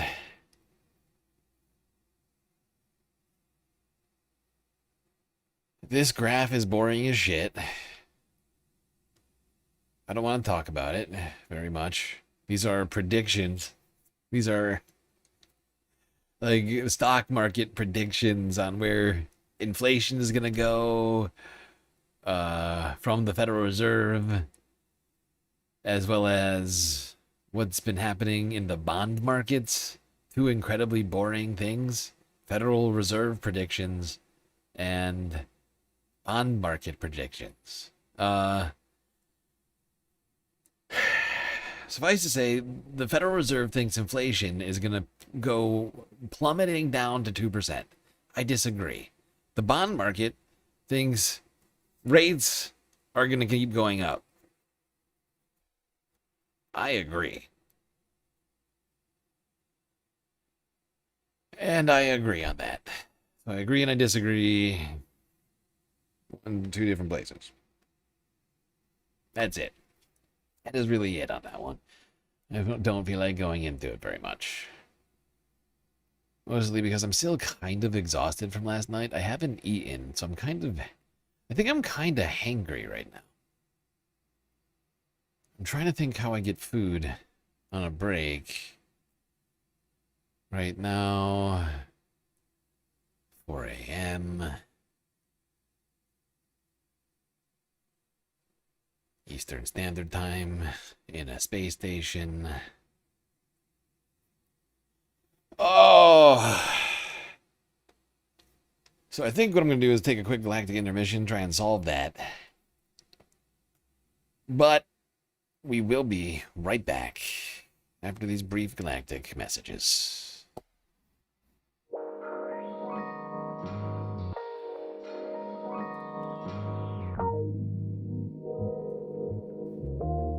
Alright, I hope everybody's been enjoying the show so far. If you haven't already, hit the follow button on Twitch and the subscribe button on YouTube. While you're at it, do consider contributing to the Galactic News Network, as we are completely funded by individuals like you. Twitch, Cash App, PayPal, Throne, Patreon. So many fantastic ways, even though we are still demonetized on YouTube, for you to support the stream. You pick your adventure, Space Fams, and how you want to help out. It's up to you, but following, subscribing, these are things you can do completely free. Technically help you out too. Alright, everybody, enjoy the break. Grab yourselves a drink, maybe a snack. I'll be right back.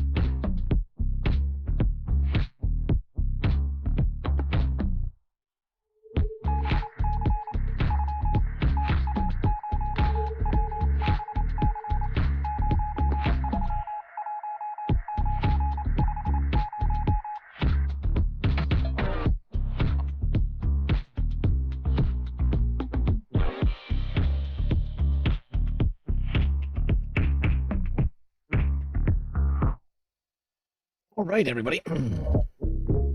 Break is coming to an end, so you better get back in those seats, otherwise you're gonna miss the beginning of the second half of the show.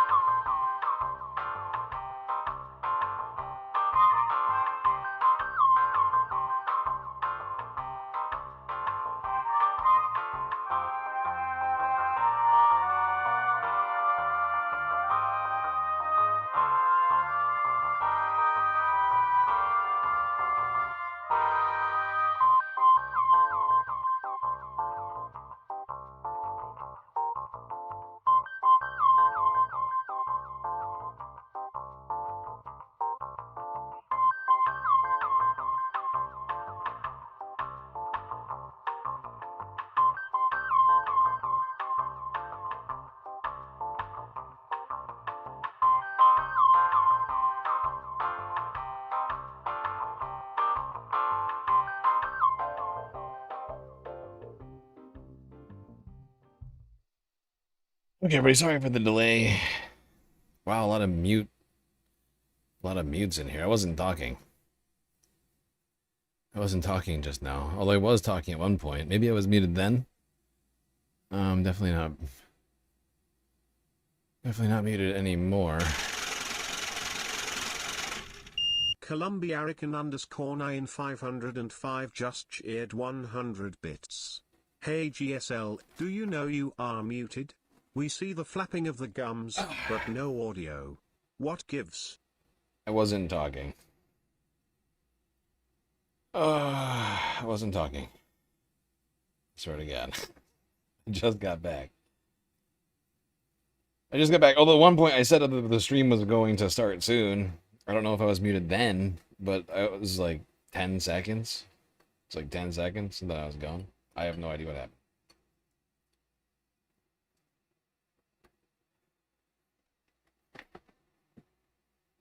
Apparently somebody's taking over my body. I don't know. I still haven't eaten yet. I was just trying to put together food. And unfortunately, because we're moving kind of slow, I think I'm going to have to...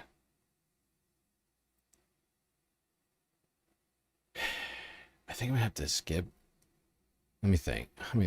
How far are we through all this right now?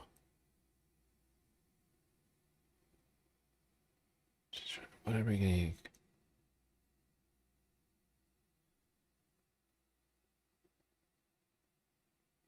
It's just... This is the very definition of totalitarianism.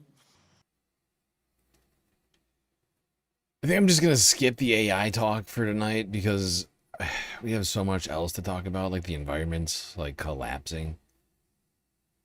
Let's just stop using AI. I say we got rogue AI running around. Maybe we should just stop using it because it's using an unbelievable amount of resources we need, and some of which are leading to more climate change, which we're going to talk about here in a second. But to wrap up the U.S. talk, we are going to go here to CNN. CNN's Harry Emden. So the new CNN polling out this week showed... With the numbers on the president.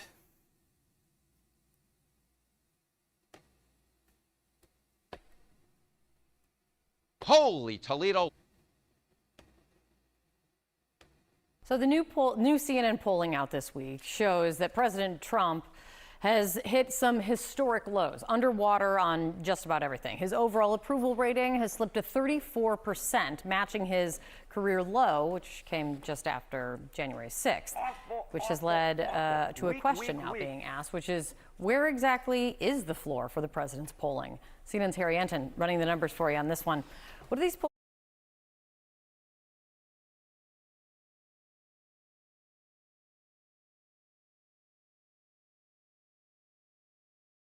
say about the president? Yeah, is there a bottom? And to me, it does not appear that there is a bottom.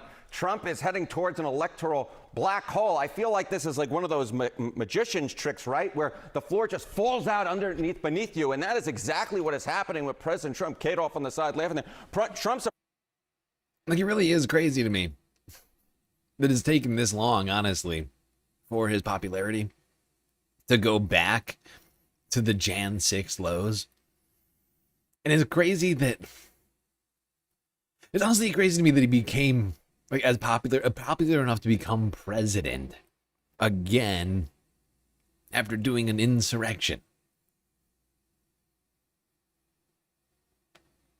Hits record term 2 lows all out this week. You know, you mentioned the CNN poll, 34%. You think that's all? How about AP Newark, 33%? You think that's all? How about Quinnipiac University, 32%? So you look at it and you get 3 different pollsters all saying that Trump is hitting term 2 lows this week. In fact, Quinnipiac, I believe that is an all-time low for him. And the CNN poll, as you were mentioning, Kate, that is tied for an all-time low for him. So is there a bottom? It does not appear to be, to me, that there is a bottom for President Trump. Compare this to history for me, please. Yeah, okay, so we'll compare it to history. Let's compare it to the other presidents who got a term 2 in the 21st century. You can see it right here, and I'm averaging CNN, Quinnipiac, and the AP. Look at this, approval, 21st century presidents. At this point in term 2, you average them out, you average out CNN, Quinnipiac, AP, you get 33% for Trump. Obama wasn't too hot to trot, but he was at least at 41%. Oh my God. I'm trying to think of what year that would be. So what, in 2014? Like deep into the I guess that's kind of, I mean, like 2014 when Alex Jones is doing like, I think around that time, was he doing like FEMA camp videos, and that Obama's like planning to do some kind of like military takeover? All that other shit. Obama's 10 points higher than him. Bush, a year and a half. What year is that? I'm trying to think. Oh my God, like 2006? 7? Bush in the thick of doing, I mean, just some atrocious shit in the Middle East. Even he's 5% higher than Trump. Trump is basically becoming the most unpopular president in all of American history. Immediately, if not sooner.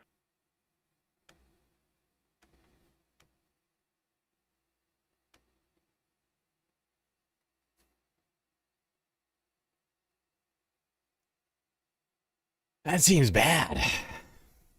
Don't you think?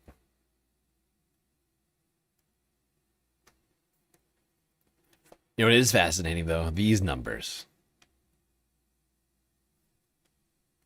Holy Toledo. On Democrat favorability, Chuck Schumer, +1. Among Democrats, by the way. Not broadly, but among Democrats. Chuck Schumer, +1. Hakeem Jeffries, +22. DSA, +30. The DSA is more popular, just broadly speaking, than Hakeem and Chuck, than the leaders of the Senate and House combined. Democratic Party, 39. AOC and Zoran, 45 and 54%. Wow. Zohran Mamdani.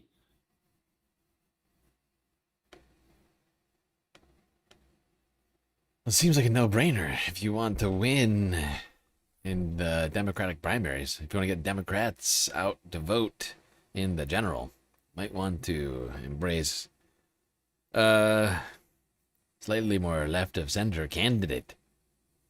Because while the DSA is technically polling lower than the Democratic Party internally in the Democratic Party, the left candidates that are most associated with that ideology are polling much better than the liberal DNC establishment candidates and or politicians.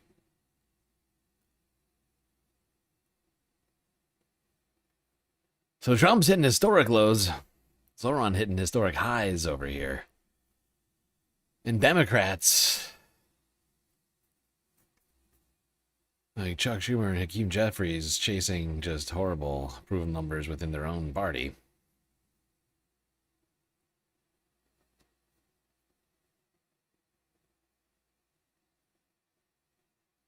President AOC and Zoran. I don't think Zoran can be president.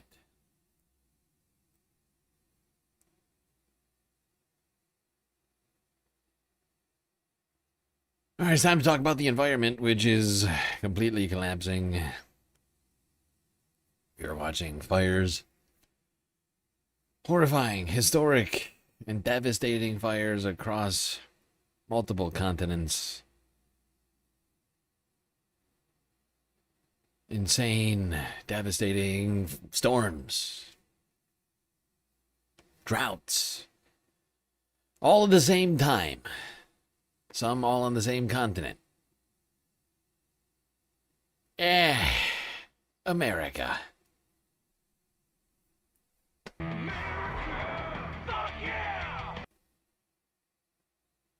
North America. Pretty fucked up right now, weather-wise.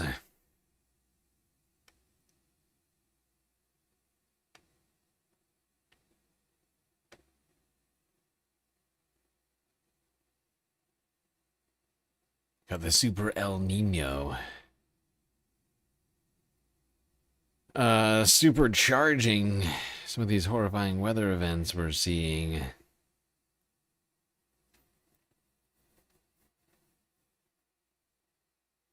But if you go up to Canada, for instance,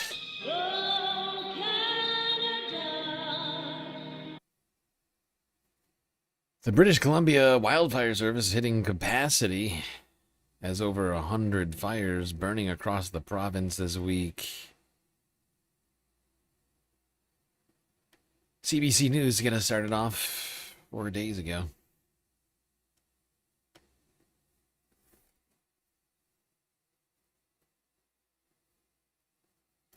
The wildfire situation in British Columbia intensified over the weekend. Nearly 140 fires are now burning in the province. Dozens of evacuation orders and alerts are in place, affecting hundreds of people. For more, let's bring in the CBC's Brady Strawn. He joins us now from Kelowna. So, Brady, what's the latest?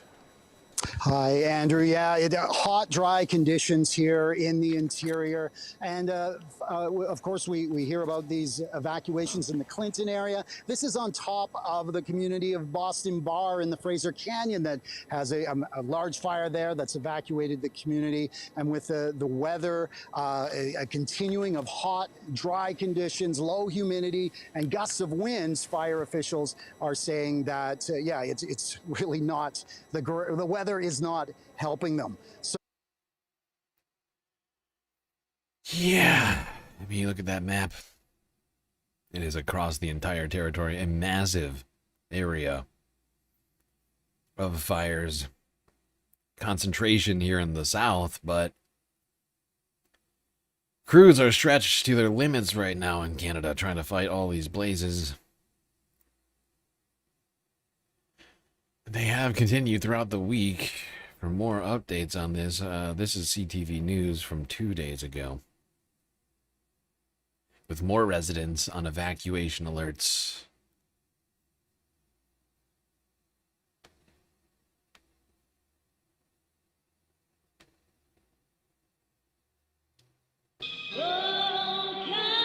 We begin with the latest on BC's fierce wildfire fight. More than a dozen new wildfires sparked in the last 24 hours. Firefighters continue battling major blazes across the province. The Big Bar Fire Complex near Clinton continues to burn, forcing hundreds from their homes. We're now joined by CTV's Dimitra Maragos, who's been live with us all morning. Well, good morning, Dimitra. This wildfire season is showing no signs of slowing down. What can you tell us about the fire near Clinton this morning? Yeah, Craig, well, that's exactly right. The Big Bar Fire Complex continues to burn out of control, forcing hundreds from their homes in the Clinton and 70 Mile House region. Now, the Pear Lake fire has now merged with the 59 Creek fire, creating a massive wildfire spanning more than 66,000 hectares. The complex also includes the French Bar and... By the way, 66,000 hectares. That's metric.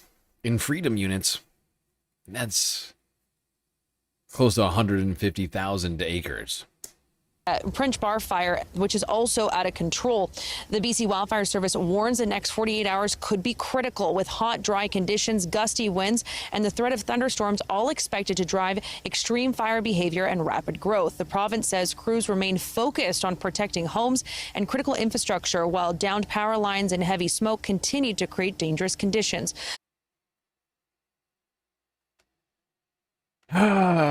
These fires continue to rage on with seemingly no relent. With officials in BC warning that the wildfires are likely to grow even larger in the coming days. Here's CBC British Columbia from yesterday. The latest on these Canadian wildfires.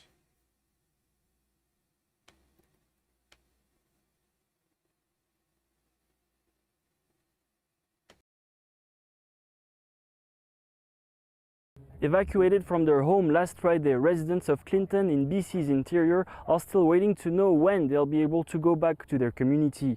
A list of criteria required to leave the evacuation order has been established. On the list, that flames have moved away, that 911 has been restored, that air and water quality has been tested, and that there is a safe way to move both in and out of the community. All criteria that has not been met yet. This afternoon, firefighters will organize the planned ignition to prevent the fire from reaching the north side of town. This is critical. So fire crews trying to get ahead of the fires and remove a strip of forest, timing of which is critical. They can't finish in time. These fires could make their way towards much more populated regions.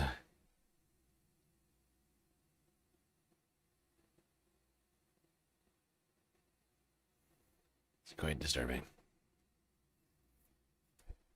Meanwhile, just south in Washington, wildfires continue to burn as well.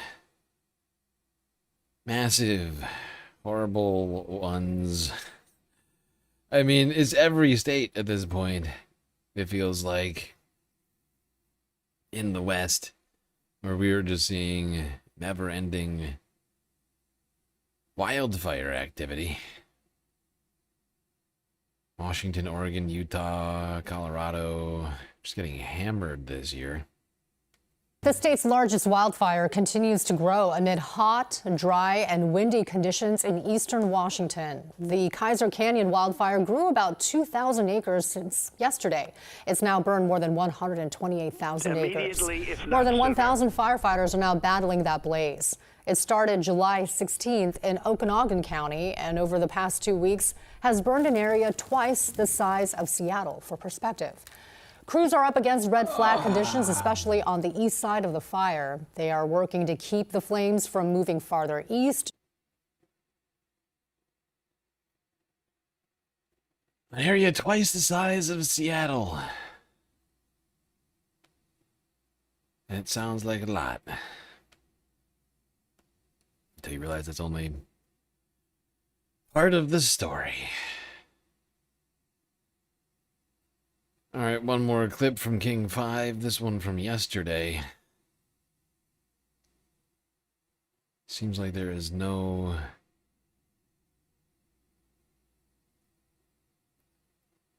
relenting to these fires. Actually, you know what? Hold on, before we switch to those clips.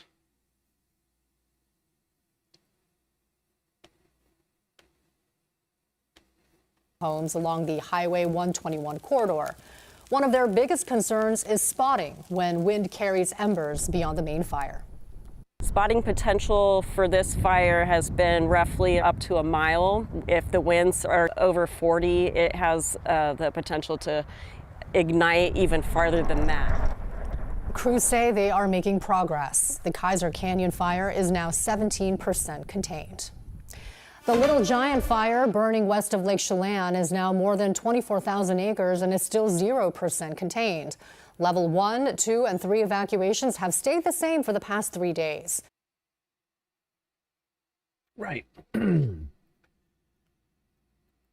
So you just got multiple massive wildfires all burning in eastern and central Washington right now, all over British Columbia, all over multiple Canadian provinces for that matter.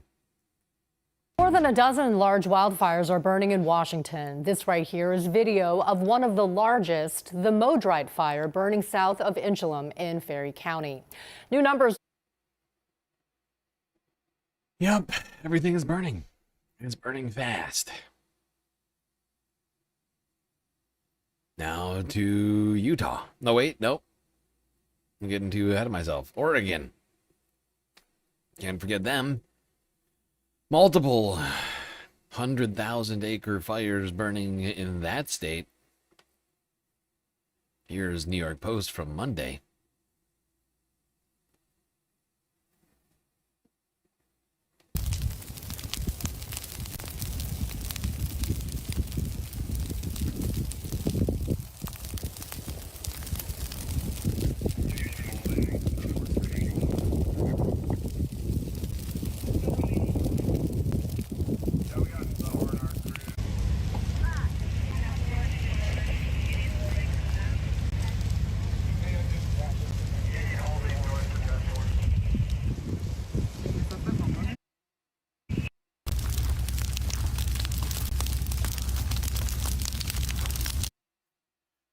So you can see them trying to get containment of this blaze is currently burning in Oregon, one of multiple 200,000 acre fire here, which as of Monday was at about a third contained.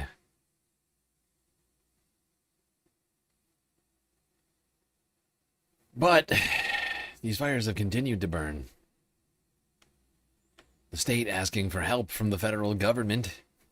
You know, that federal government we pay taxes to. Well, Senator Jeff Merkley of Oregon asked FEMA for help. I wonder what FEMA said.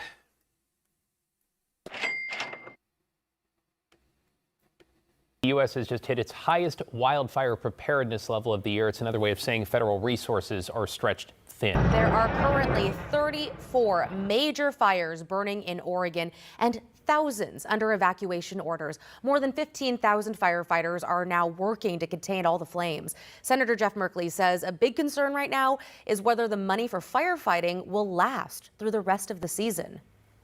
For 5 years, we have been successful in making sure there's enough funds, that we haven't run out of funds. This is the first year we're in danger of running out of funds in quite a long time. That's why I'm working with the Scary stuff. Merkley says he's working directly with the U.S. Secretary of Agriculture to make sure crews do not lose funding. He's also specifically asking why FEMA has denied funding for two of Oregon's largest wildfires burning right now. Yeah, FEMA has denied Oregon federal funds to fight two of the largest fires burning in the United States. Why? Because they voted for Kamala Harris in 2024. Just let the whole state burn down. It's truly fucking disturbing, the level of negligence being displayed by the Trump administration, the politically charged negligence, the willful and utter governmental negligence. If I was from Oregon, I'd be fucking pissed.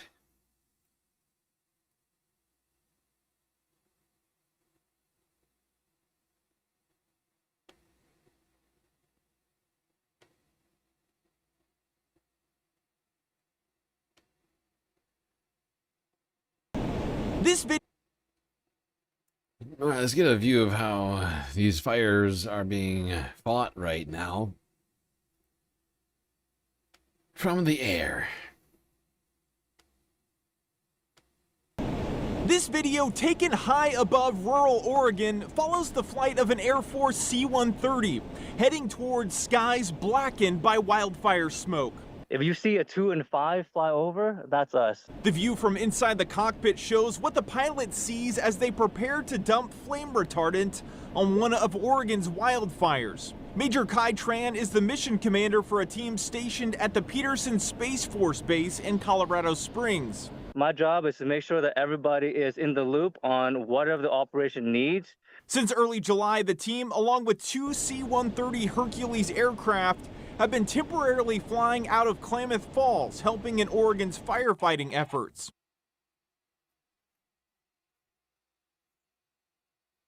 Yep. I mean, it's crazy how even from the air, you just notice just how big these things are. That even the air, from different angles, you're completely overtaken by smoke, and you almost can't see anything. It's crazy.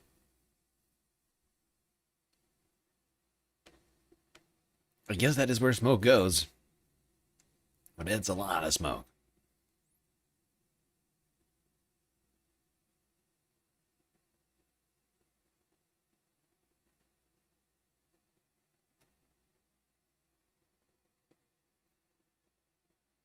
Now, not too far away, like one state over or so, in Utah, new evacuation orders have been ordered in the state due to new wildfires there. Wildfires have been burning in Utah now for quite a while, which we've been watching.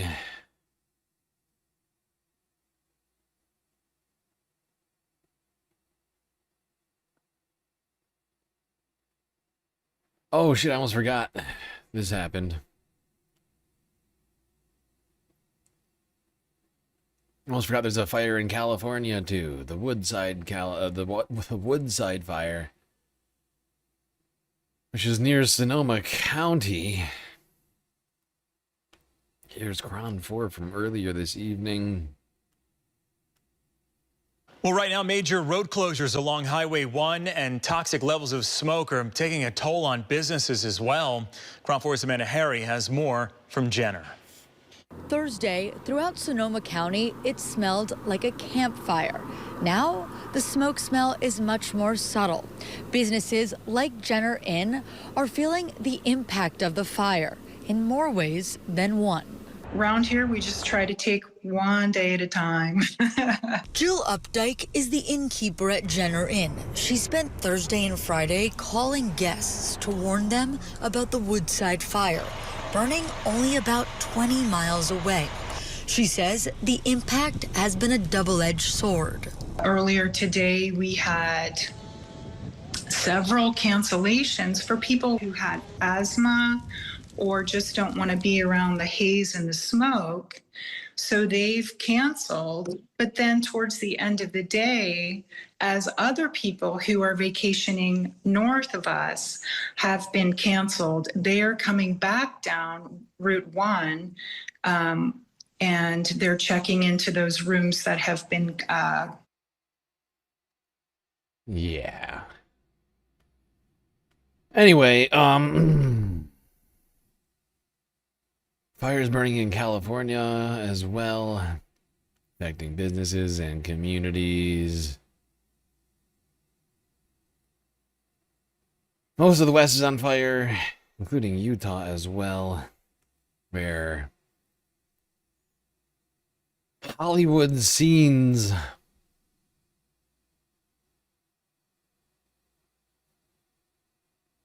could be yours for the price of potentially your life.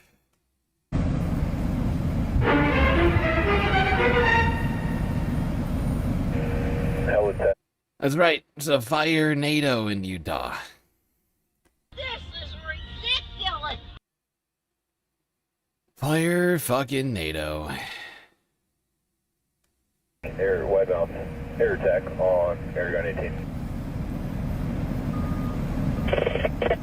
I have 2 longs for some dip sites to the northeast and east of the fire.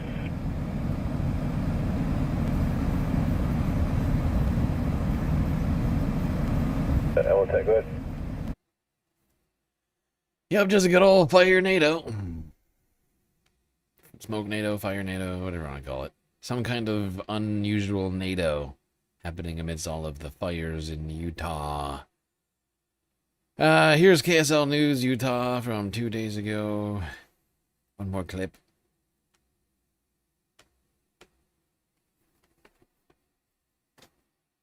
People near Turkey Track Lane and Cemetery Road, and really anyone in the Kanash area, need to act now. The Wide Mouth 2 fire has grown to more than 4,000 acres, and evacuation orders remain in place. Residents south of 300 South in Kanash are now under set status in that Ready, Set, Go protocol and should be prepared to leave at a moment's notice. Officials urge anyone with disabilities, mobility challenges, or anyone who may need extra time to evacuate to move to a safe location as soon as possible. The Millard County Sheriff's Office says every available resource is now focused on this fire. More than 150 firefighters from state and local agencies are actively working the lines. Crews also have support from multiple aircraft making water and retardant drops, while heavy equipment operators continue building fire breaks to hopefully slow the fire's spread.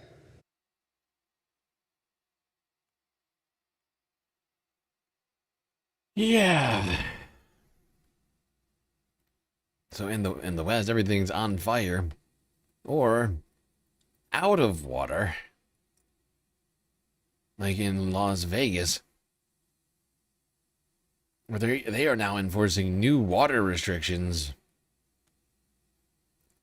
Record low snowpacks from last winter have led to super low reserve water levels at the reservoir or whatever here in Nevada.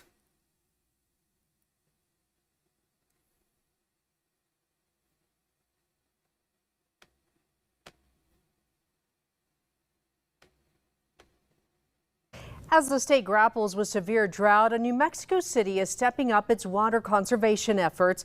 News 13's Michaela DePauli spoke with city leaders about what this means for people who live in Las Vegas. The city of Las Vegas in northern New Mexico relies on the Gainas River for its drinking water. But after record low snowpack on the Sangre de Cristos, the Gainas is flowing much quieter these days, made worse by severe drought conditions. The state engineer water master basically regulates the flow of the river, and we know how much we can pull out, and they know how much they'll have for agriculture and other uses beyond our water system. It's at times like this that a 2011 city ordinance comes into play, establishing conservation guidelines for when water storage levels drop below 90% capacity.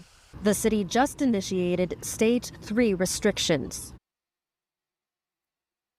Stage 3 restrictions? What does that mean? That sounds bad.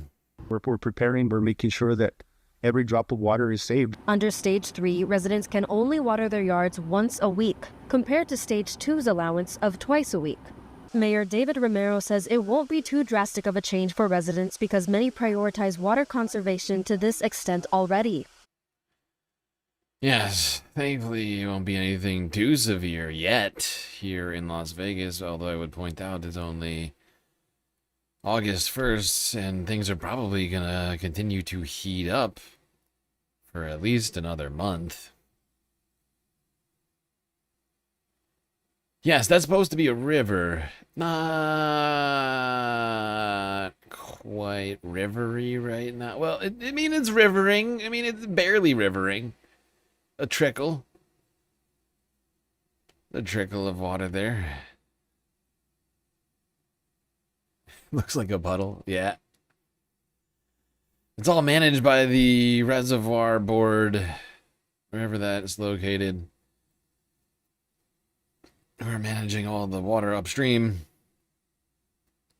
Fact is all these desert towns would not exist without that system. But now, because it's so low, rationing is starting to happen, but on a very reduced, it's not that drastic yet.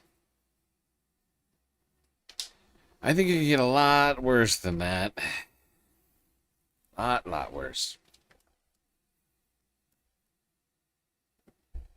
Once a week lawn waterings is not necessarily too bad.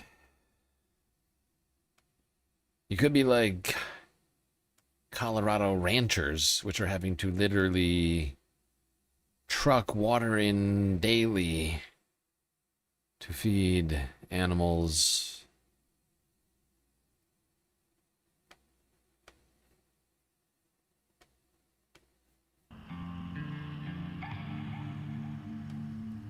Obviously, dry well. It was a no snowpack winter. Maybe a snow or two of 5 or 6 inches and it would be gone in a day. Nobody's got water now, so that's why the water hauling is going on as we speak. Well, we got one that's half full, one that's quarter full, and one not so full. How we adapt is just getting water to the cattle. It seems simple, but it's not simple. Cows are our livelihood, and they don't do well unless they have water. We found a water source on some private land.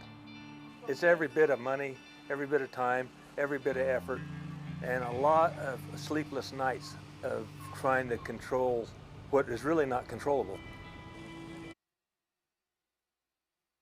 Yeah,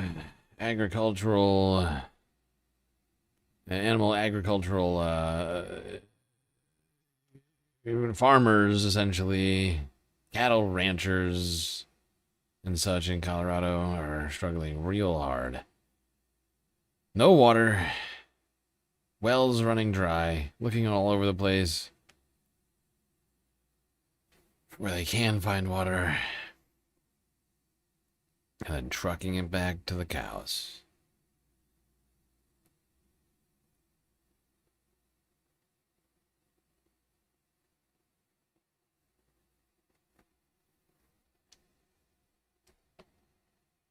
Unfortunately, the West is under severe drought conditions. Now, if only they were just a little bit more to the east. Well, I don't know if only is the right way to put it. But there is technically more water. You just go a little east, as long as you're willing to put up with severe destruction. You know, floods, tornadoes, stuff like that. Jesus. Oh my God. All right, now to this. Hundreds of thousands of people in the Midwest do not have power this morning after destructive storms battered the area just last night. We can show you intense dash cam footage. This is out of Appleton, Wisconsin. Meteorologists confirmed a tornado did touch down there. Just look at this. See how powerful the wind and rain is, tearing down trees. This is ridiculous! See what I mean? You could get water, but you would have to take with it the horrifying weather that comes along with the rain. Yes, no longer does Mother Earth just give us rain without taking anything back. No. No, she's taking all of our homes for the rain.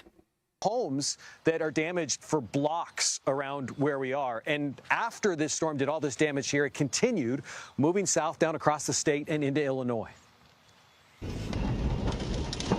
A dashboard camera captured the moment a dangerous tornado sent tree limbs flying across the road and power poles falling, trapping a driver southwest of Green Bay, Wisconsin. Another video shows debris flying across a backyard.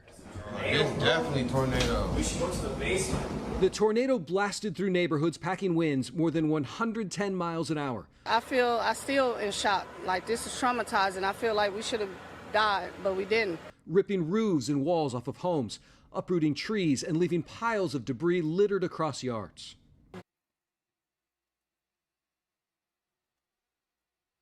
Yeah, horrifying scenes in the Midwest.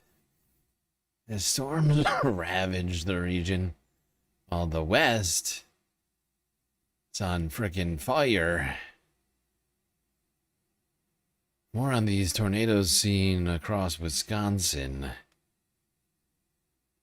Clip from New York Post.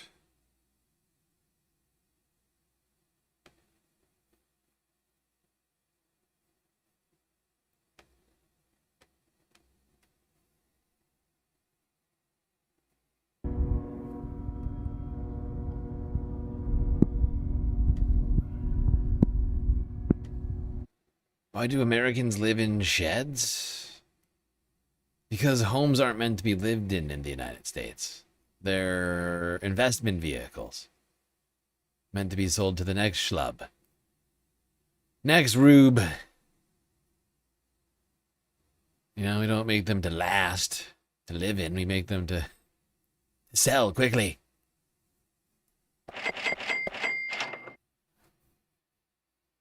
To investors and such.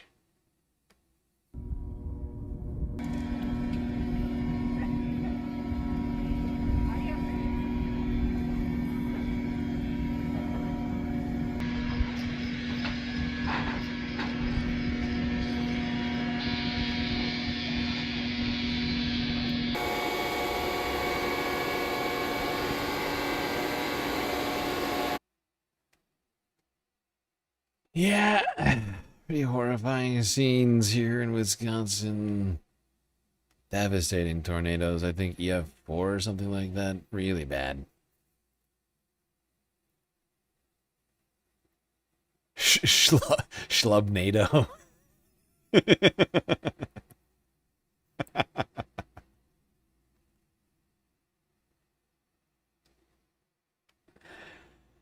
Yes, the Schlubnado. It's not good. Pretty scary when you think about it.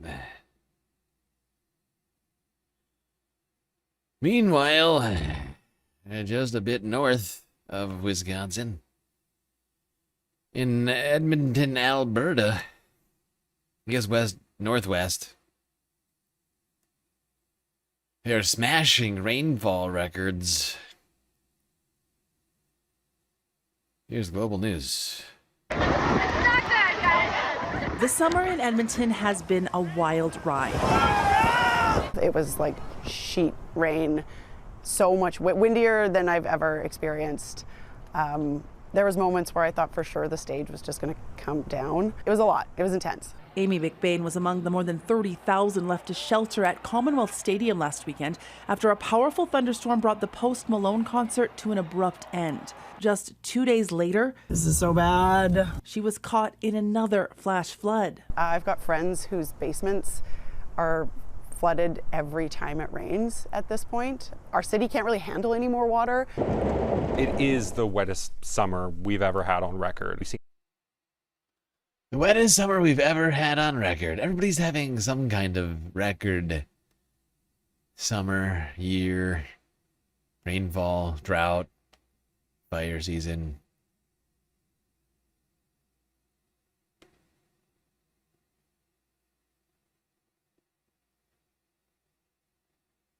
Yes, that is the world we're living in right now, I'm afraid.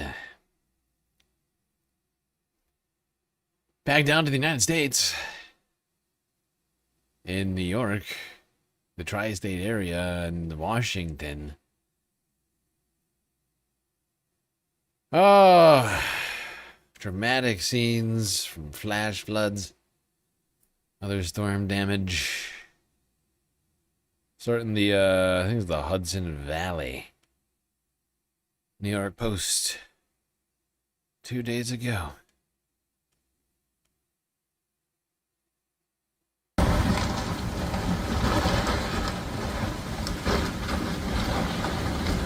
Yeah.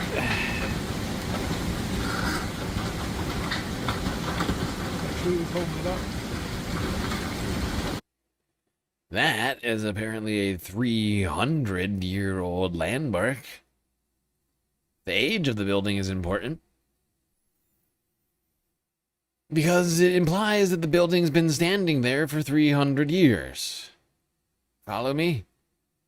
Therefore, this storm, by the transitive property, must be the most powerful storm seen in the area for 300 years, no? Is that making sense?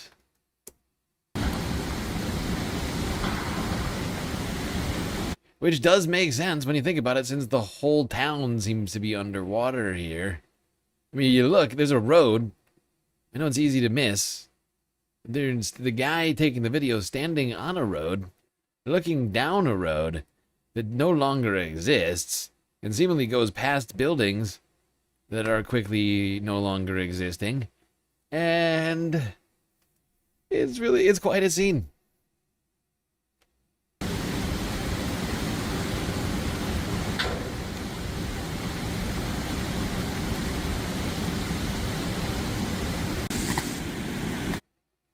Yeah, seems bad. Holy Toledo.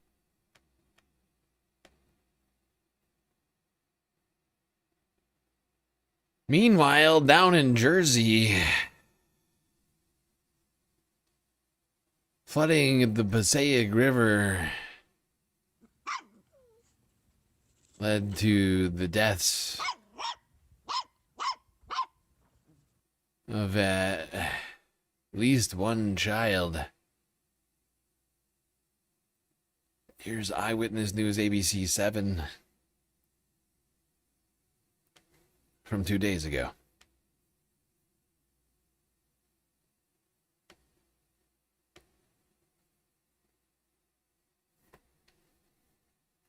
And that breaking news unfolding tonight in New Jersey, where rescue teams in the Passaic River for the past couple of hours searching for children. Good evening at 11 o'clock. I'm Mike Marza. And I'm Sade Betterinwa. 3 children went into the water near Dundee Island Park. 1 came out alive, and sadly, 1 is dead. Eyewitness News reporter Anthony Carlo live at the scene as search crews continue to look for this 3rd child who remains missing at this hour. Anthony, what do we know? Well, Mike Sade, I'll tell you, this story has had everyone's heart in their mouth tonight, just hoping and praying for a good outcome. If you take a look there behind me, you can see first responders still out here on an overpass over the Passaic River. Those divers are still in the water below this overpass, trying to locate that third child, a 10-year-old girl who remains missing. But as you said, there were 3 children. An 11-year-old made it out alive earlier tonight, but unfortunately, her 10-year-old brother, his body was recovered. Take a listen to the mayor moments ago. His sister is alive. She is home. In conversing with her, her account, the little boy may have saved her life as he was going under. He pushed her, and she ended up by the rocks, and she climbed out. She is alive right now. In our mod. Oh, that little kid's a hero. And he died saving his sister. Or his cousin, whatever it was. Oh, Jesus Christ. The other kid died too. I had an update. I don't feel like watching it. It's too depressing. The other kid died too.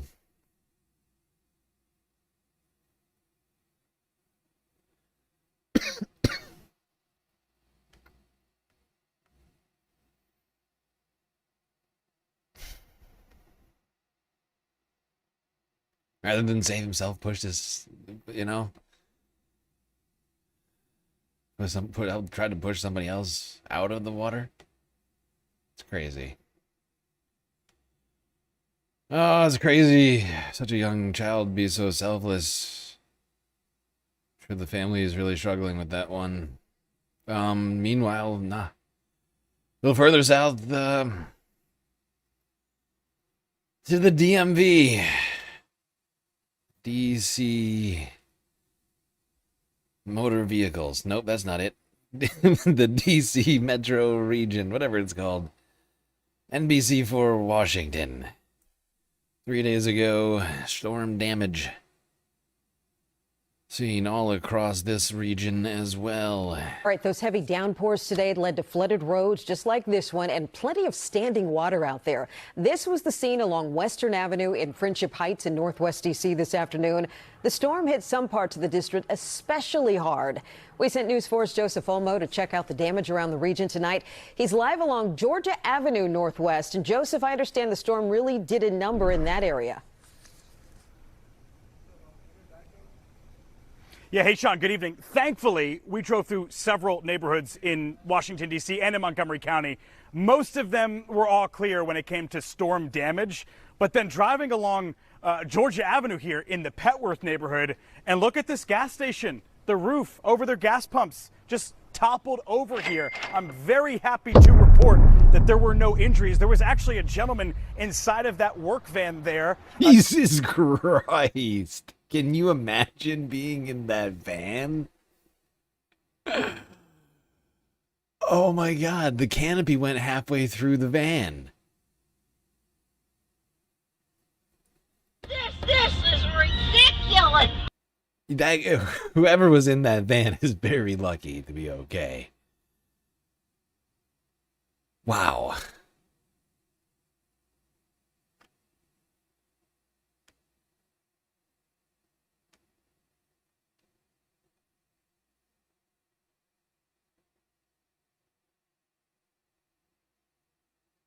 Whoever is controlling the weather is doing a terrible job. It's true, Omega. And thank you, Gerb, for the Gesundheit. Sorry, I keep forgetting to pay attention to you, Twitch and YouTube. I'm really just focusing on the horrors of the planet. The collapsing climate in front of us.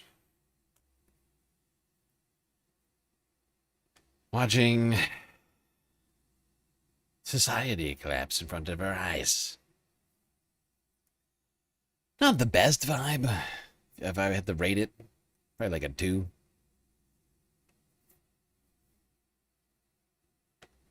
Speaking of a 2, this is probably not a highly ranked beach-going experience Brazilians had here in this, what I assume would have been a picturesque oceanside Instagrammable moment. Instead, it became Instagrammable for all of the wrong reasons.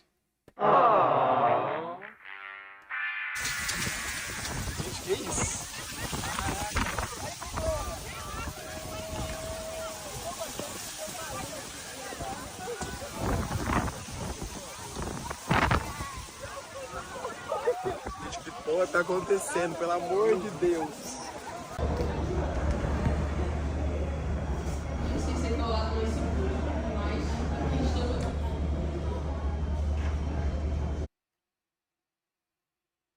You can see just how it's hard to tell through the glass a little bit because of the reflection, but you can see how, like, the wind is so powerful. Like, the sand and the water and all this stuff is just getting, like, lifted and just sent.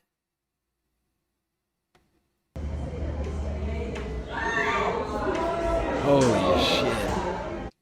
Wow. Okay. Yeah, crazy fucking weather all over the planet, Space Fams. And it's the same across the Atlantic, I'm afraid. Scenes all week from the United Kingdom to the Mediterranean and Africa. Heat waves and wildfires abounding on the European and North African regions of the globe as well. And it is the week ending report, so we're going to talk about all of it. At least as much of it as I feel worthy. Let's start here. From last Sunday. Or this Sunday, sorry. Sunday. To the scenes on the streets of France.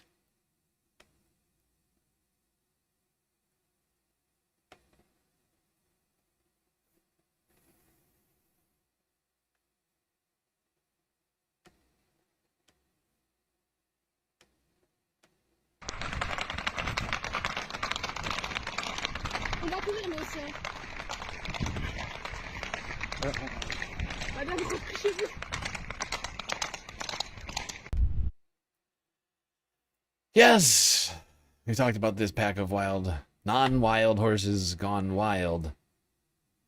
They were apparently set loose by their owner, whose stables were under threat of burning down.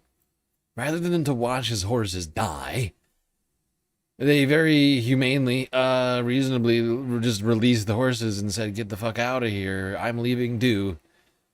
Get to safety." Whatever that looks like. And so you get a whole frickin' pack of horses. Newly wild horses in the apocalypse.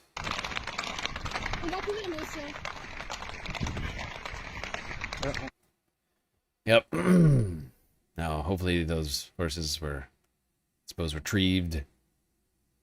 Hopefully that stable didn't burn to the ground. Suffice to say, it's one of these apocalyptic moments from this week that really stuck in my brain. Just watching a bunch of loose horses flying through a street where half of the backdrop is just dark, dark smoke from what we know is a wildfire burning out of control. Very near a large metropolitan city center. Right? Like, the factors, all the confluence of factors of the imagery, it just is apocalyptic. It's like Hollywood. It's like Hollywood-esque.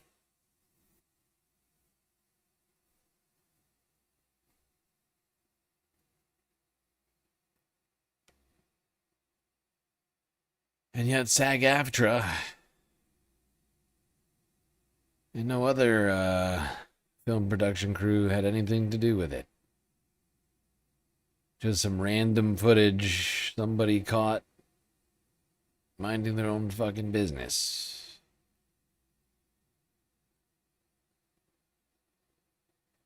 That's kind of when you know things are bad. But that's not the only sign, of course. There's also the fires themselves. Those are also a sign. A glaring, horrible sign that things are bad. And those fires in the United Kingdom, France, Spain, Italy, Greece, and otherwise other countries in the region continued to burn, many of them completely out of control, threatening large metropolitan city centers.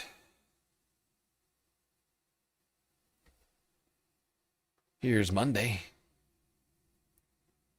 I got a few clips we're just gonna go through. I don't think most of these have any narrative. I should be just talking right now, watching these clips, but I'm not.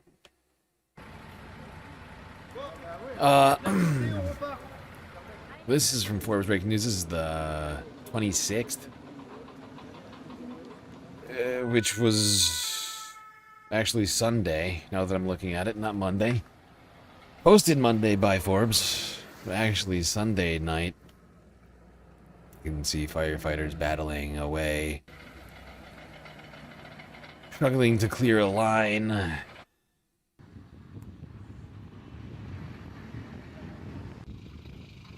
Smoke going through the trees. Like, it's honestly, it's super eerie. All of I've seen so many, like, just different photos and like footage of just like really smoky regions. Like the fire is the fire, but like this seriously smoky, like daytime shit. It just, something about it like gives me vibes of war. I think because that's probably what war is like. And, you know, you see like a lot of war movies. You got smoke all around all the time. Probably because everything's on fire. It just kind of gives that vibe. It's a war against the planet. Or a war against us that the planet is waging, and one or the other. I guess it's really just a battle in a war that we've been waging. Right? Like, we've been waging a war against the planet for a long time, and the planet's just sort of recently hitting back.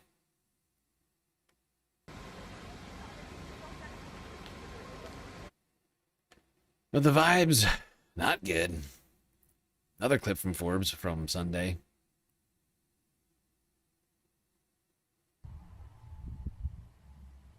Actually, this one's actually Monday. Tricking me. Tricking me, Forbes. This one's actually from Monday. Carcass of a van.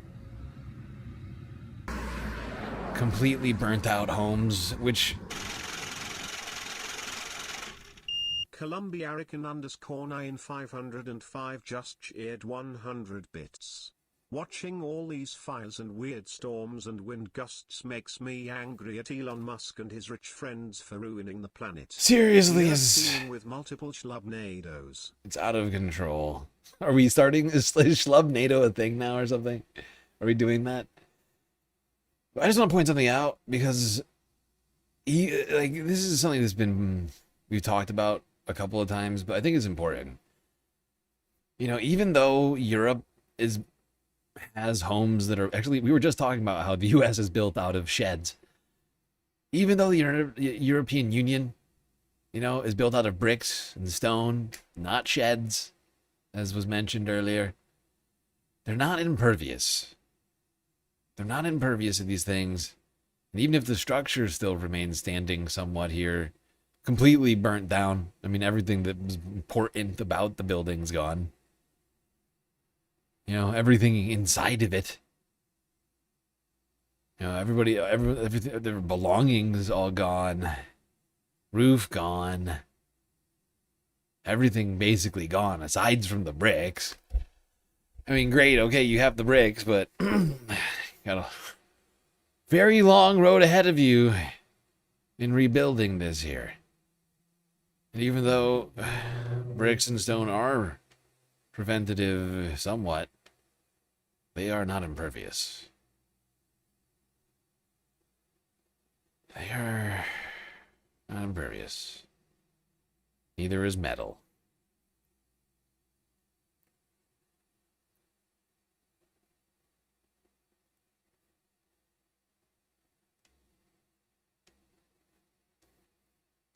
Hey, everything has technically a burning point. Or at least a melting point.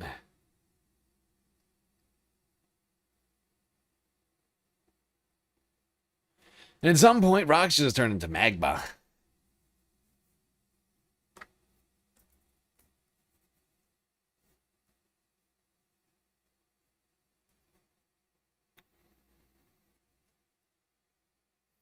We need to make Schlubnado a thing, you think?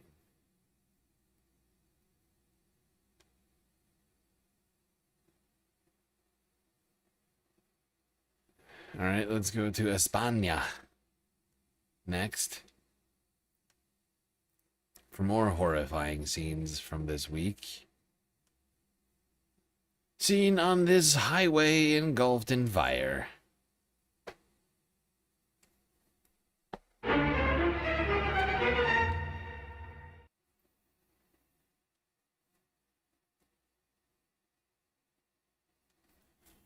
Yep, some sort of creepy caravan of people fleeing ever-encroaching wildfire, taking over a highway here in Spain, seen here on Monday. Truly horrifying.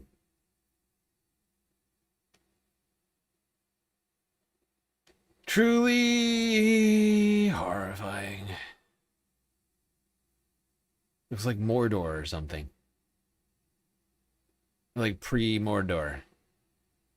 It's like whatever Mordor was before it was Mordor.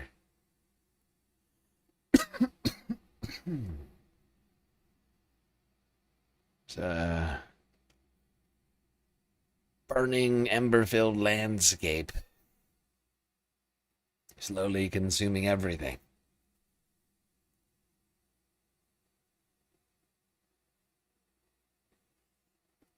And while last weekend there was a slight pause in the European heat wave, the new week, with it returned a new heat wave.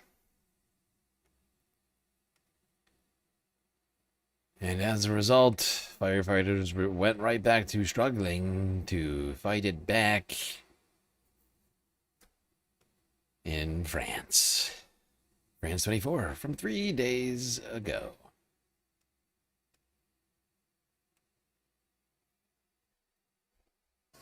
Stabilized, but not yet fixed. That is how authorities in the Gironde described the blaze on Tuesday, after calm conditions on Monday night helped firefighters bring flare-ups under control and keep the burned area unchanged. We are managing to contain the fire. We are responding as soon as flare-ups occur, with sector commanders monitoring their areas and intervening as quickly as possible. But the respite might be short-lived. The Gironde has been placed under a yellow heat warning, with inland temperatures of 33 to 35 degrees expected in the region from midday Tuesday. Yes, indeed.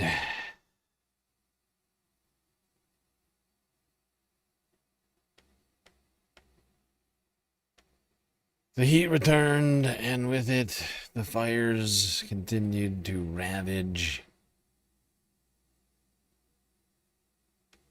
with experts predicting even more destruction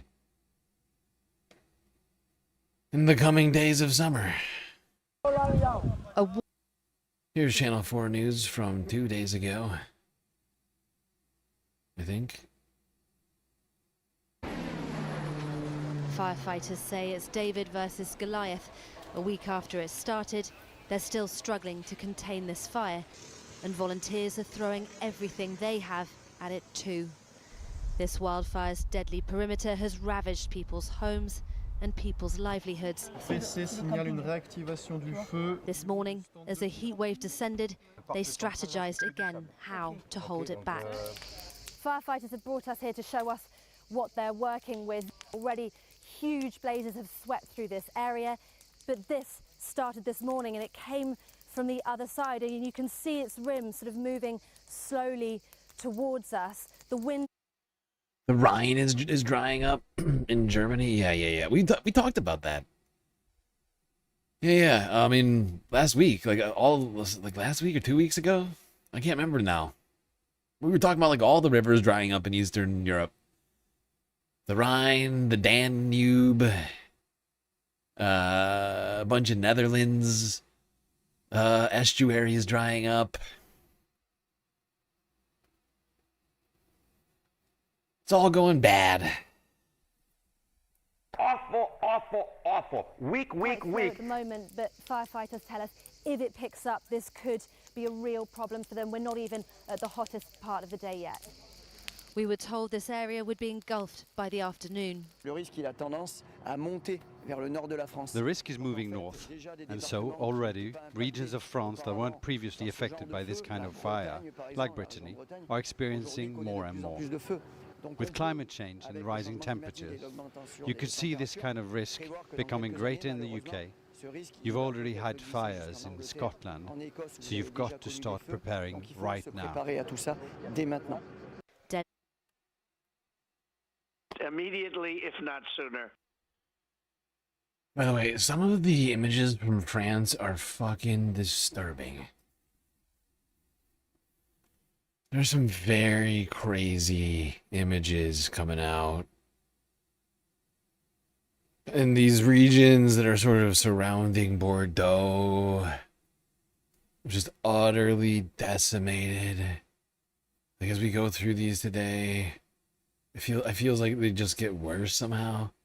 Like, look at this. What is this? What am I looking at?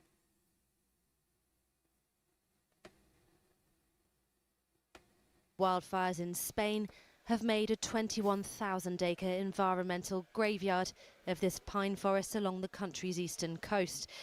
And in Playa de la Presa near Madrid. It looks like Mount St. Helens, you know?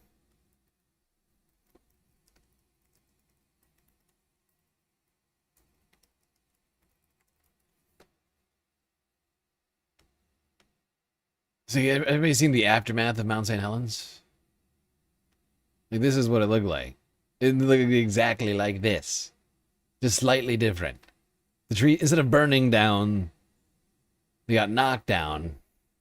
But it's very similar sort of vibes of devastation, lack of life.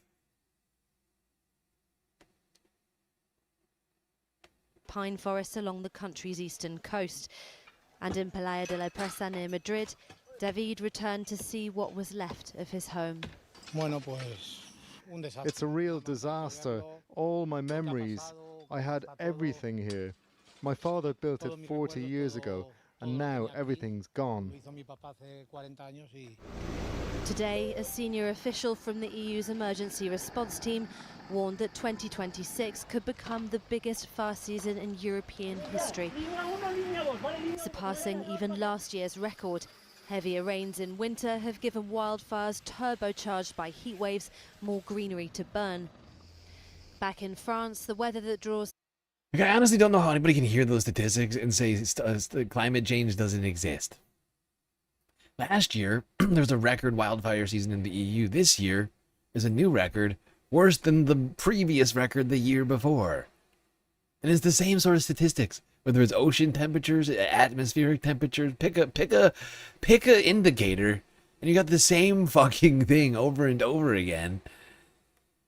If you're like, no, duh, flat Earth and climate, nobody doesn't exist. Climate and everything are the same word.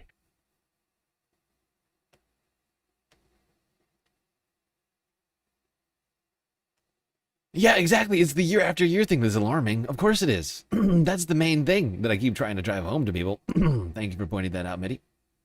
That is the main point that I'm trying to drive home here.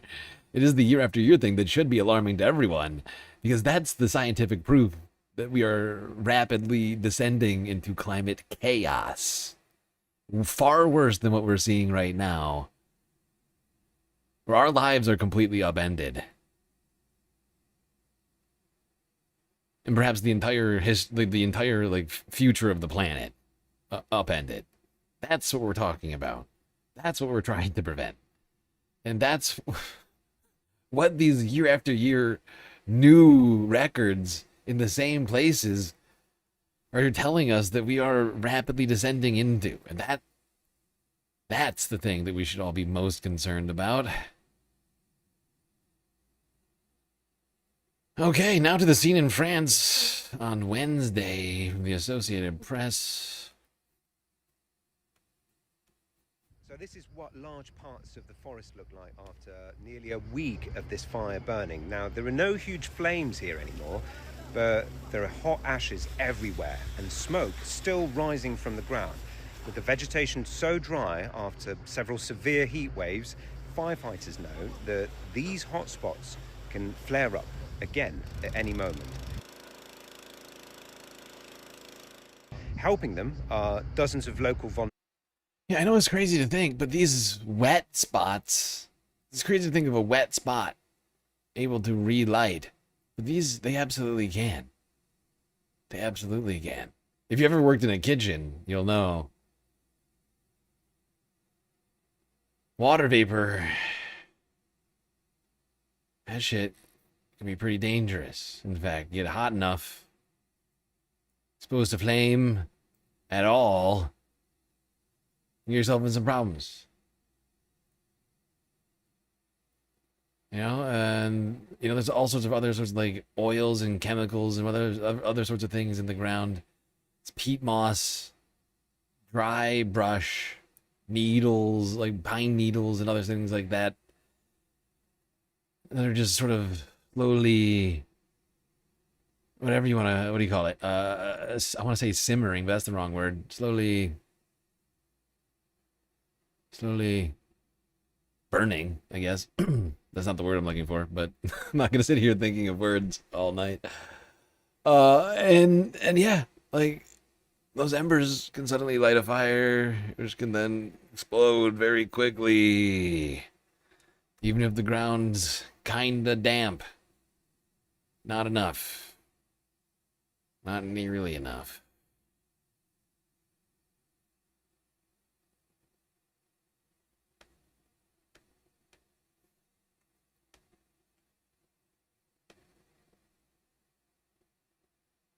Back in Spain, Air Force pilots continuing to fight the blazes there, continuously being disturbed and shocked by what they're seeing from the air.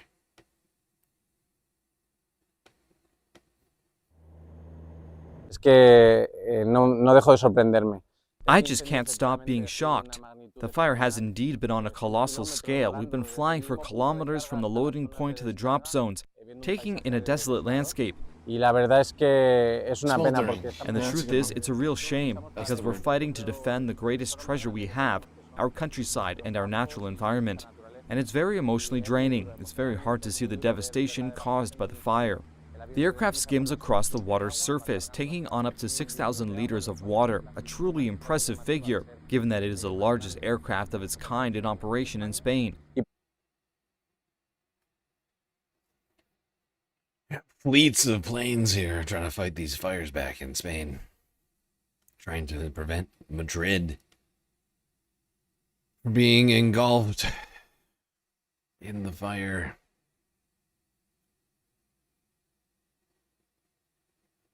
If you notice, we're just going back and forth between the different countries experiencing this stuff, and rather than west to east for now, just because, well, Europe, I don't know if you noticed, but you're just completely, all of you are on fire.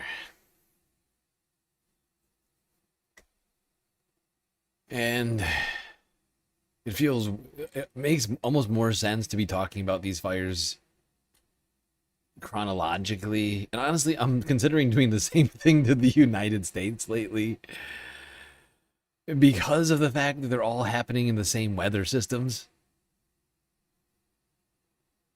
Right? It's the same weather system that's causing what's happening in the United Kingdom as what's happening in Sicily, right?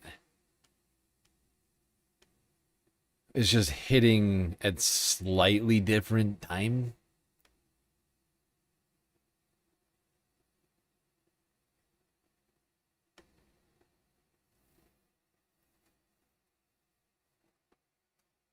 Yes, thank you everybody for the word recommendation on the smoldering. That was the word I was looking for.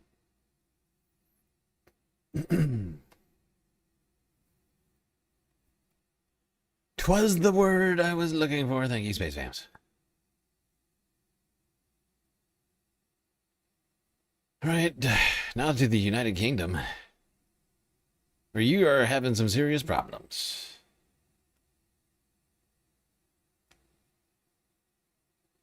Where you got fires and droughts. You're literally running out of water. I don't know if you've heard. What does a drought mean for you? And is the... I don't know if you've heard, but you are running out of water there, Britain. What does a drought mean for you? And is the UK running out of water? Well, I've been having a look at what's going on.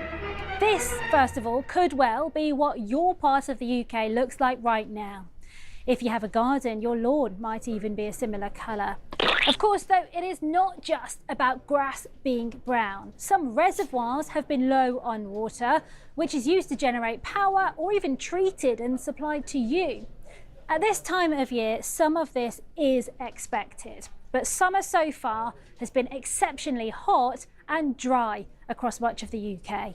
Several widespread heat waves and the longest run of dry days in central England for more than 30 years. So when does dry become drought?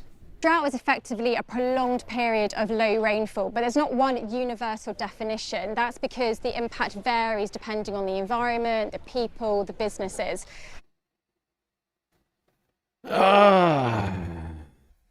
Yeah. So, similar to Nevada, UK, you too are running out of water. Right now, it's not 5-alarm fire red alert running out of water, but you are running out of water.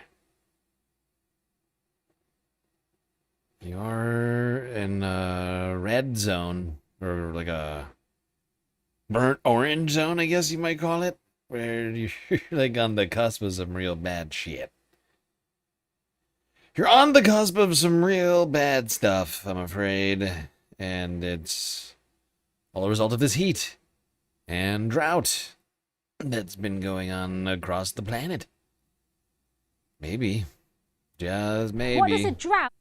We should do something about, what did I just do? How did I do that? Maybe we should do something about this climate change thing.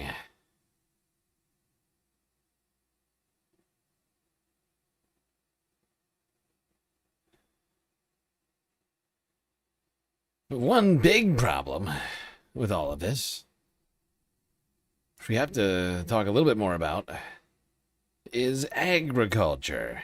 Because while you might have enough water right now to shower, brush your teeth, have a drink or a tea, put on a kettle, if you will, and all of the normal British activities you might be getting yourself into. One group in the United Kingdom is not having enough water to do their normal activities, which is going to lead to some problems in the future. That is the agricultural industry. With warnings of some crops failing and extra care needed for livestock. No food for the cattle. The fields are bone dry. We're on well water and the well's dried up, and we've got one spring going. I've been carrying water up from the local town up to help supply the cows and things. No, it's really getting really desperate for water now for the cows. And that is not just a problem for farmers. Experts point to food security too, supply and cost, saying prices of grain often go up after a drought. Experts are also watching out for conditions similar to summer 2022.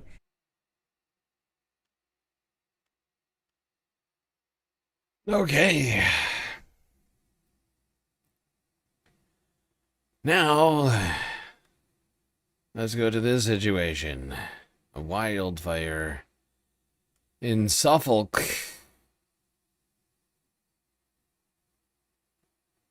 Burning still out of control.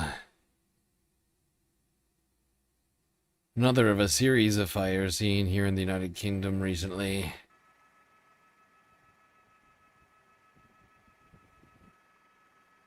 Okay, I gotta get a picture of it here from the air. Not good. And a lot of smoke. Here is BBC from yesterday.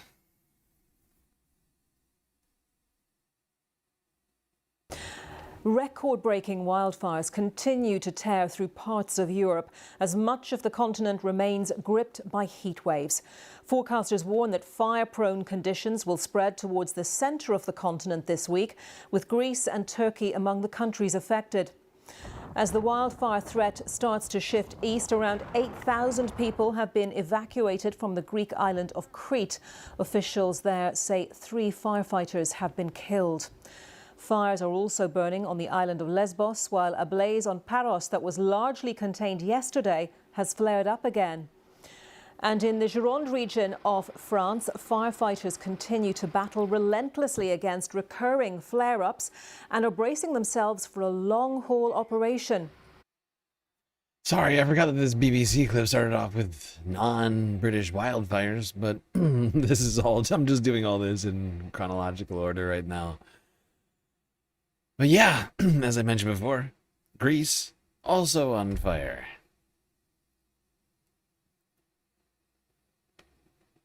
Meanwhile, wildfires threatening Madrid have stopped spreading, but the authorities have again warned that the ongoing heat wave threatens a resurgence. More than 25,000 hectares of land has already gone up in smoke. Well, firefighters in eastern England are trying to contain a large wildfire on Dunwich Heath in Suffolk. These are live pictures coming to us from the scene. A major incident has been declared due to the size and the complexity of the blaze. With more... Yeah, this is a real problem. Right, you see how the smoke is all going sort of flat against the ground? Means the wind's going fast enough that that's going to keep spreading the fire. It's going to keep spreading the fire. That's bad. That's for them it spreads the fire in 2 different ways, just to be clear. The high wind spread the fire, A, via winds blowing embers to new regions in the direction of the winds, and B, it fuels the source point of the fires with oxygen, which is needed to feed the blazes. The situation there. Here's our reporter Alison Freeman. The worrying signs visible for miles around. Plumes of smoke in the sky after a large wildfire broke out on Heathland on the Suffolk coast yesterday. Wind fanning the flames, causing them to spread. 90 firefighters are tackling the blaze, and the fire service says 14 appliances are being used, but it's still not under control, and a major incident has been declared. People have been told to keep windows and doors shut, and hundreds have been evacuated from their homes and a holiday park. Many evacuees sheltering at a village hall. 11:30, there was a bang on the door, and we were told to leave. No time to pick up anything, just get out straight away. So we did get into our car, and we drove here, which is about 2.5 miles. And we've been here all night. Frightening. Because of the recent wildfires in Spain and France, and the horrifying images of cars burned out and holiday homes burned out and lives lost, we were very apprehensive.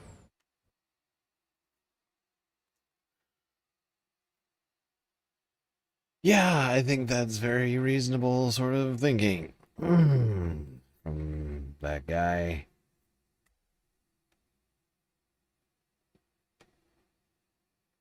I too would probably want to get out of the region immediately, if not sooner.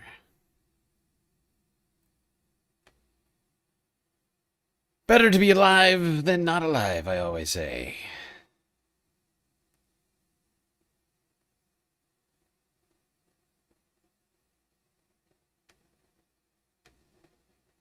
More on the fires in Europe. Let's go here to France 24 English from yesterday.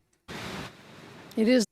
Where in Greece, they are also continuing to battle out of control blazes. I feel like a broken record. Out of control blaze. Here, here, here, here, here, here, here, here, here, here. Also here. I feel like I'm taking crazy pills! It is the winds that are, as always, firefighters unpredictable, bedfellow. In Crete, strong gales sent embers from tree to tree, sparking blazes across the island's agricultural land. Residents and some 200 firefighters rushed to try and stomp out 2 major wildfires on the Grecian island. We were in real danger, but with the hoses and buckets and everyone's efforts, along with the wind that moved away, we escaped the worst. The fire entered some of the yards of homes, but we escaped the worst. After the fires on Crete broke out Wednesday, local authorities evacuated some 8,000 people from at-risk areas. This as the blazes killed 2 firefighters trapped by changing winds while they were driving from the front of one blaze to another. Another firefighter was killed in a separate wildfire in the Peloponnese. And on the island of Lesbos, some 100 firefighters were tackling yet another wildfire. Just one after another, after another, after another, after another. Deadly, destructive blazes across the planet. From one side to the other. From Canada to Greece.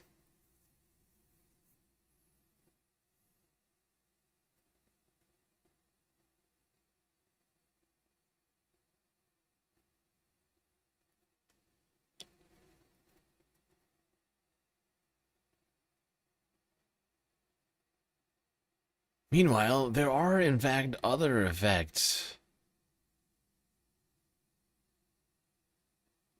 of these heat waves and fires and climate change related stuff. Because,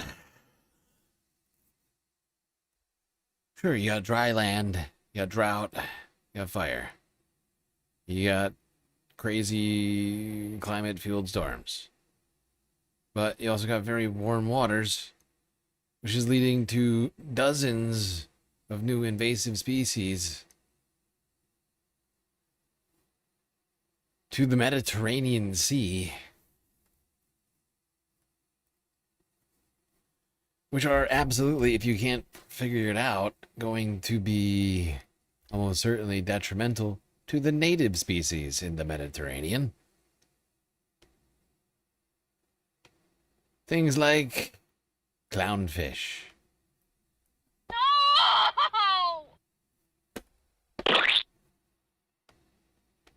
In the case of the Mediterranean, alien species are often introduced through the Suez Canal.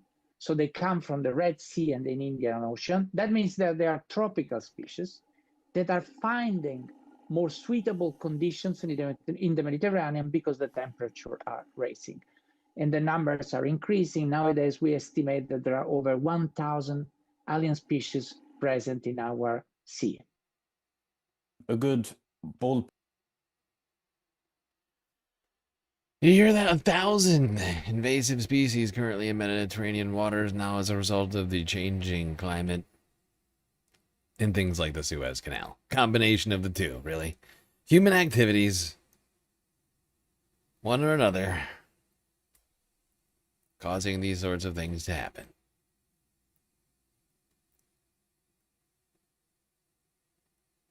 Meanwhile, down in Africa, places like Tunisia, the other side of the Mediterranean, governments trying to enforce blackouts As a result of these heat waves pushing the grids to their limits, here's France 24 English from 17 hours ago.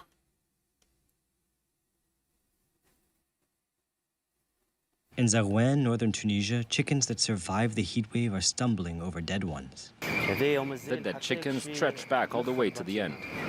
Mohammed lost nearly all his poultry in less than 2 hours when the ventilation stopped in the middle of a heat wave. We called the state electricity company immediately and told them the problem, with the power cuts and so on. But no one came and our generator gave out. It burned up because of the heat.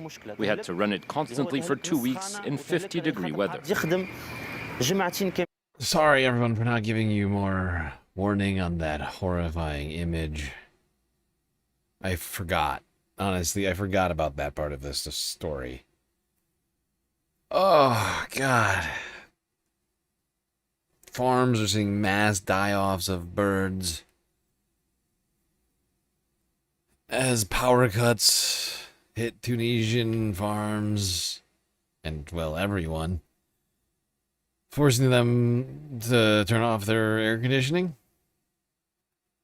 And then birds are just dying. They're just dying in mass. Piles of dead birds. Just horrifying. Alright, slightly less horrifying images. So the country has had to import from abroad, mainly from Algeria. Rising energy prices means capacity can't always keep up. To keep the national grid from totally crashing during heat waves, authorities implement rolling blackouts. Tunisia relies on imports for 2/3 of its energy needs. For hydrocarbons, Tunisia's own resources aren't producing as much as before. So proactive measures are needed to avoid this situation.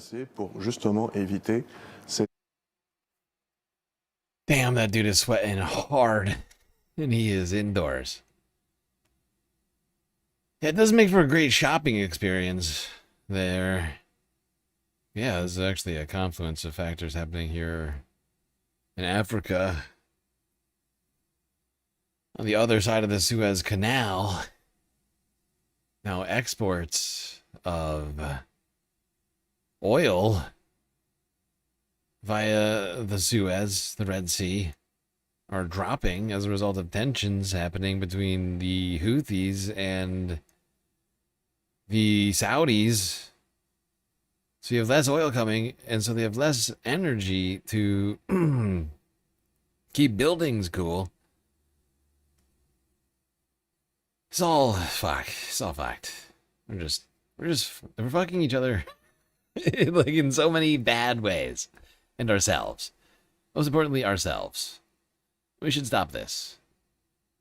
Should stop it immediately. If not sooner.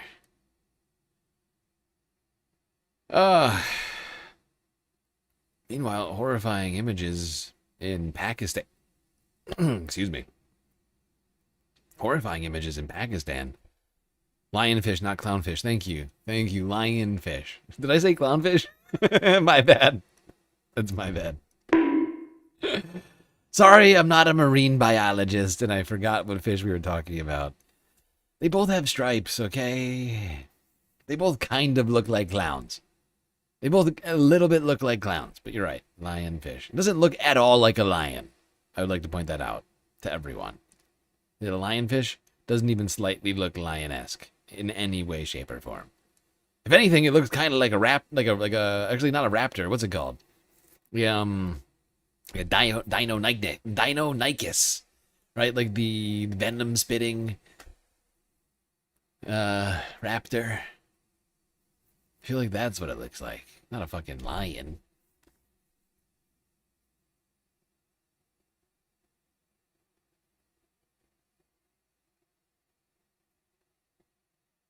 Meanwhile, this week, horrifying flash floods led to the deaths of 100 or more people in Pakistan. Here's the AP from Monday.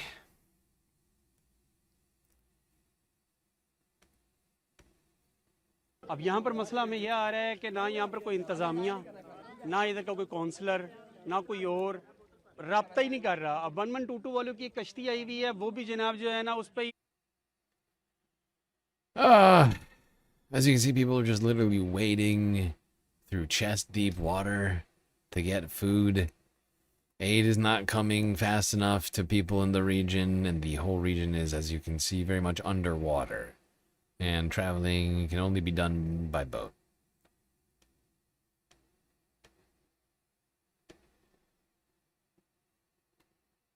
But it is the monsoon season, the typhoon season.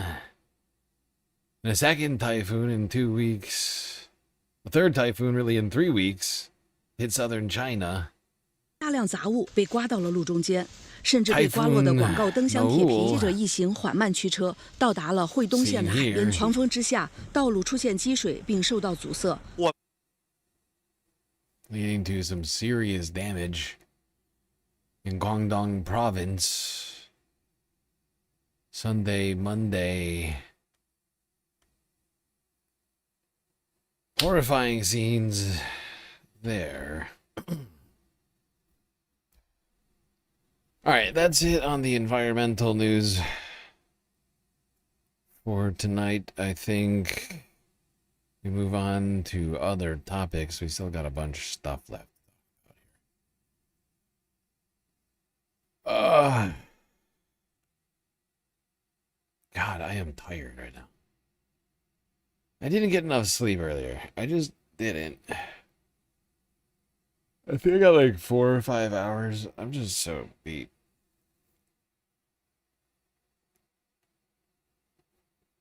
Oh. I need more hydration. Let's go to some quick space news before we do the Earth news. NASA,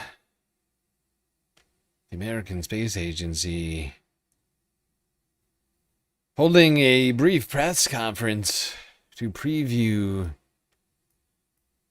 the state-of-the-art Roman space telescope.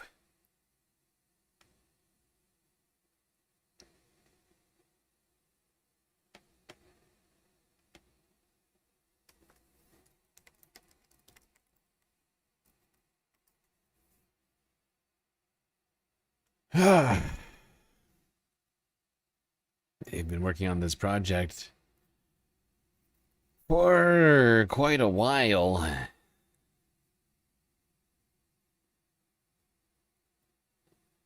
Supposed to be like a SpaceX, joint NASA SpaceX project. I can't remember when it was. I think it was I think it was during Biden's presidency that they announced this thing. It was like 2 years ago. Almost to the day. Just looking at it right now. NASA Office of Inspector General, July 31st, 2024. Audit of the this is just the audit of the Nancy Grace Roman's telescope. It's been going for a minute. They've been working on this thing for a minute. I can't remember when they first did this. Years. Culminating in what will be one of the most powerful telescopes in history.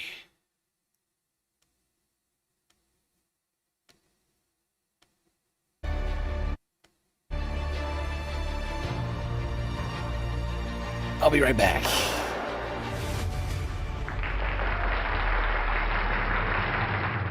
With a wider view comes a deeper understanding. Welcome to NASA's broadest view of the universe.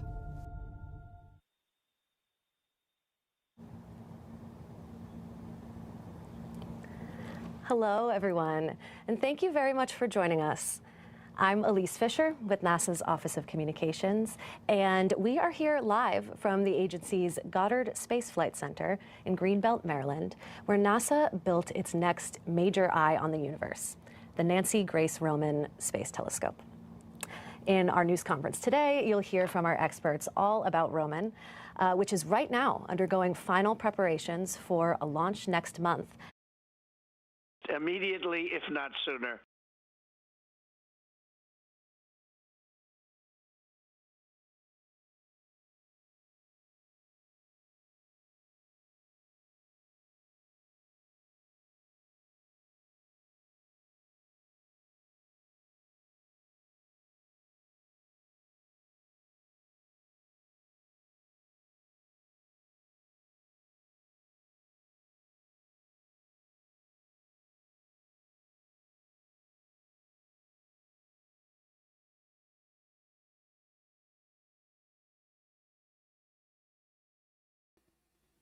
Okay, that's it, Space Fams, on the Space News. NASA, next month launching the Grace Roman Space Telescope into space. A new eye into the cosmos. Alright, now to the Earth news.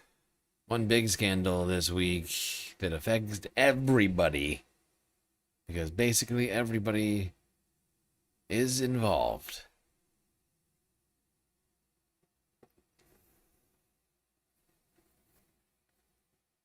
A scandal that's rocking perhaps the most beloved and also hated sporting agency on the planet.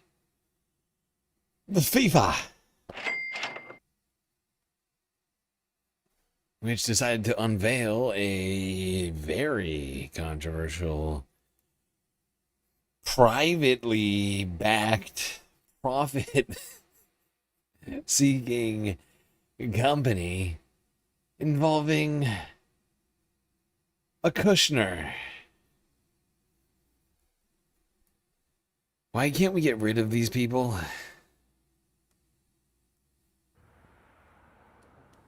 Here beside Lake Geneva in Switzerland is the headquarters of European soccer body UEFA. Inside on Thursday, UEFA is set to host an online meeting of 55 national member federations to react to a FIFA proposal that has shocked the world of soccer. FIFA and its president Gianni Infantino want to create a subsidiary running its events and competitions, including the crown jewel, the Men's World Cup. A $20 billion operation that will be 20% owned by private investors. Yeah, and one of those being, I think, Jared Kushner's younger brother or something like that. I can't remember exactly which one of the Kushners it is. But suffice to say, the world reeled in horror at the thought of FIFA being turned into some sort of profit-focused organization.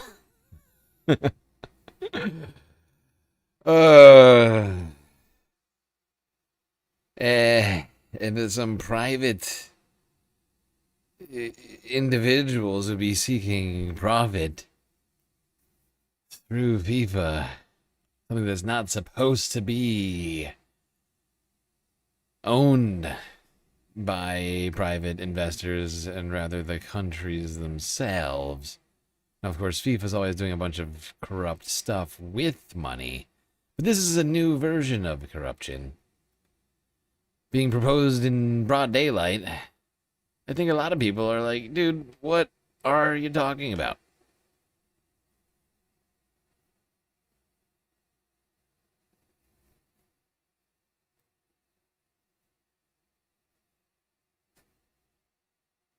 You don't get why people are upset. I think what it does is it takes away any of the remaining sense of what do you call it? Why can't I think of the words right now? I can't think of it.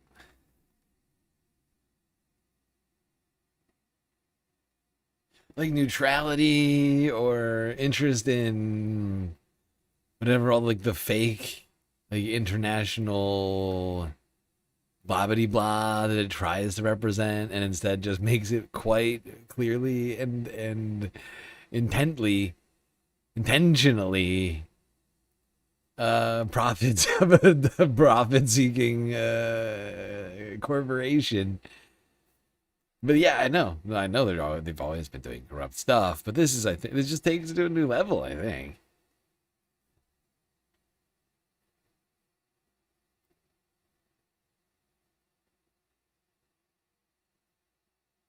Integrity, sure, integrity. Ain't got no integrity. That's part of the problem.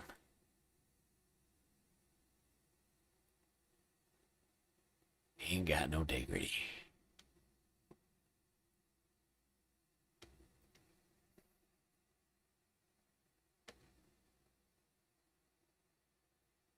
All right, now to the conflict between Russia and Ukraine, which has only gotten more and more complicated through the week. Yesterday, Poland struck by a supposedly errant missile during a Russian barrage on Ukraine. Here's CNN from yesterday. Rescue operations are underway at this hour at multiple locations throughout Ukraine following a barrage of Russian strikes overnight. Officials say at least 8 people were killed across the country, and that includes 6 near President Zelensky's hometown. More than 20 others were wounded. Officials say the death toll could go up as they scramble to reach people who could possibly... Hold on, this isn't the part that I wanted.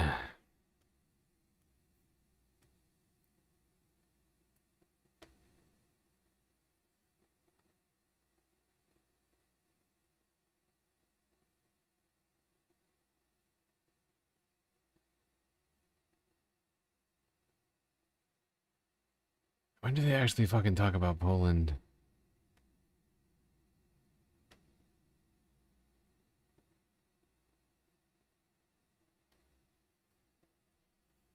I think here, I guess. But yeah, this is the part of this that I find to be somewhat relevant. We've seen a lot of different sort of incursions into different EU territories, Eastern European countries, drones, things like that. An errant fighter jet or two from time to time, but a missile strike in Poland from a high precision missile, unimpeded by, you know, like interceptor or something like that, is quite worrying, considering NATO is a NATO 5. It feels like we're on the verge of some sort of triggering of that kind of thing. You know, I mean, Poland is part of NATO. Missile strike feels like an escalation, whether or not intentional. Russia claiming it's not. In Poland, is there any new indication on the source of it? Possibly Russia? Well, look, I think authorities in Poland and in Ukraine likely as well are still trying to work out exactly what happened here. But what we know at this moment is that the Polish military said overnight it was monitoring at least a dozen, it said, missiles over Western Ukraine that they said could pose a threat to Polish airspace. Then at one point after 3 o'clock in the morning, they noted that one unidentified object had crossed into Polish airspace. It then promptly disappeared from the radar, and Polish police then said that they found wreckage, a crater, and scattered debris, maybe in those pictures that we're showing now, in a village. We think we can show you a map of roughly where that crater is located, about 90 kilometers or so from the border. So this is fairly deep into Poland. Yeah, 90 kilometers is pretty far.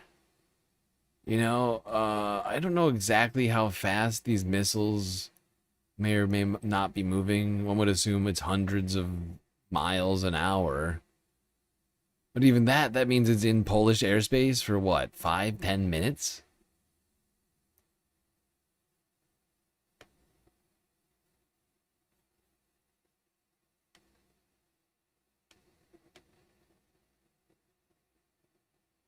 Some of these are feeling less and less accidental and more like attempts to push the boundaries on countries around Ukraine.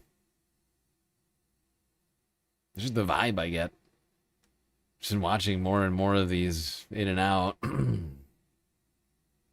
Poland's not the only one to have seen things like this. Honestly, if you're a country that's next to Ukraine, you've seen things like this over the last few years. But they just feel like they're escalating from what I've seen. Meanwhile, things in Russia are also escalating. Ukraine continuing to unleash drone strikes, a series of them over the last week, culminating in a third one on Wednesday at Russian wild berries facilities, a retailer giant that's been loosely compared to like Amazon, which supposedly, you know, serves like 15% of the country. But Ukraine is accusing it of supplying the front lines in Ukraine and is declaring it a legitimate, all of wild berries, legitimate military targets.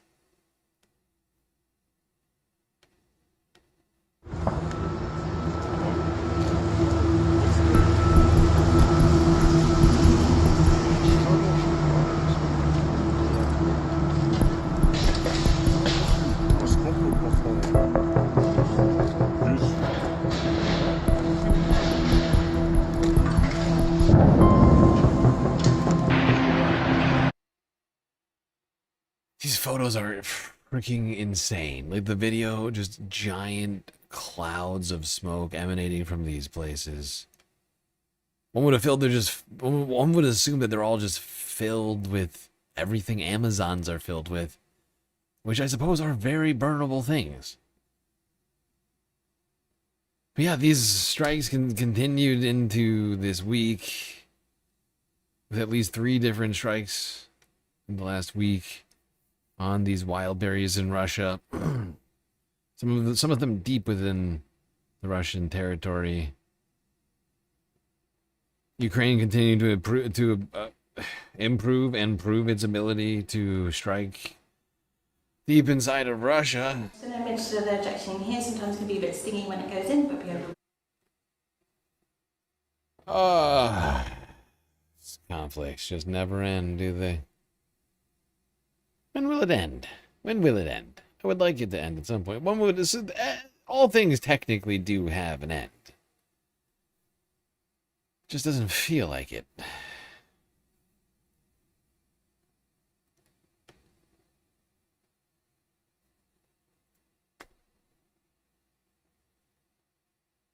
Alright, well, if you haven't already, hit that follow button on Twitch and subscribe on YouTube, and I do mean both.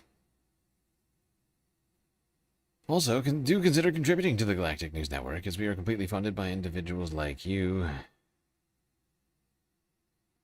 So many great ways for you to show your support. Twitch, Cash App, PayPal, Throne, and Patreon.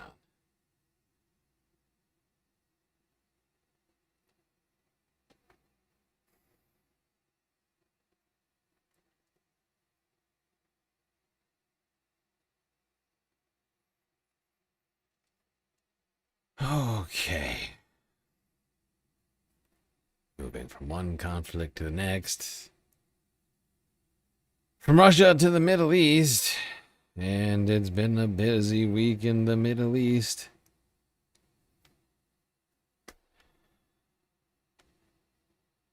Where exactly hasn't it been a busy week? Busy, I do mean chaos. Where is the chaos not at? Point me in that direction. Somebody.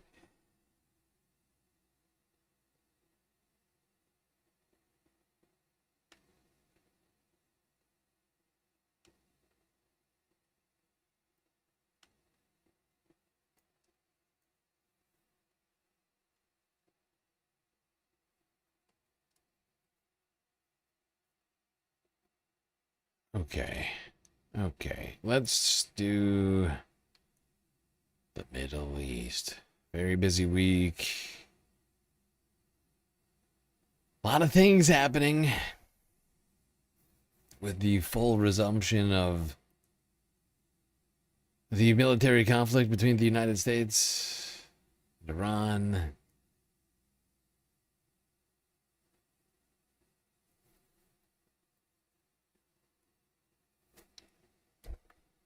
Started off the week on Sunday with an oil tanker exploding in the Strait of Hormuz after striking an Iranian mine. The conflict after a 2-week escalation that saw daily tit-for-tat strikes. Iran's foreign ministry spokesman says discussions with Oman on reopening the Strait of Hormuz have been productive. An Omani delegation travelled to Tehran for talks on Friday.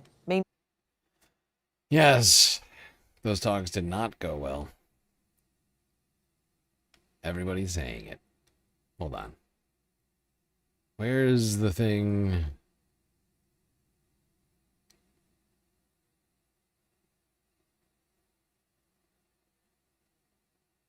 Where's the thing that I want?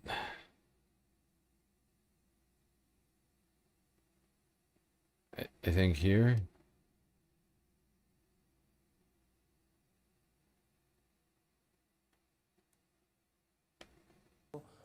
As talks continue, the Strait of Hormuz remains a flashpoint in the conflict.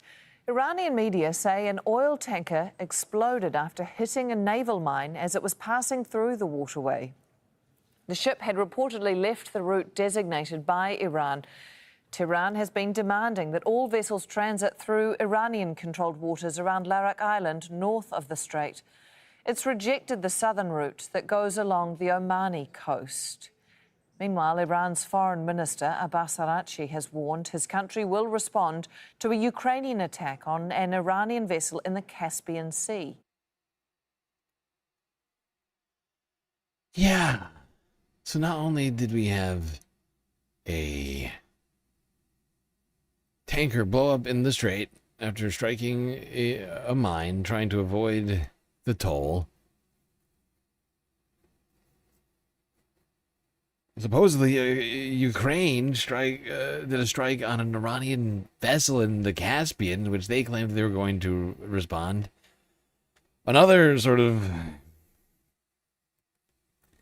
escalation in the direction of a full-on World War III type situation.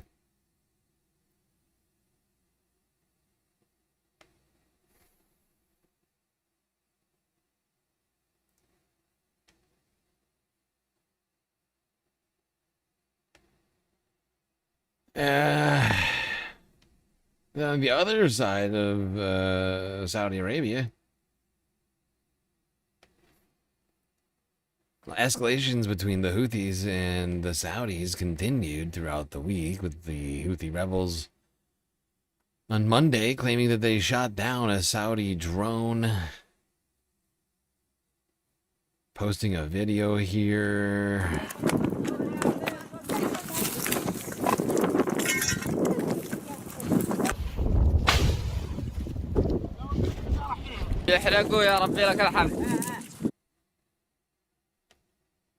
And I mean, things just got crazier and crazier throughout the week.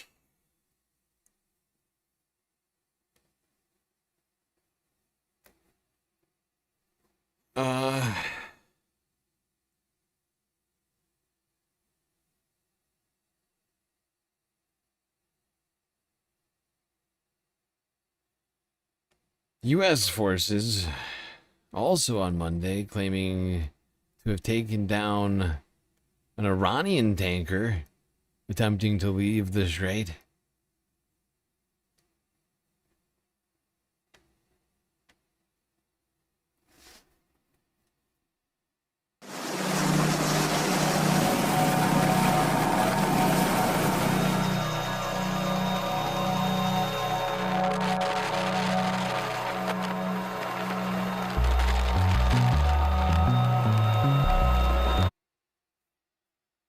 Yeah. So the U.S. CENTCOM released a video of U.S. forces forcing their way onto an Iranian oil tanker, seizing that tanker on Monday.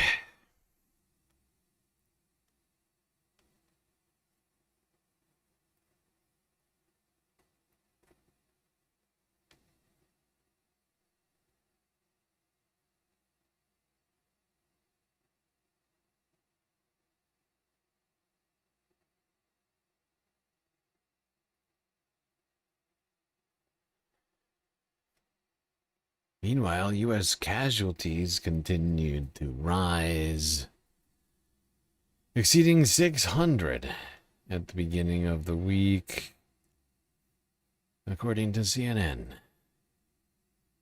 All right, I need a drink. I'll be right back. The Pentagon has updated its war casualty database, adding more than 140 wounded and restoring 4 soldiers killed in Iranian strikes last weekend since the US launched its war with Iran on February the 28th.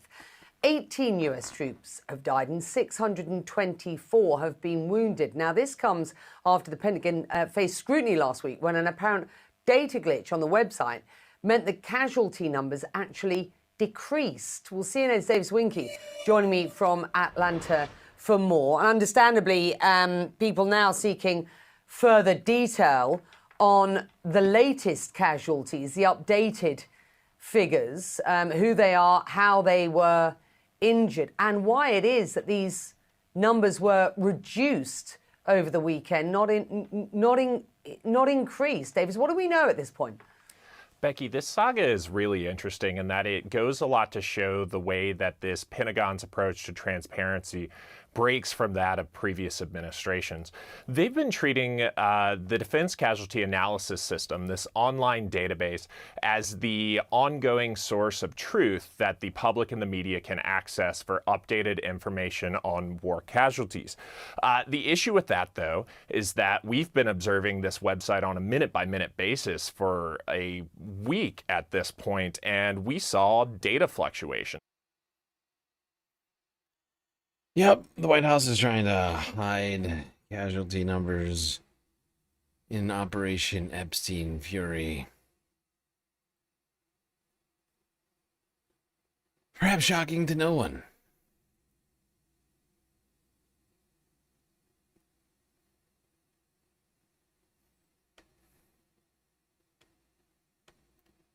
All right, making our way through the week.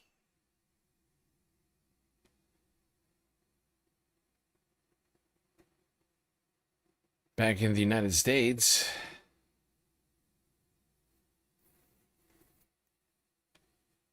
Israel's Prime Minister Benjamin Netanyahu meeting with Donald Trump amidst a political election back in Israel.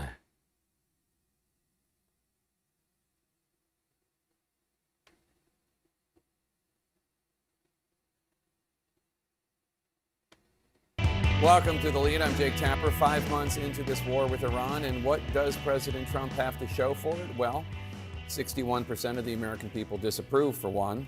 18 U.S. service members have been killed. More than 600 have been wounded. The Strait of Hormuz is largely closed. A toll on the U.S. munitions stockpile has taken place. And, of course, high gas prices at the pump. And while President Trump paused strikes this weekend after hitting Iran for 13 straight days, there is still no clear strategic advantage or plan to get out. Yeah, okay, hold on. We don't need all of this freaking Jake Tapper shit. I just want to go...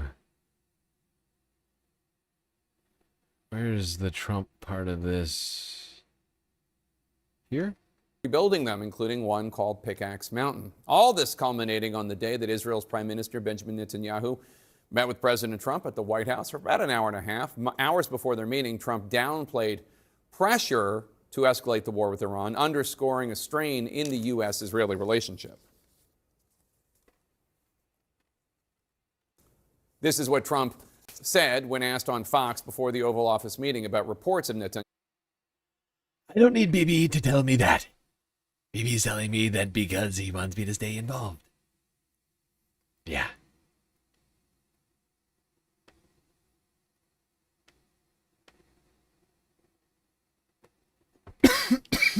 Yep, Benjamin Netanyahu was in the United States this week. Sadly, not arrested.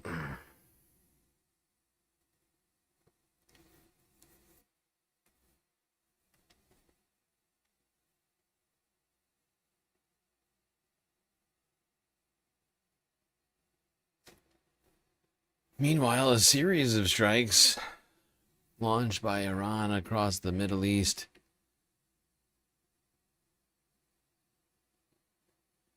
On Tuesday. Here's Al Jazeera English in Jordan. Iranian missiles lit up the skies.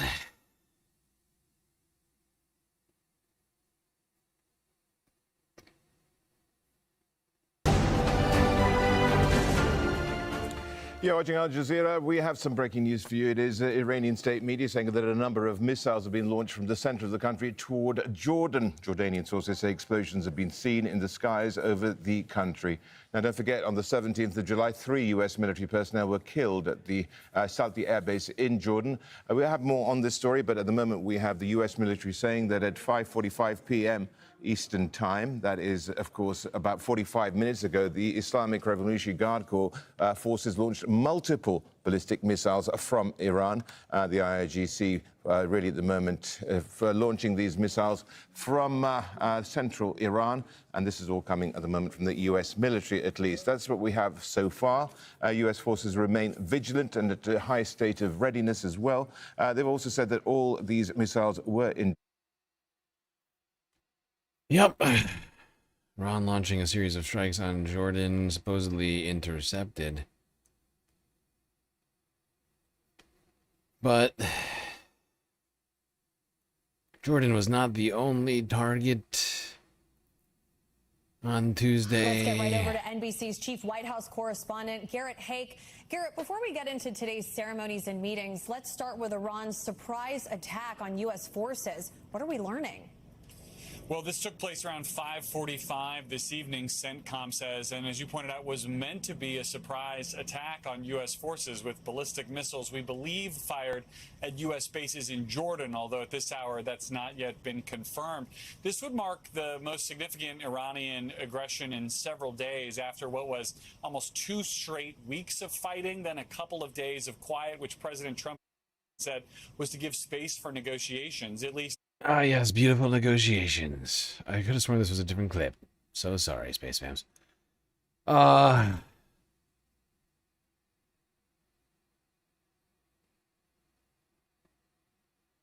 Right, this is the clip I wanted.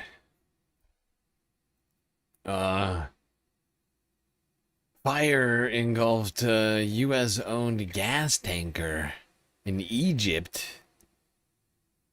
Egypt having gone unscathed throughout all of this, now suddenly seeing hostilities here on Wednesday.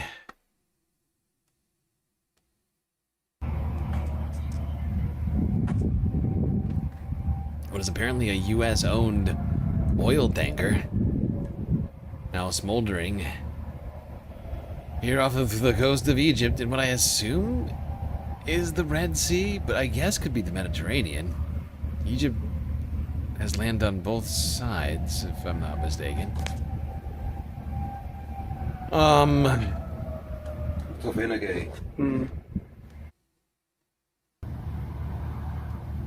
You did see firefighters trying to put it out. Yeah, this is one of a number of strikes across the region launched by Iran earlier this week. Shortly after this strike, Donald Trump vowed revenge for these strikes in Egypt. Here's Reuters from 2 days ago.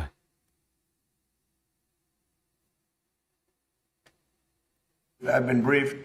It's a little more of the same, but it's going to be straightening out. It's going to be straightening out. In the meantime, we're going to be hitting them very hard because it's our turn to hit them. They know it's coming. They're asking us not to do it, but They tried shooting it last night. So we had 5 rockets shot going 8,500 miles an hour, and all 5 rockets were knocked down to the ground. But they nevertheless took a shot, so it's our turn. And we'll see if we get there with an agreement at some point, but we're going to hit them very hard.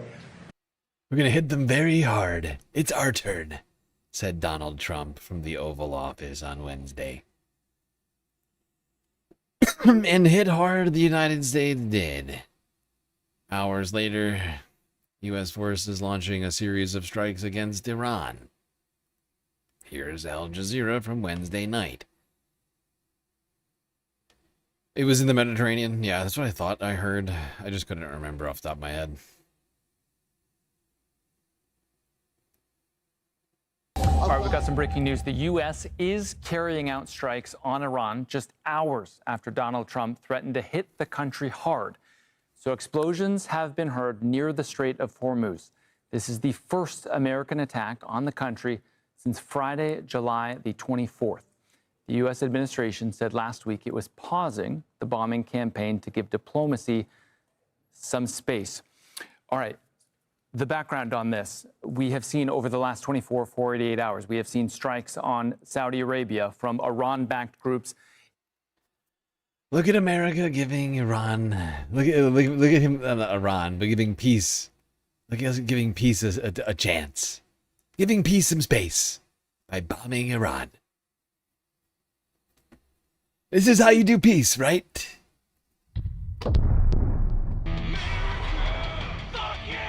Look at us doing peace really hard.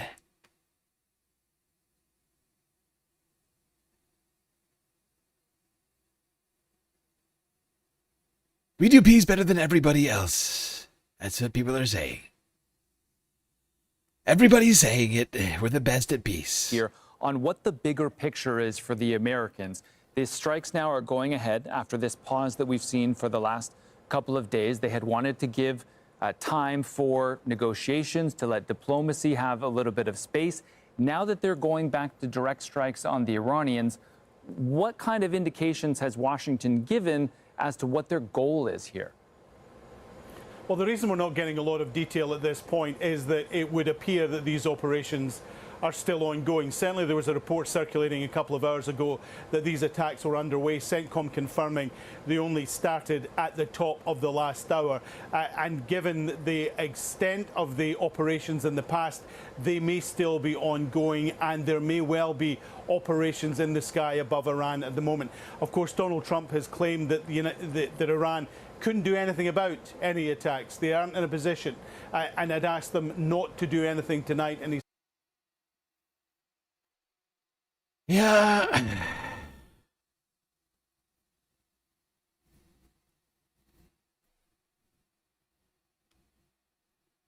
Thursday morning, Wednesday evening, depending where on the planet you were.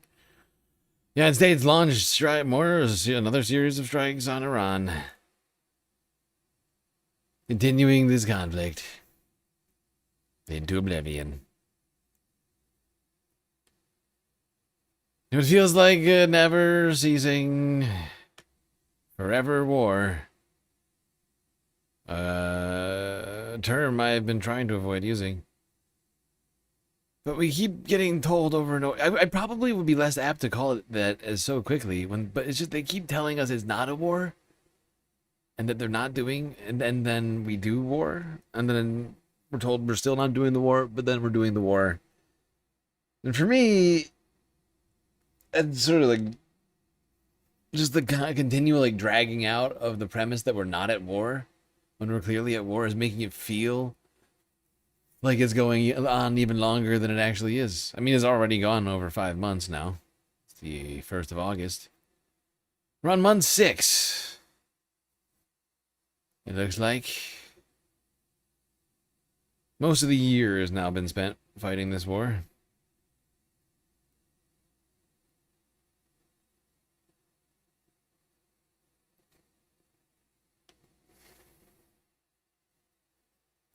Good old Operation Epstein Fury. Meanwhile, Israel's been continuing and or stepping up its wars against all of its neighbors and or occupied populations. Lebanon, Gaza, the West Bank, and Syria. Yeah, Syria in the mix this week. Let's start in Lebanon. From 2 days ago. Strikes could be seen.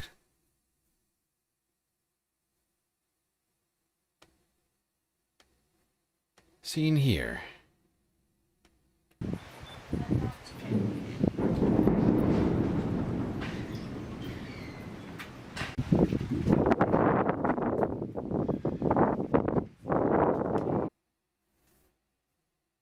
Yeah.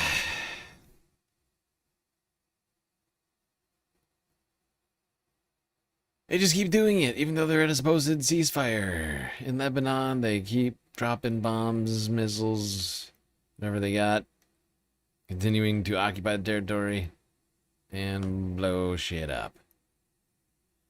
Meanwhile, down in Gaza, Israel launching a series of airstrikes this week. One on Monday, which I skipped. More on Wednesday evening / Thursday morning. Seen here in the wee hours.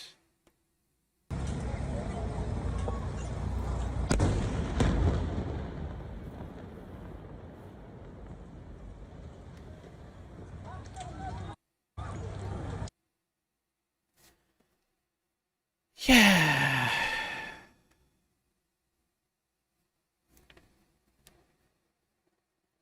It's been a chaos-fueled week, I'm afraid. Multiple airstrikes seen Wednesday evening, Monday morning, Thursday morning, I mean. Wednesday evening, Thursday morning. Actually, this is Wednesday. I put these in the wrong order. This one was 28th, the other one was the 29th. Shit, how did I do that? Suffice to say, multiple days of Israeli airstrikes in Gaza. Seen out of order here in this meritless spacecast. I made a huge, tiny mistake. This meritless spacecast, which YouTube refused to monetize. I'm sure that's the reason, because I mix up days once in a while. Like some kind of hack. No, I'm pretty sure that's not it. Nope, pretty sure it's not anything nearly that nuanced. I'm just being an idiot. I'm just being an idiot complaining. I think it's because I'm still slightly hangry and tired. So I'm slightly touchy right now, I think. But I'm still very upset about the situation. I'm just realizing it's August. I still haven't finished an appeal video for that shit that I need to do before the 11th.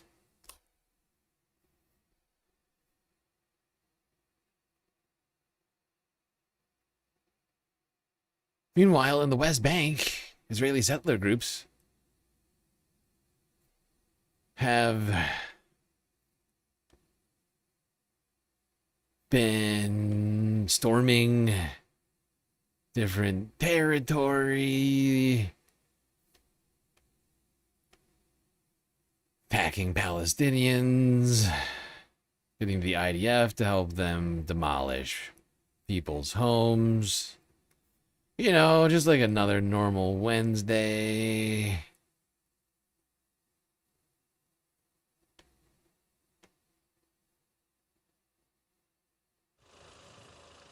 Hundreds of illegal Israeli settlers, many of them armed, raided multiple areas in and around the Palestinian city of Nablus in the occupied West Bank on Friday.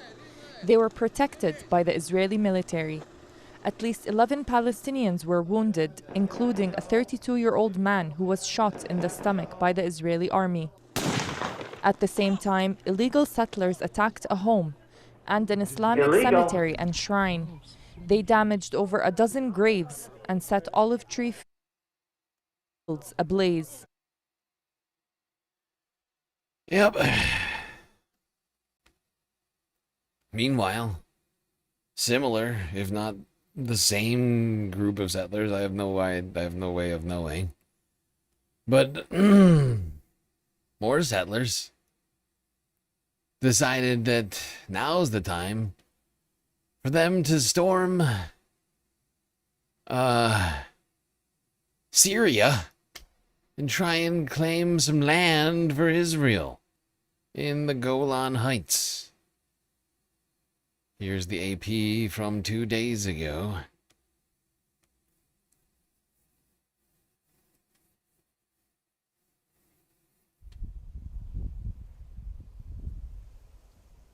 אנחנו לא נתקפל, בטח שלא נוותר על הגולן, אבל גם על הבשן. גם על הבשן, האזורים שכבר כבשנו, אנחנו לא הולכים לוותר עליהם לעולם, ואנחנו פועלים בעצם... We are effectively acting to protect the Druze. A humanitarian corridor for their benefit must be established through the Dara district, the entire Dara district, adjacent to Mount Bashan, where the Druze reside. Oh my god.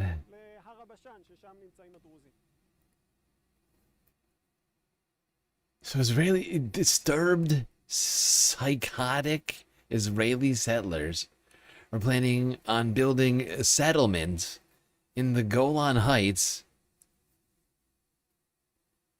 Oh.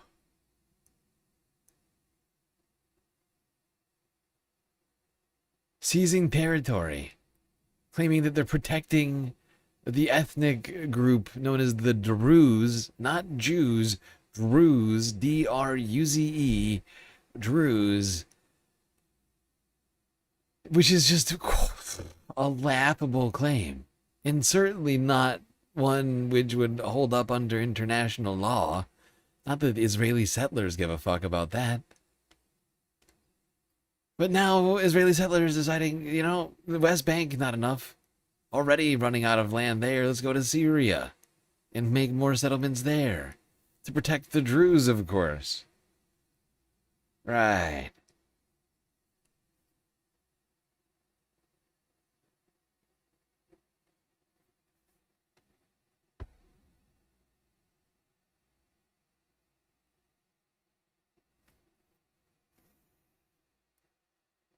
Meanwhile, Israel's Knesset passing a series of deeply problematic laws intended to bolster Benjamin Netanyahu's and the Likud party's chances in this election before dissolving parliament earlier this week. Here's TRT World from Wednesday.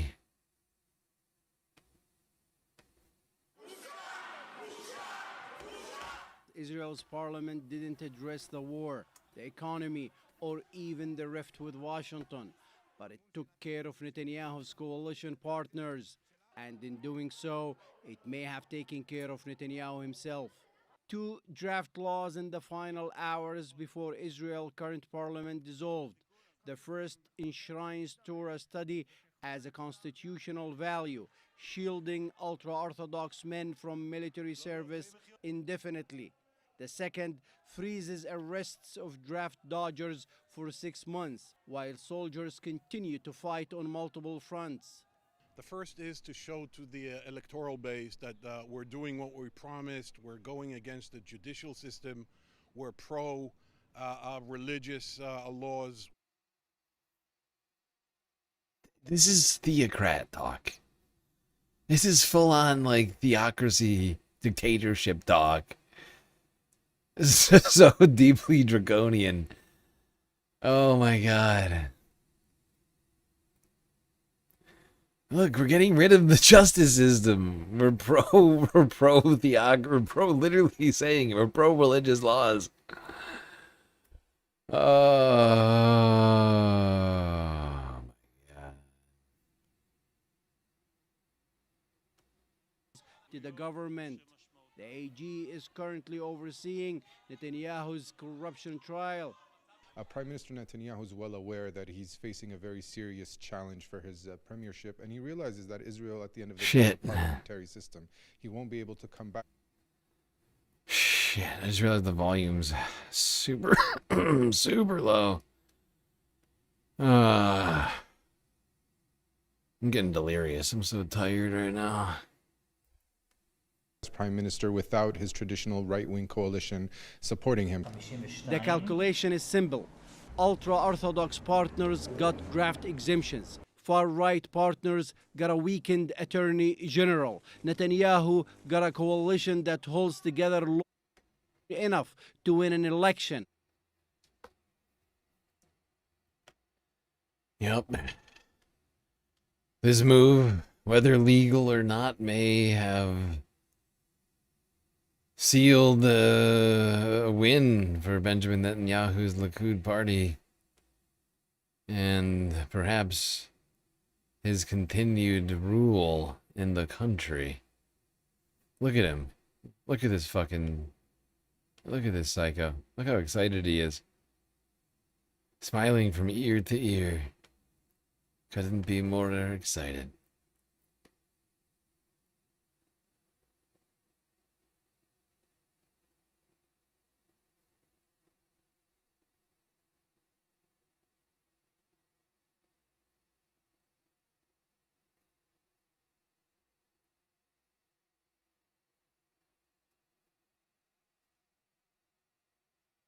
Oh, Benjamin Netanyahu's incredibly pleased with himself over there for having subverted democracy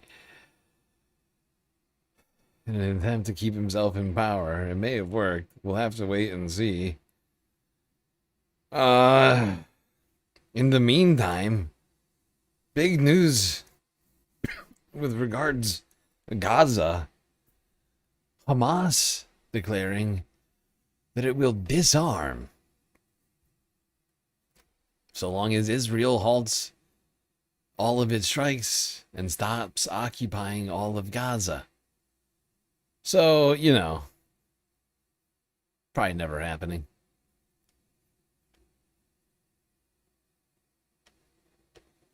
Officials have told the Associated Press that Hamas has agreed to disarm, which is a significant step and could lead to the end of the war in Gaza.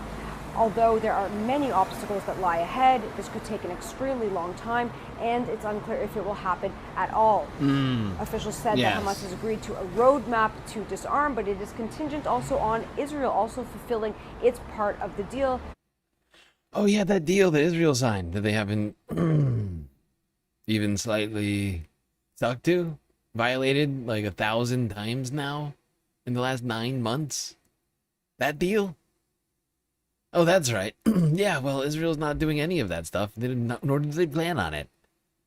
They signed that deal like almost against their own volition. Benjamin Netanyahu doesn't want anything to do with peace with Hamas.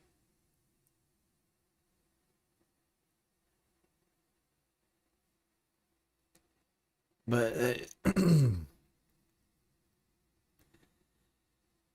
that's why I think it's so laid bare here. Is the fact that Hamas is literally saying, hey, we're willing to disband our military wing, completely disarm. Just say the word. All you have to do is end the illegal occupation and continued murder, wanton murder of civilians, population. They've basically given up, but Israel won't even let them give up. That's basically what we have here. Because Israel wants the conflict to just keep on going indefinitely.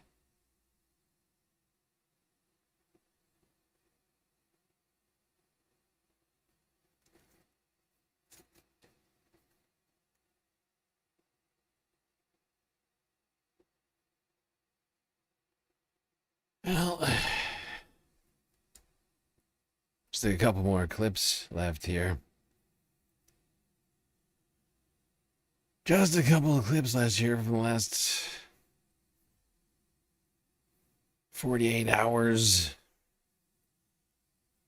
One in Kuwait and one in the Strait.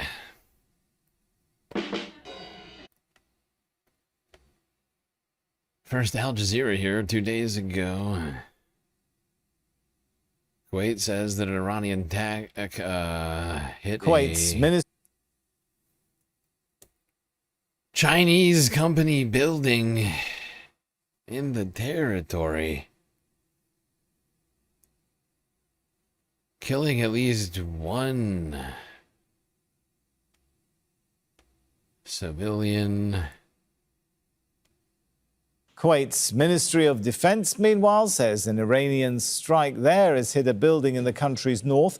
In a statement, the ministry spokesperson said Iranian aggression targeted a building belonging to a Chinese company in the north of the country, resulting in the death of one worker and causing significant material damage to the building.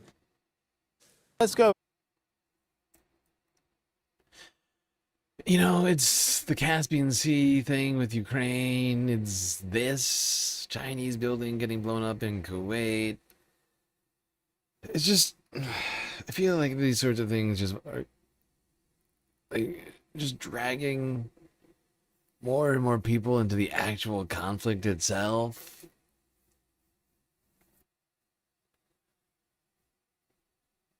Rather than just like, I don't know, like the tangential economic stuff.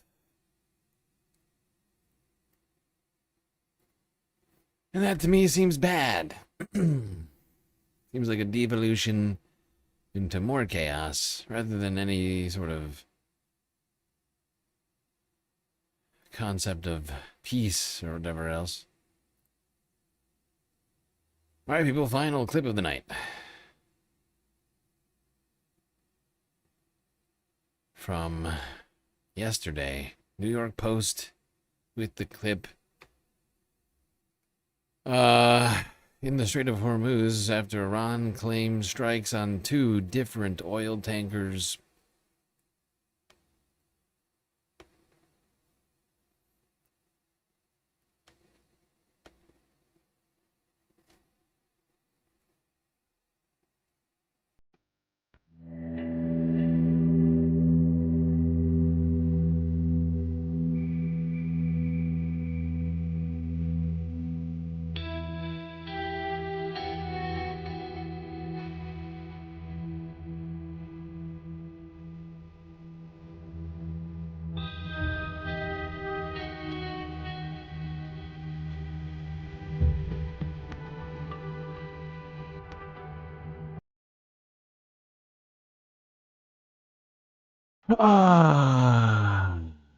Yep. 2 more tankers here. Left burning in the middle of the strait.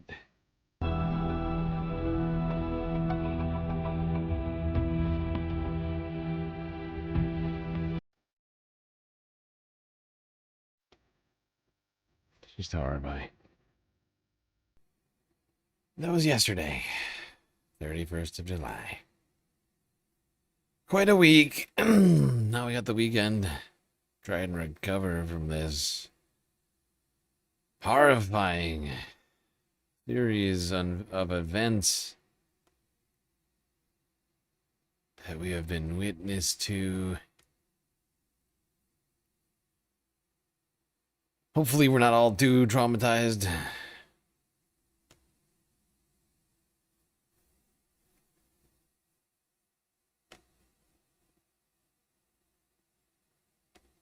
Can't forget. Never give up. Never surrender. Oh, shut up. Never give up. Never surrender.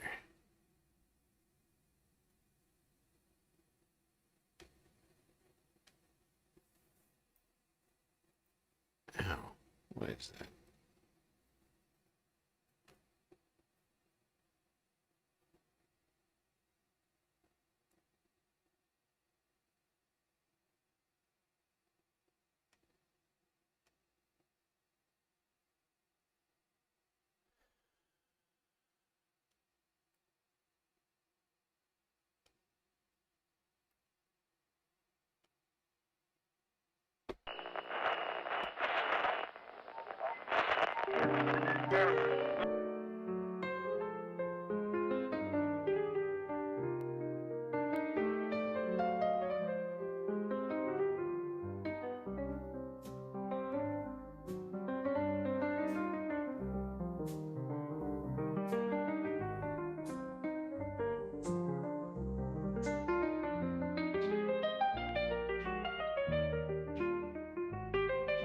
Well, we've gotten through another stream. It's pretty long and also difficult, but thankfully we had each other to get through it. And until I see you next, you stay classy, Galactic Stream Nation.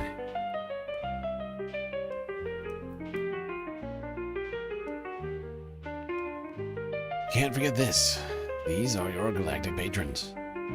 Gabby, Gothox, Aaron W, Schmegley, PB, Minnie, Afroponics, Narwhal by Nature, Interplanet Janet, Godcat, Robot Cat, Disco Wolf, Callie Braiding, Sammy, Geodragon, The Anticorporatist, Obsessive Audio, Moano, Nadia, Choki, Skelt, Selena, Omegastar, Sasha G, Pitchforks Dragon, Vincent Morales, Donald James X, Evan from Portland, Lovely Pariah, Mish, Becky, Decipher, Icebreaker, Columbia, Riga, New York, Wheeling, Detroit, Sisyphean Task, BC, Free Palestine, Hermit Horologist, HBX, Manda, Lori Lunchmeat, Carl Gaslightocracy, Paige Larson, Frizzla, Benny Hanna, 99, Dark Sparkle, CJ from the Six, The Reference Frame, Glitchmaster, Social Butterfly, The Anarchist, Perfect Cell, Winnie and Robin, Young Chris, Ekios, Emily S, Hecate, Trevor, Sweet Chewy Forever, Rogue Gerb, Tracy, Eva, and Mr. Nice Guy. That's right, all these people here have helped produce a show which your eyes and ears just got done enjoying. You can too, for just a few US dollars a month on Patreon.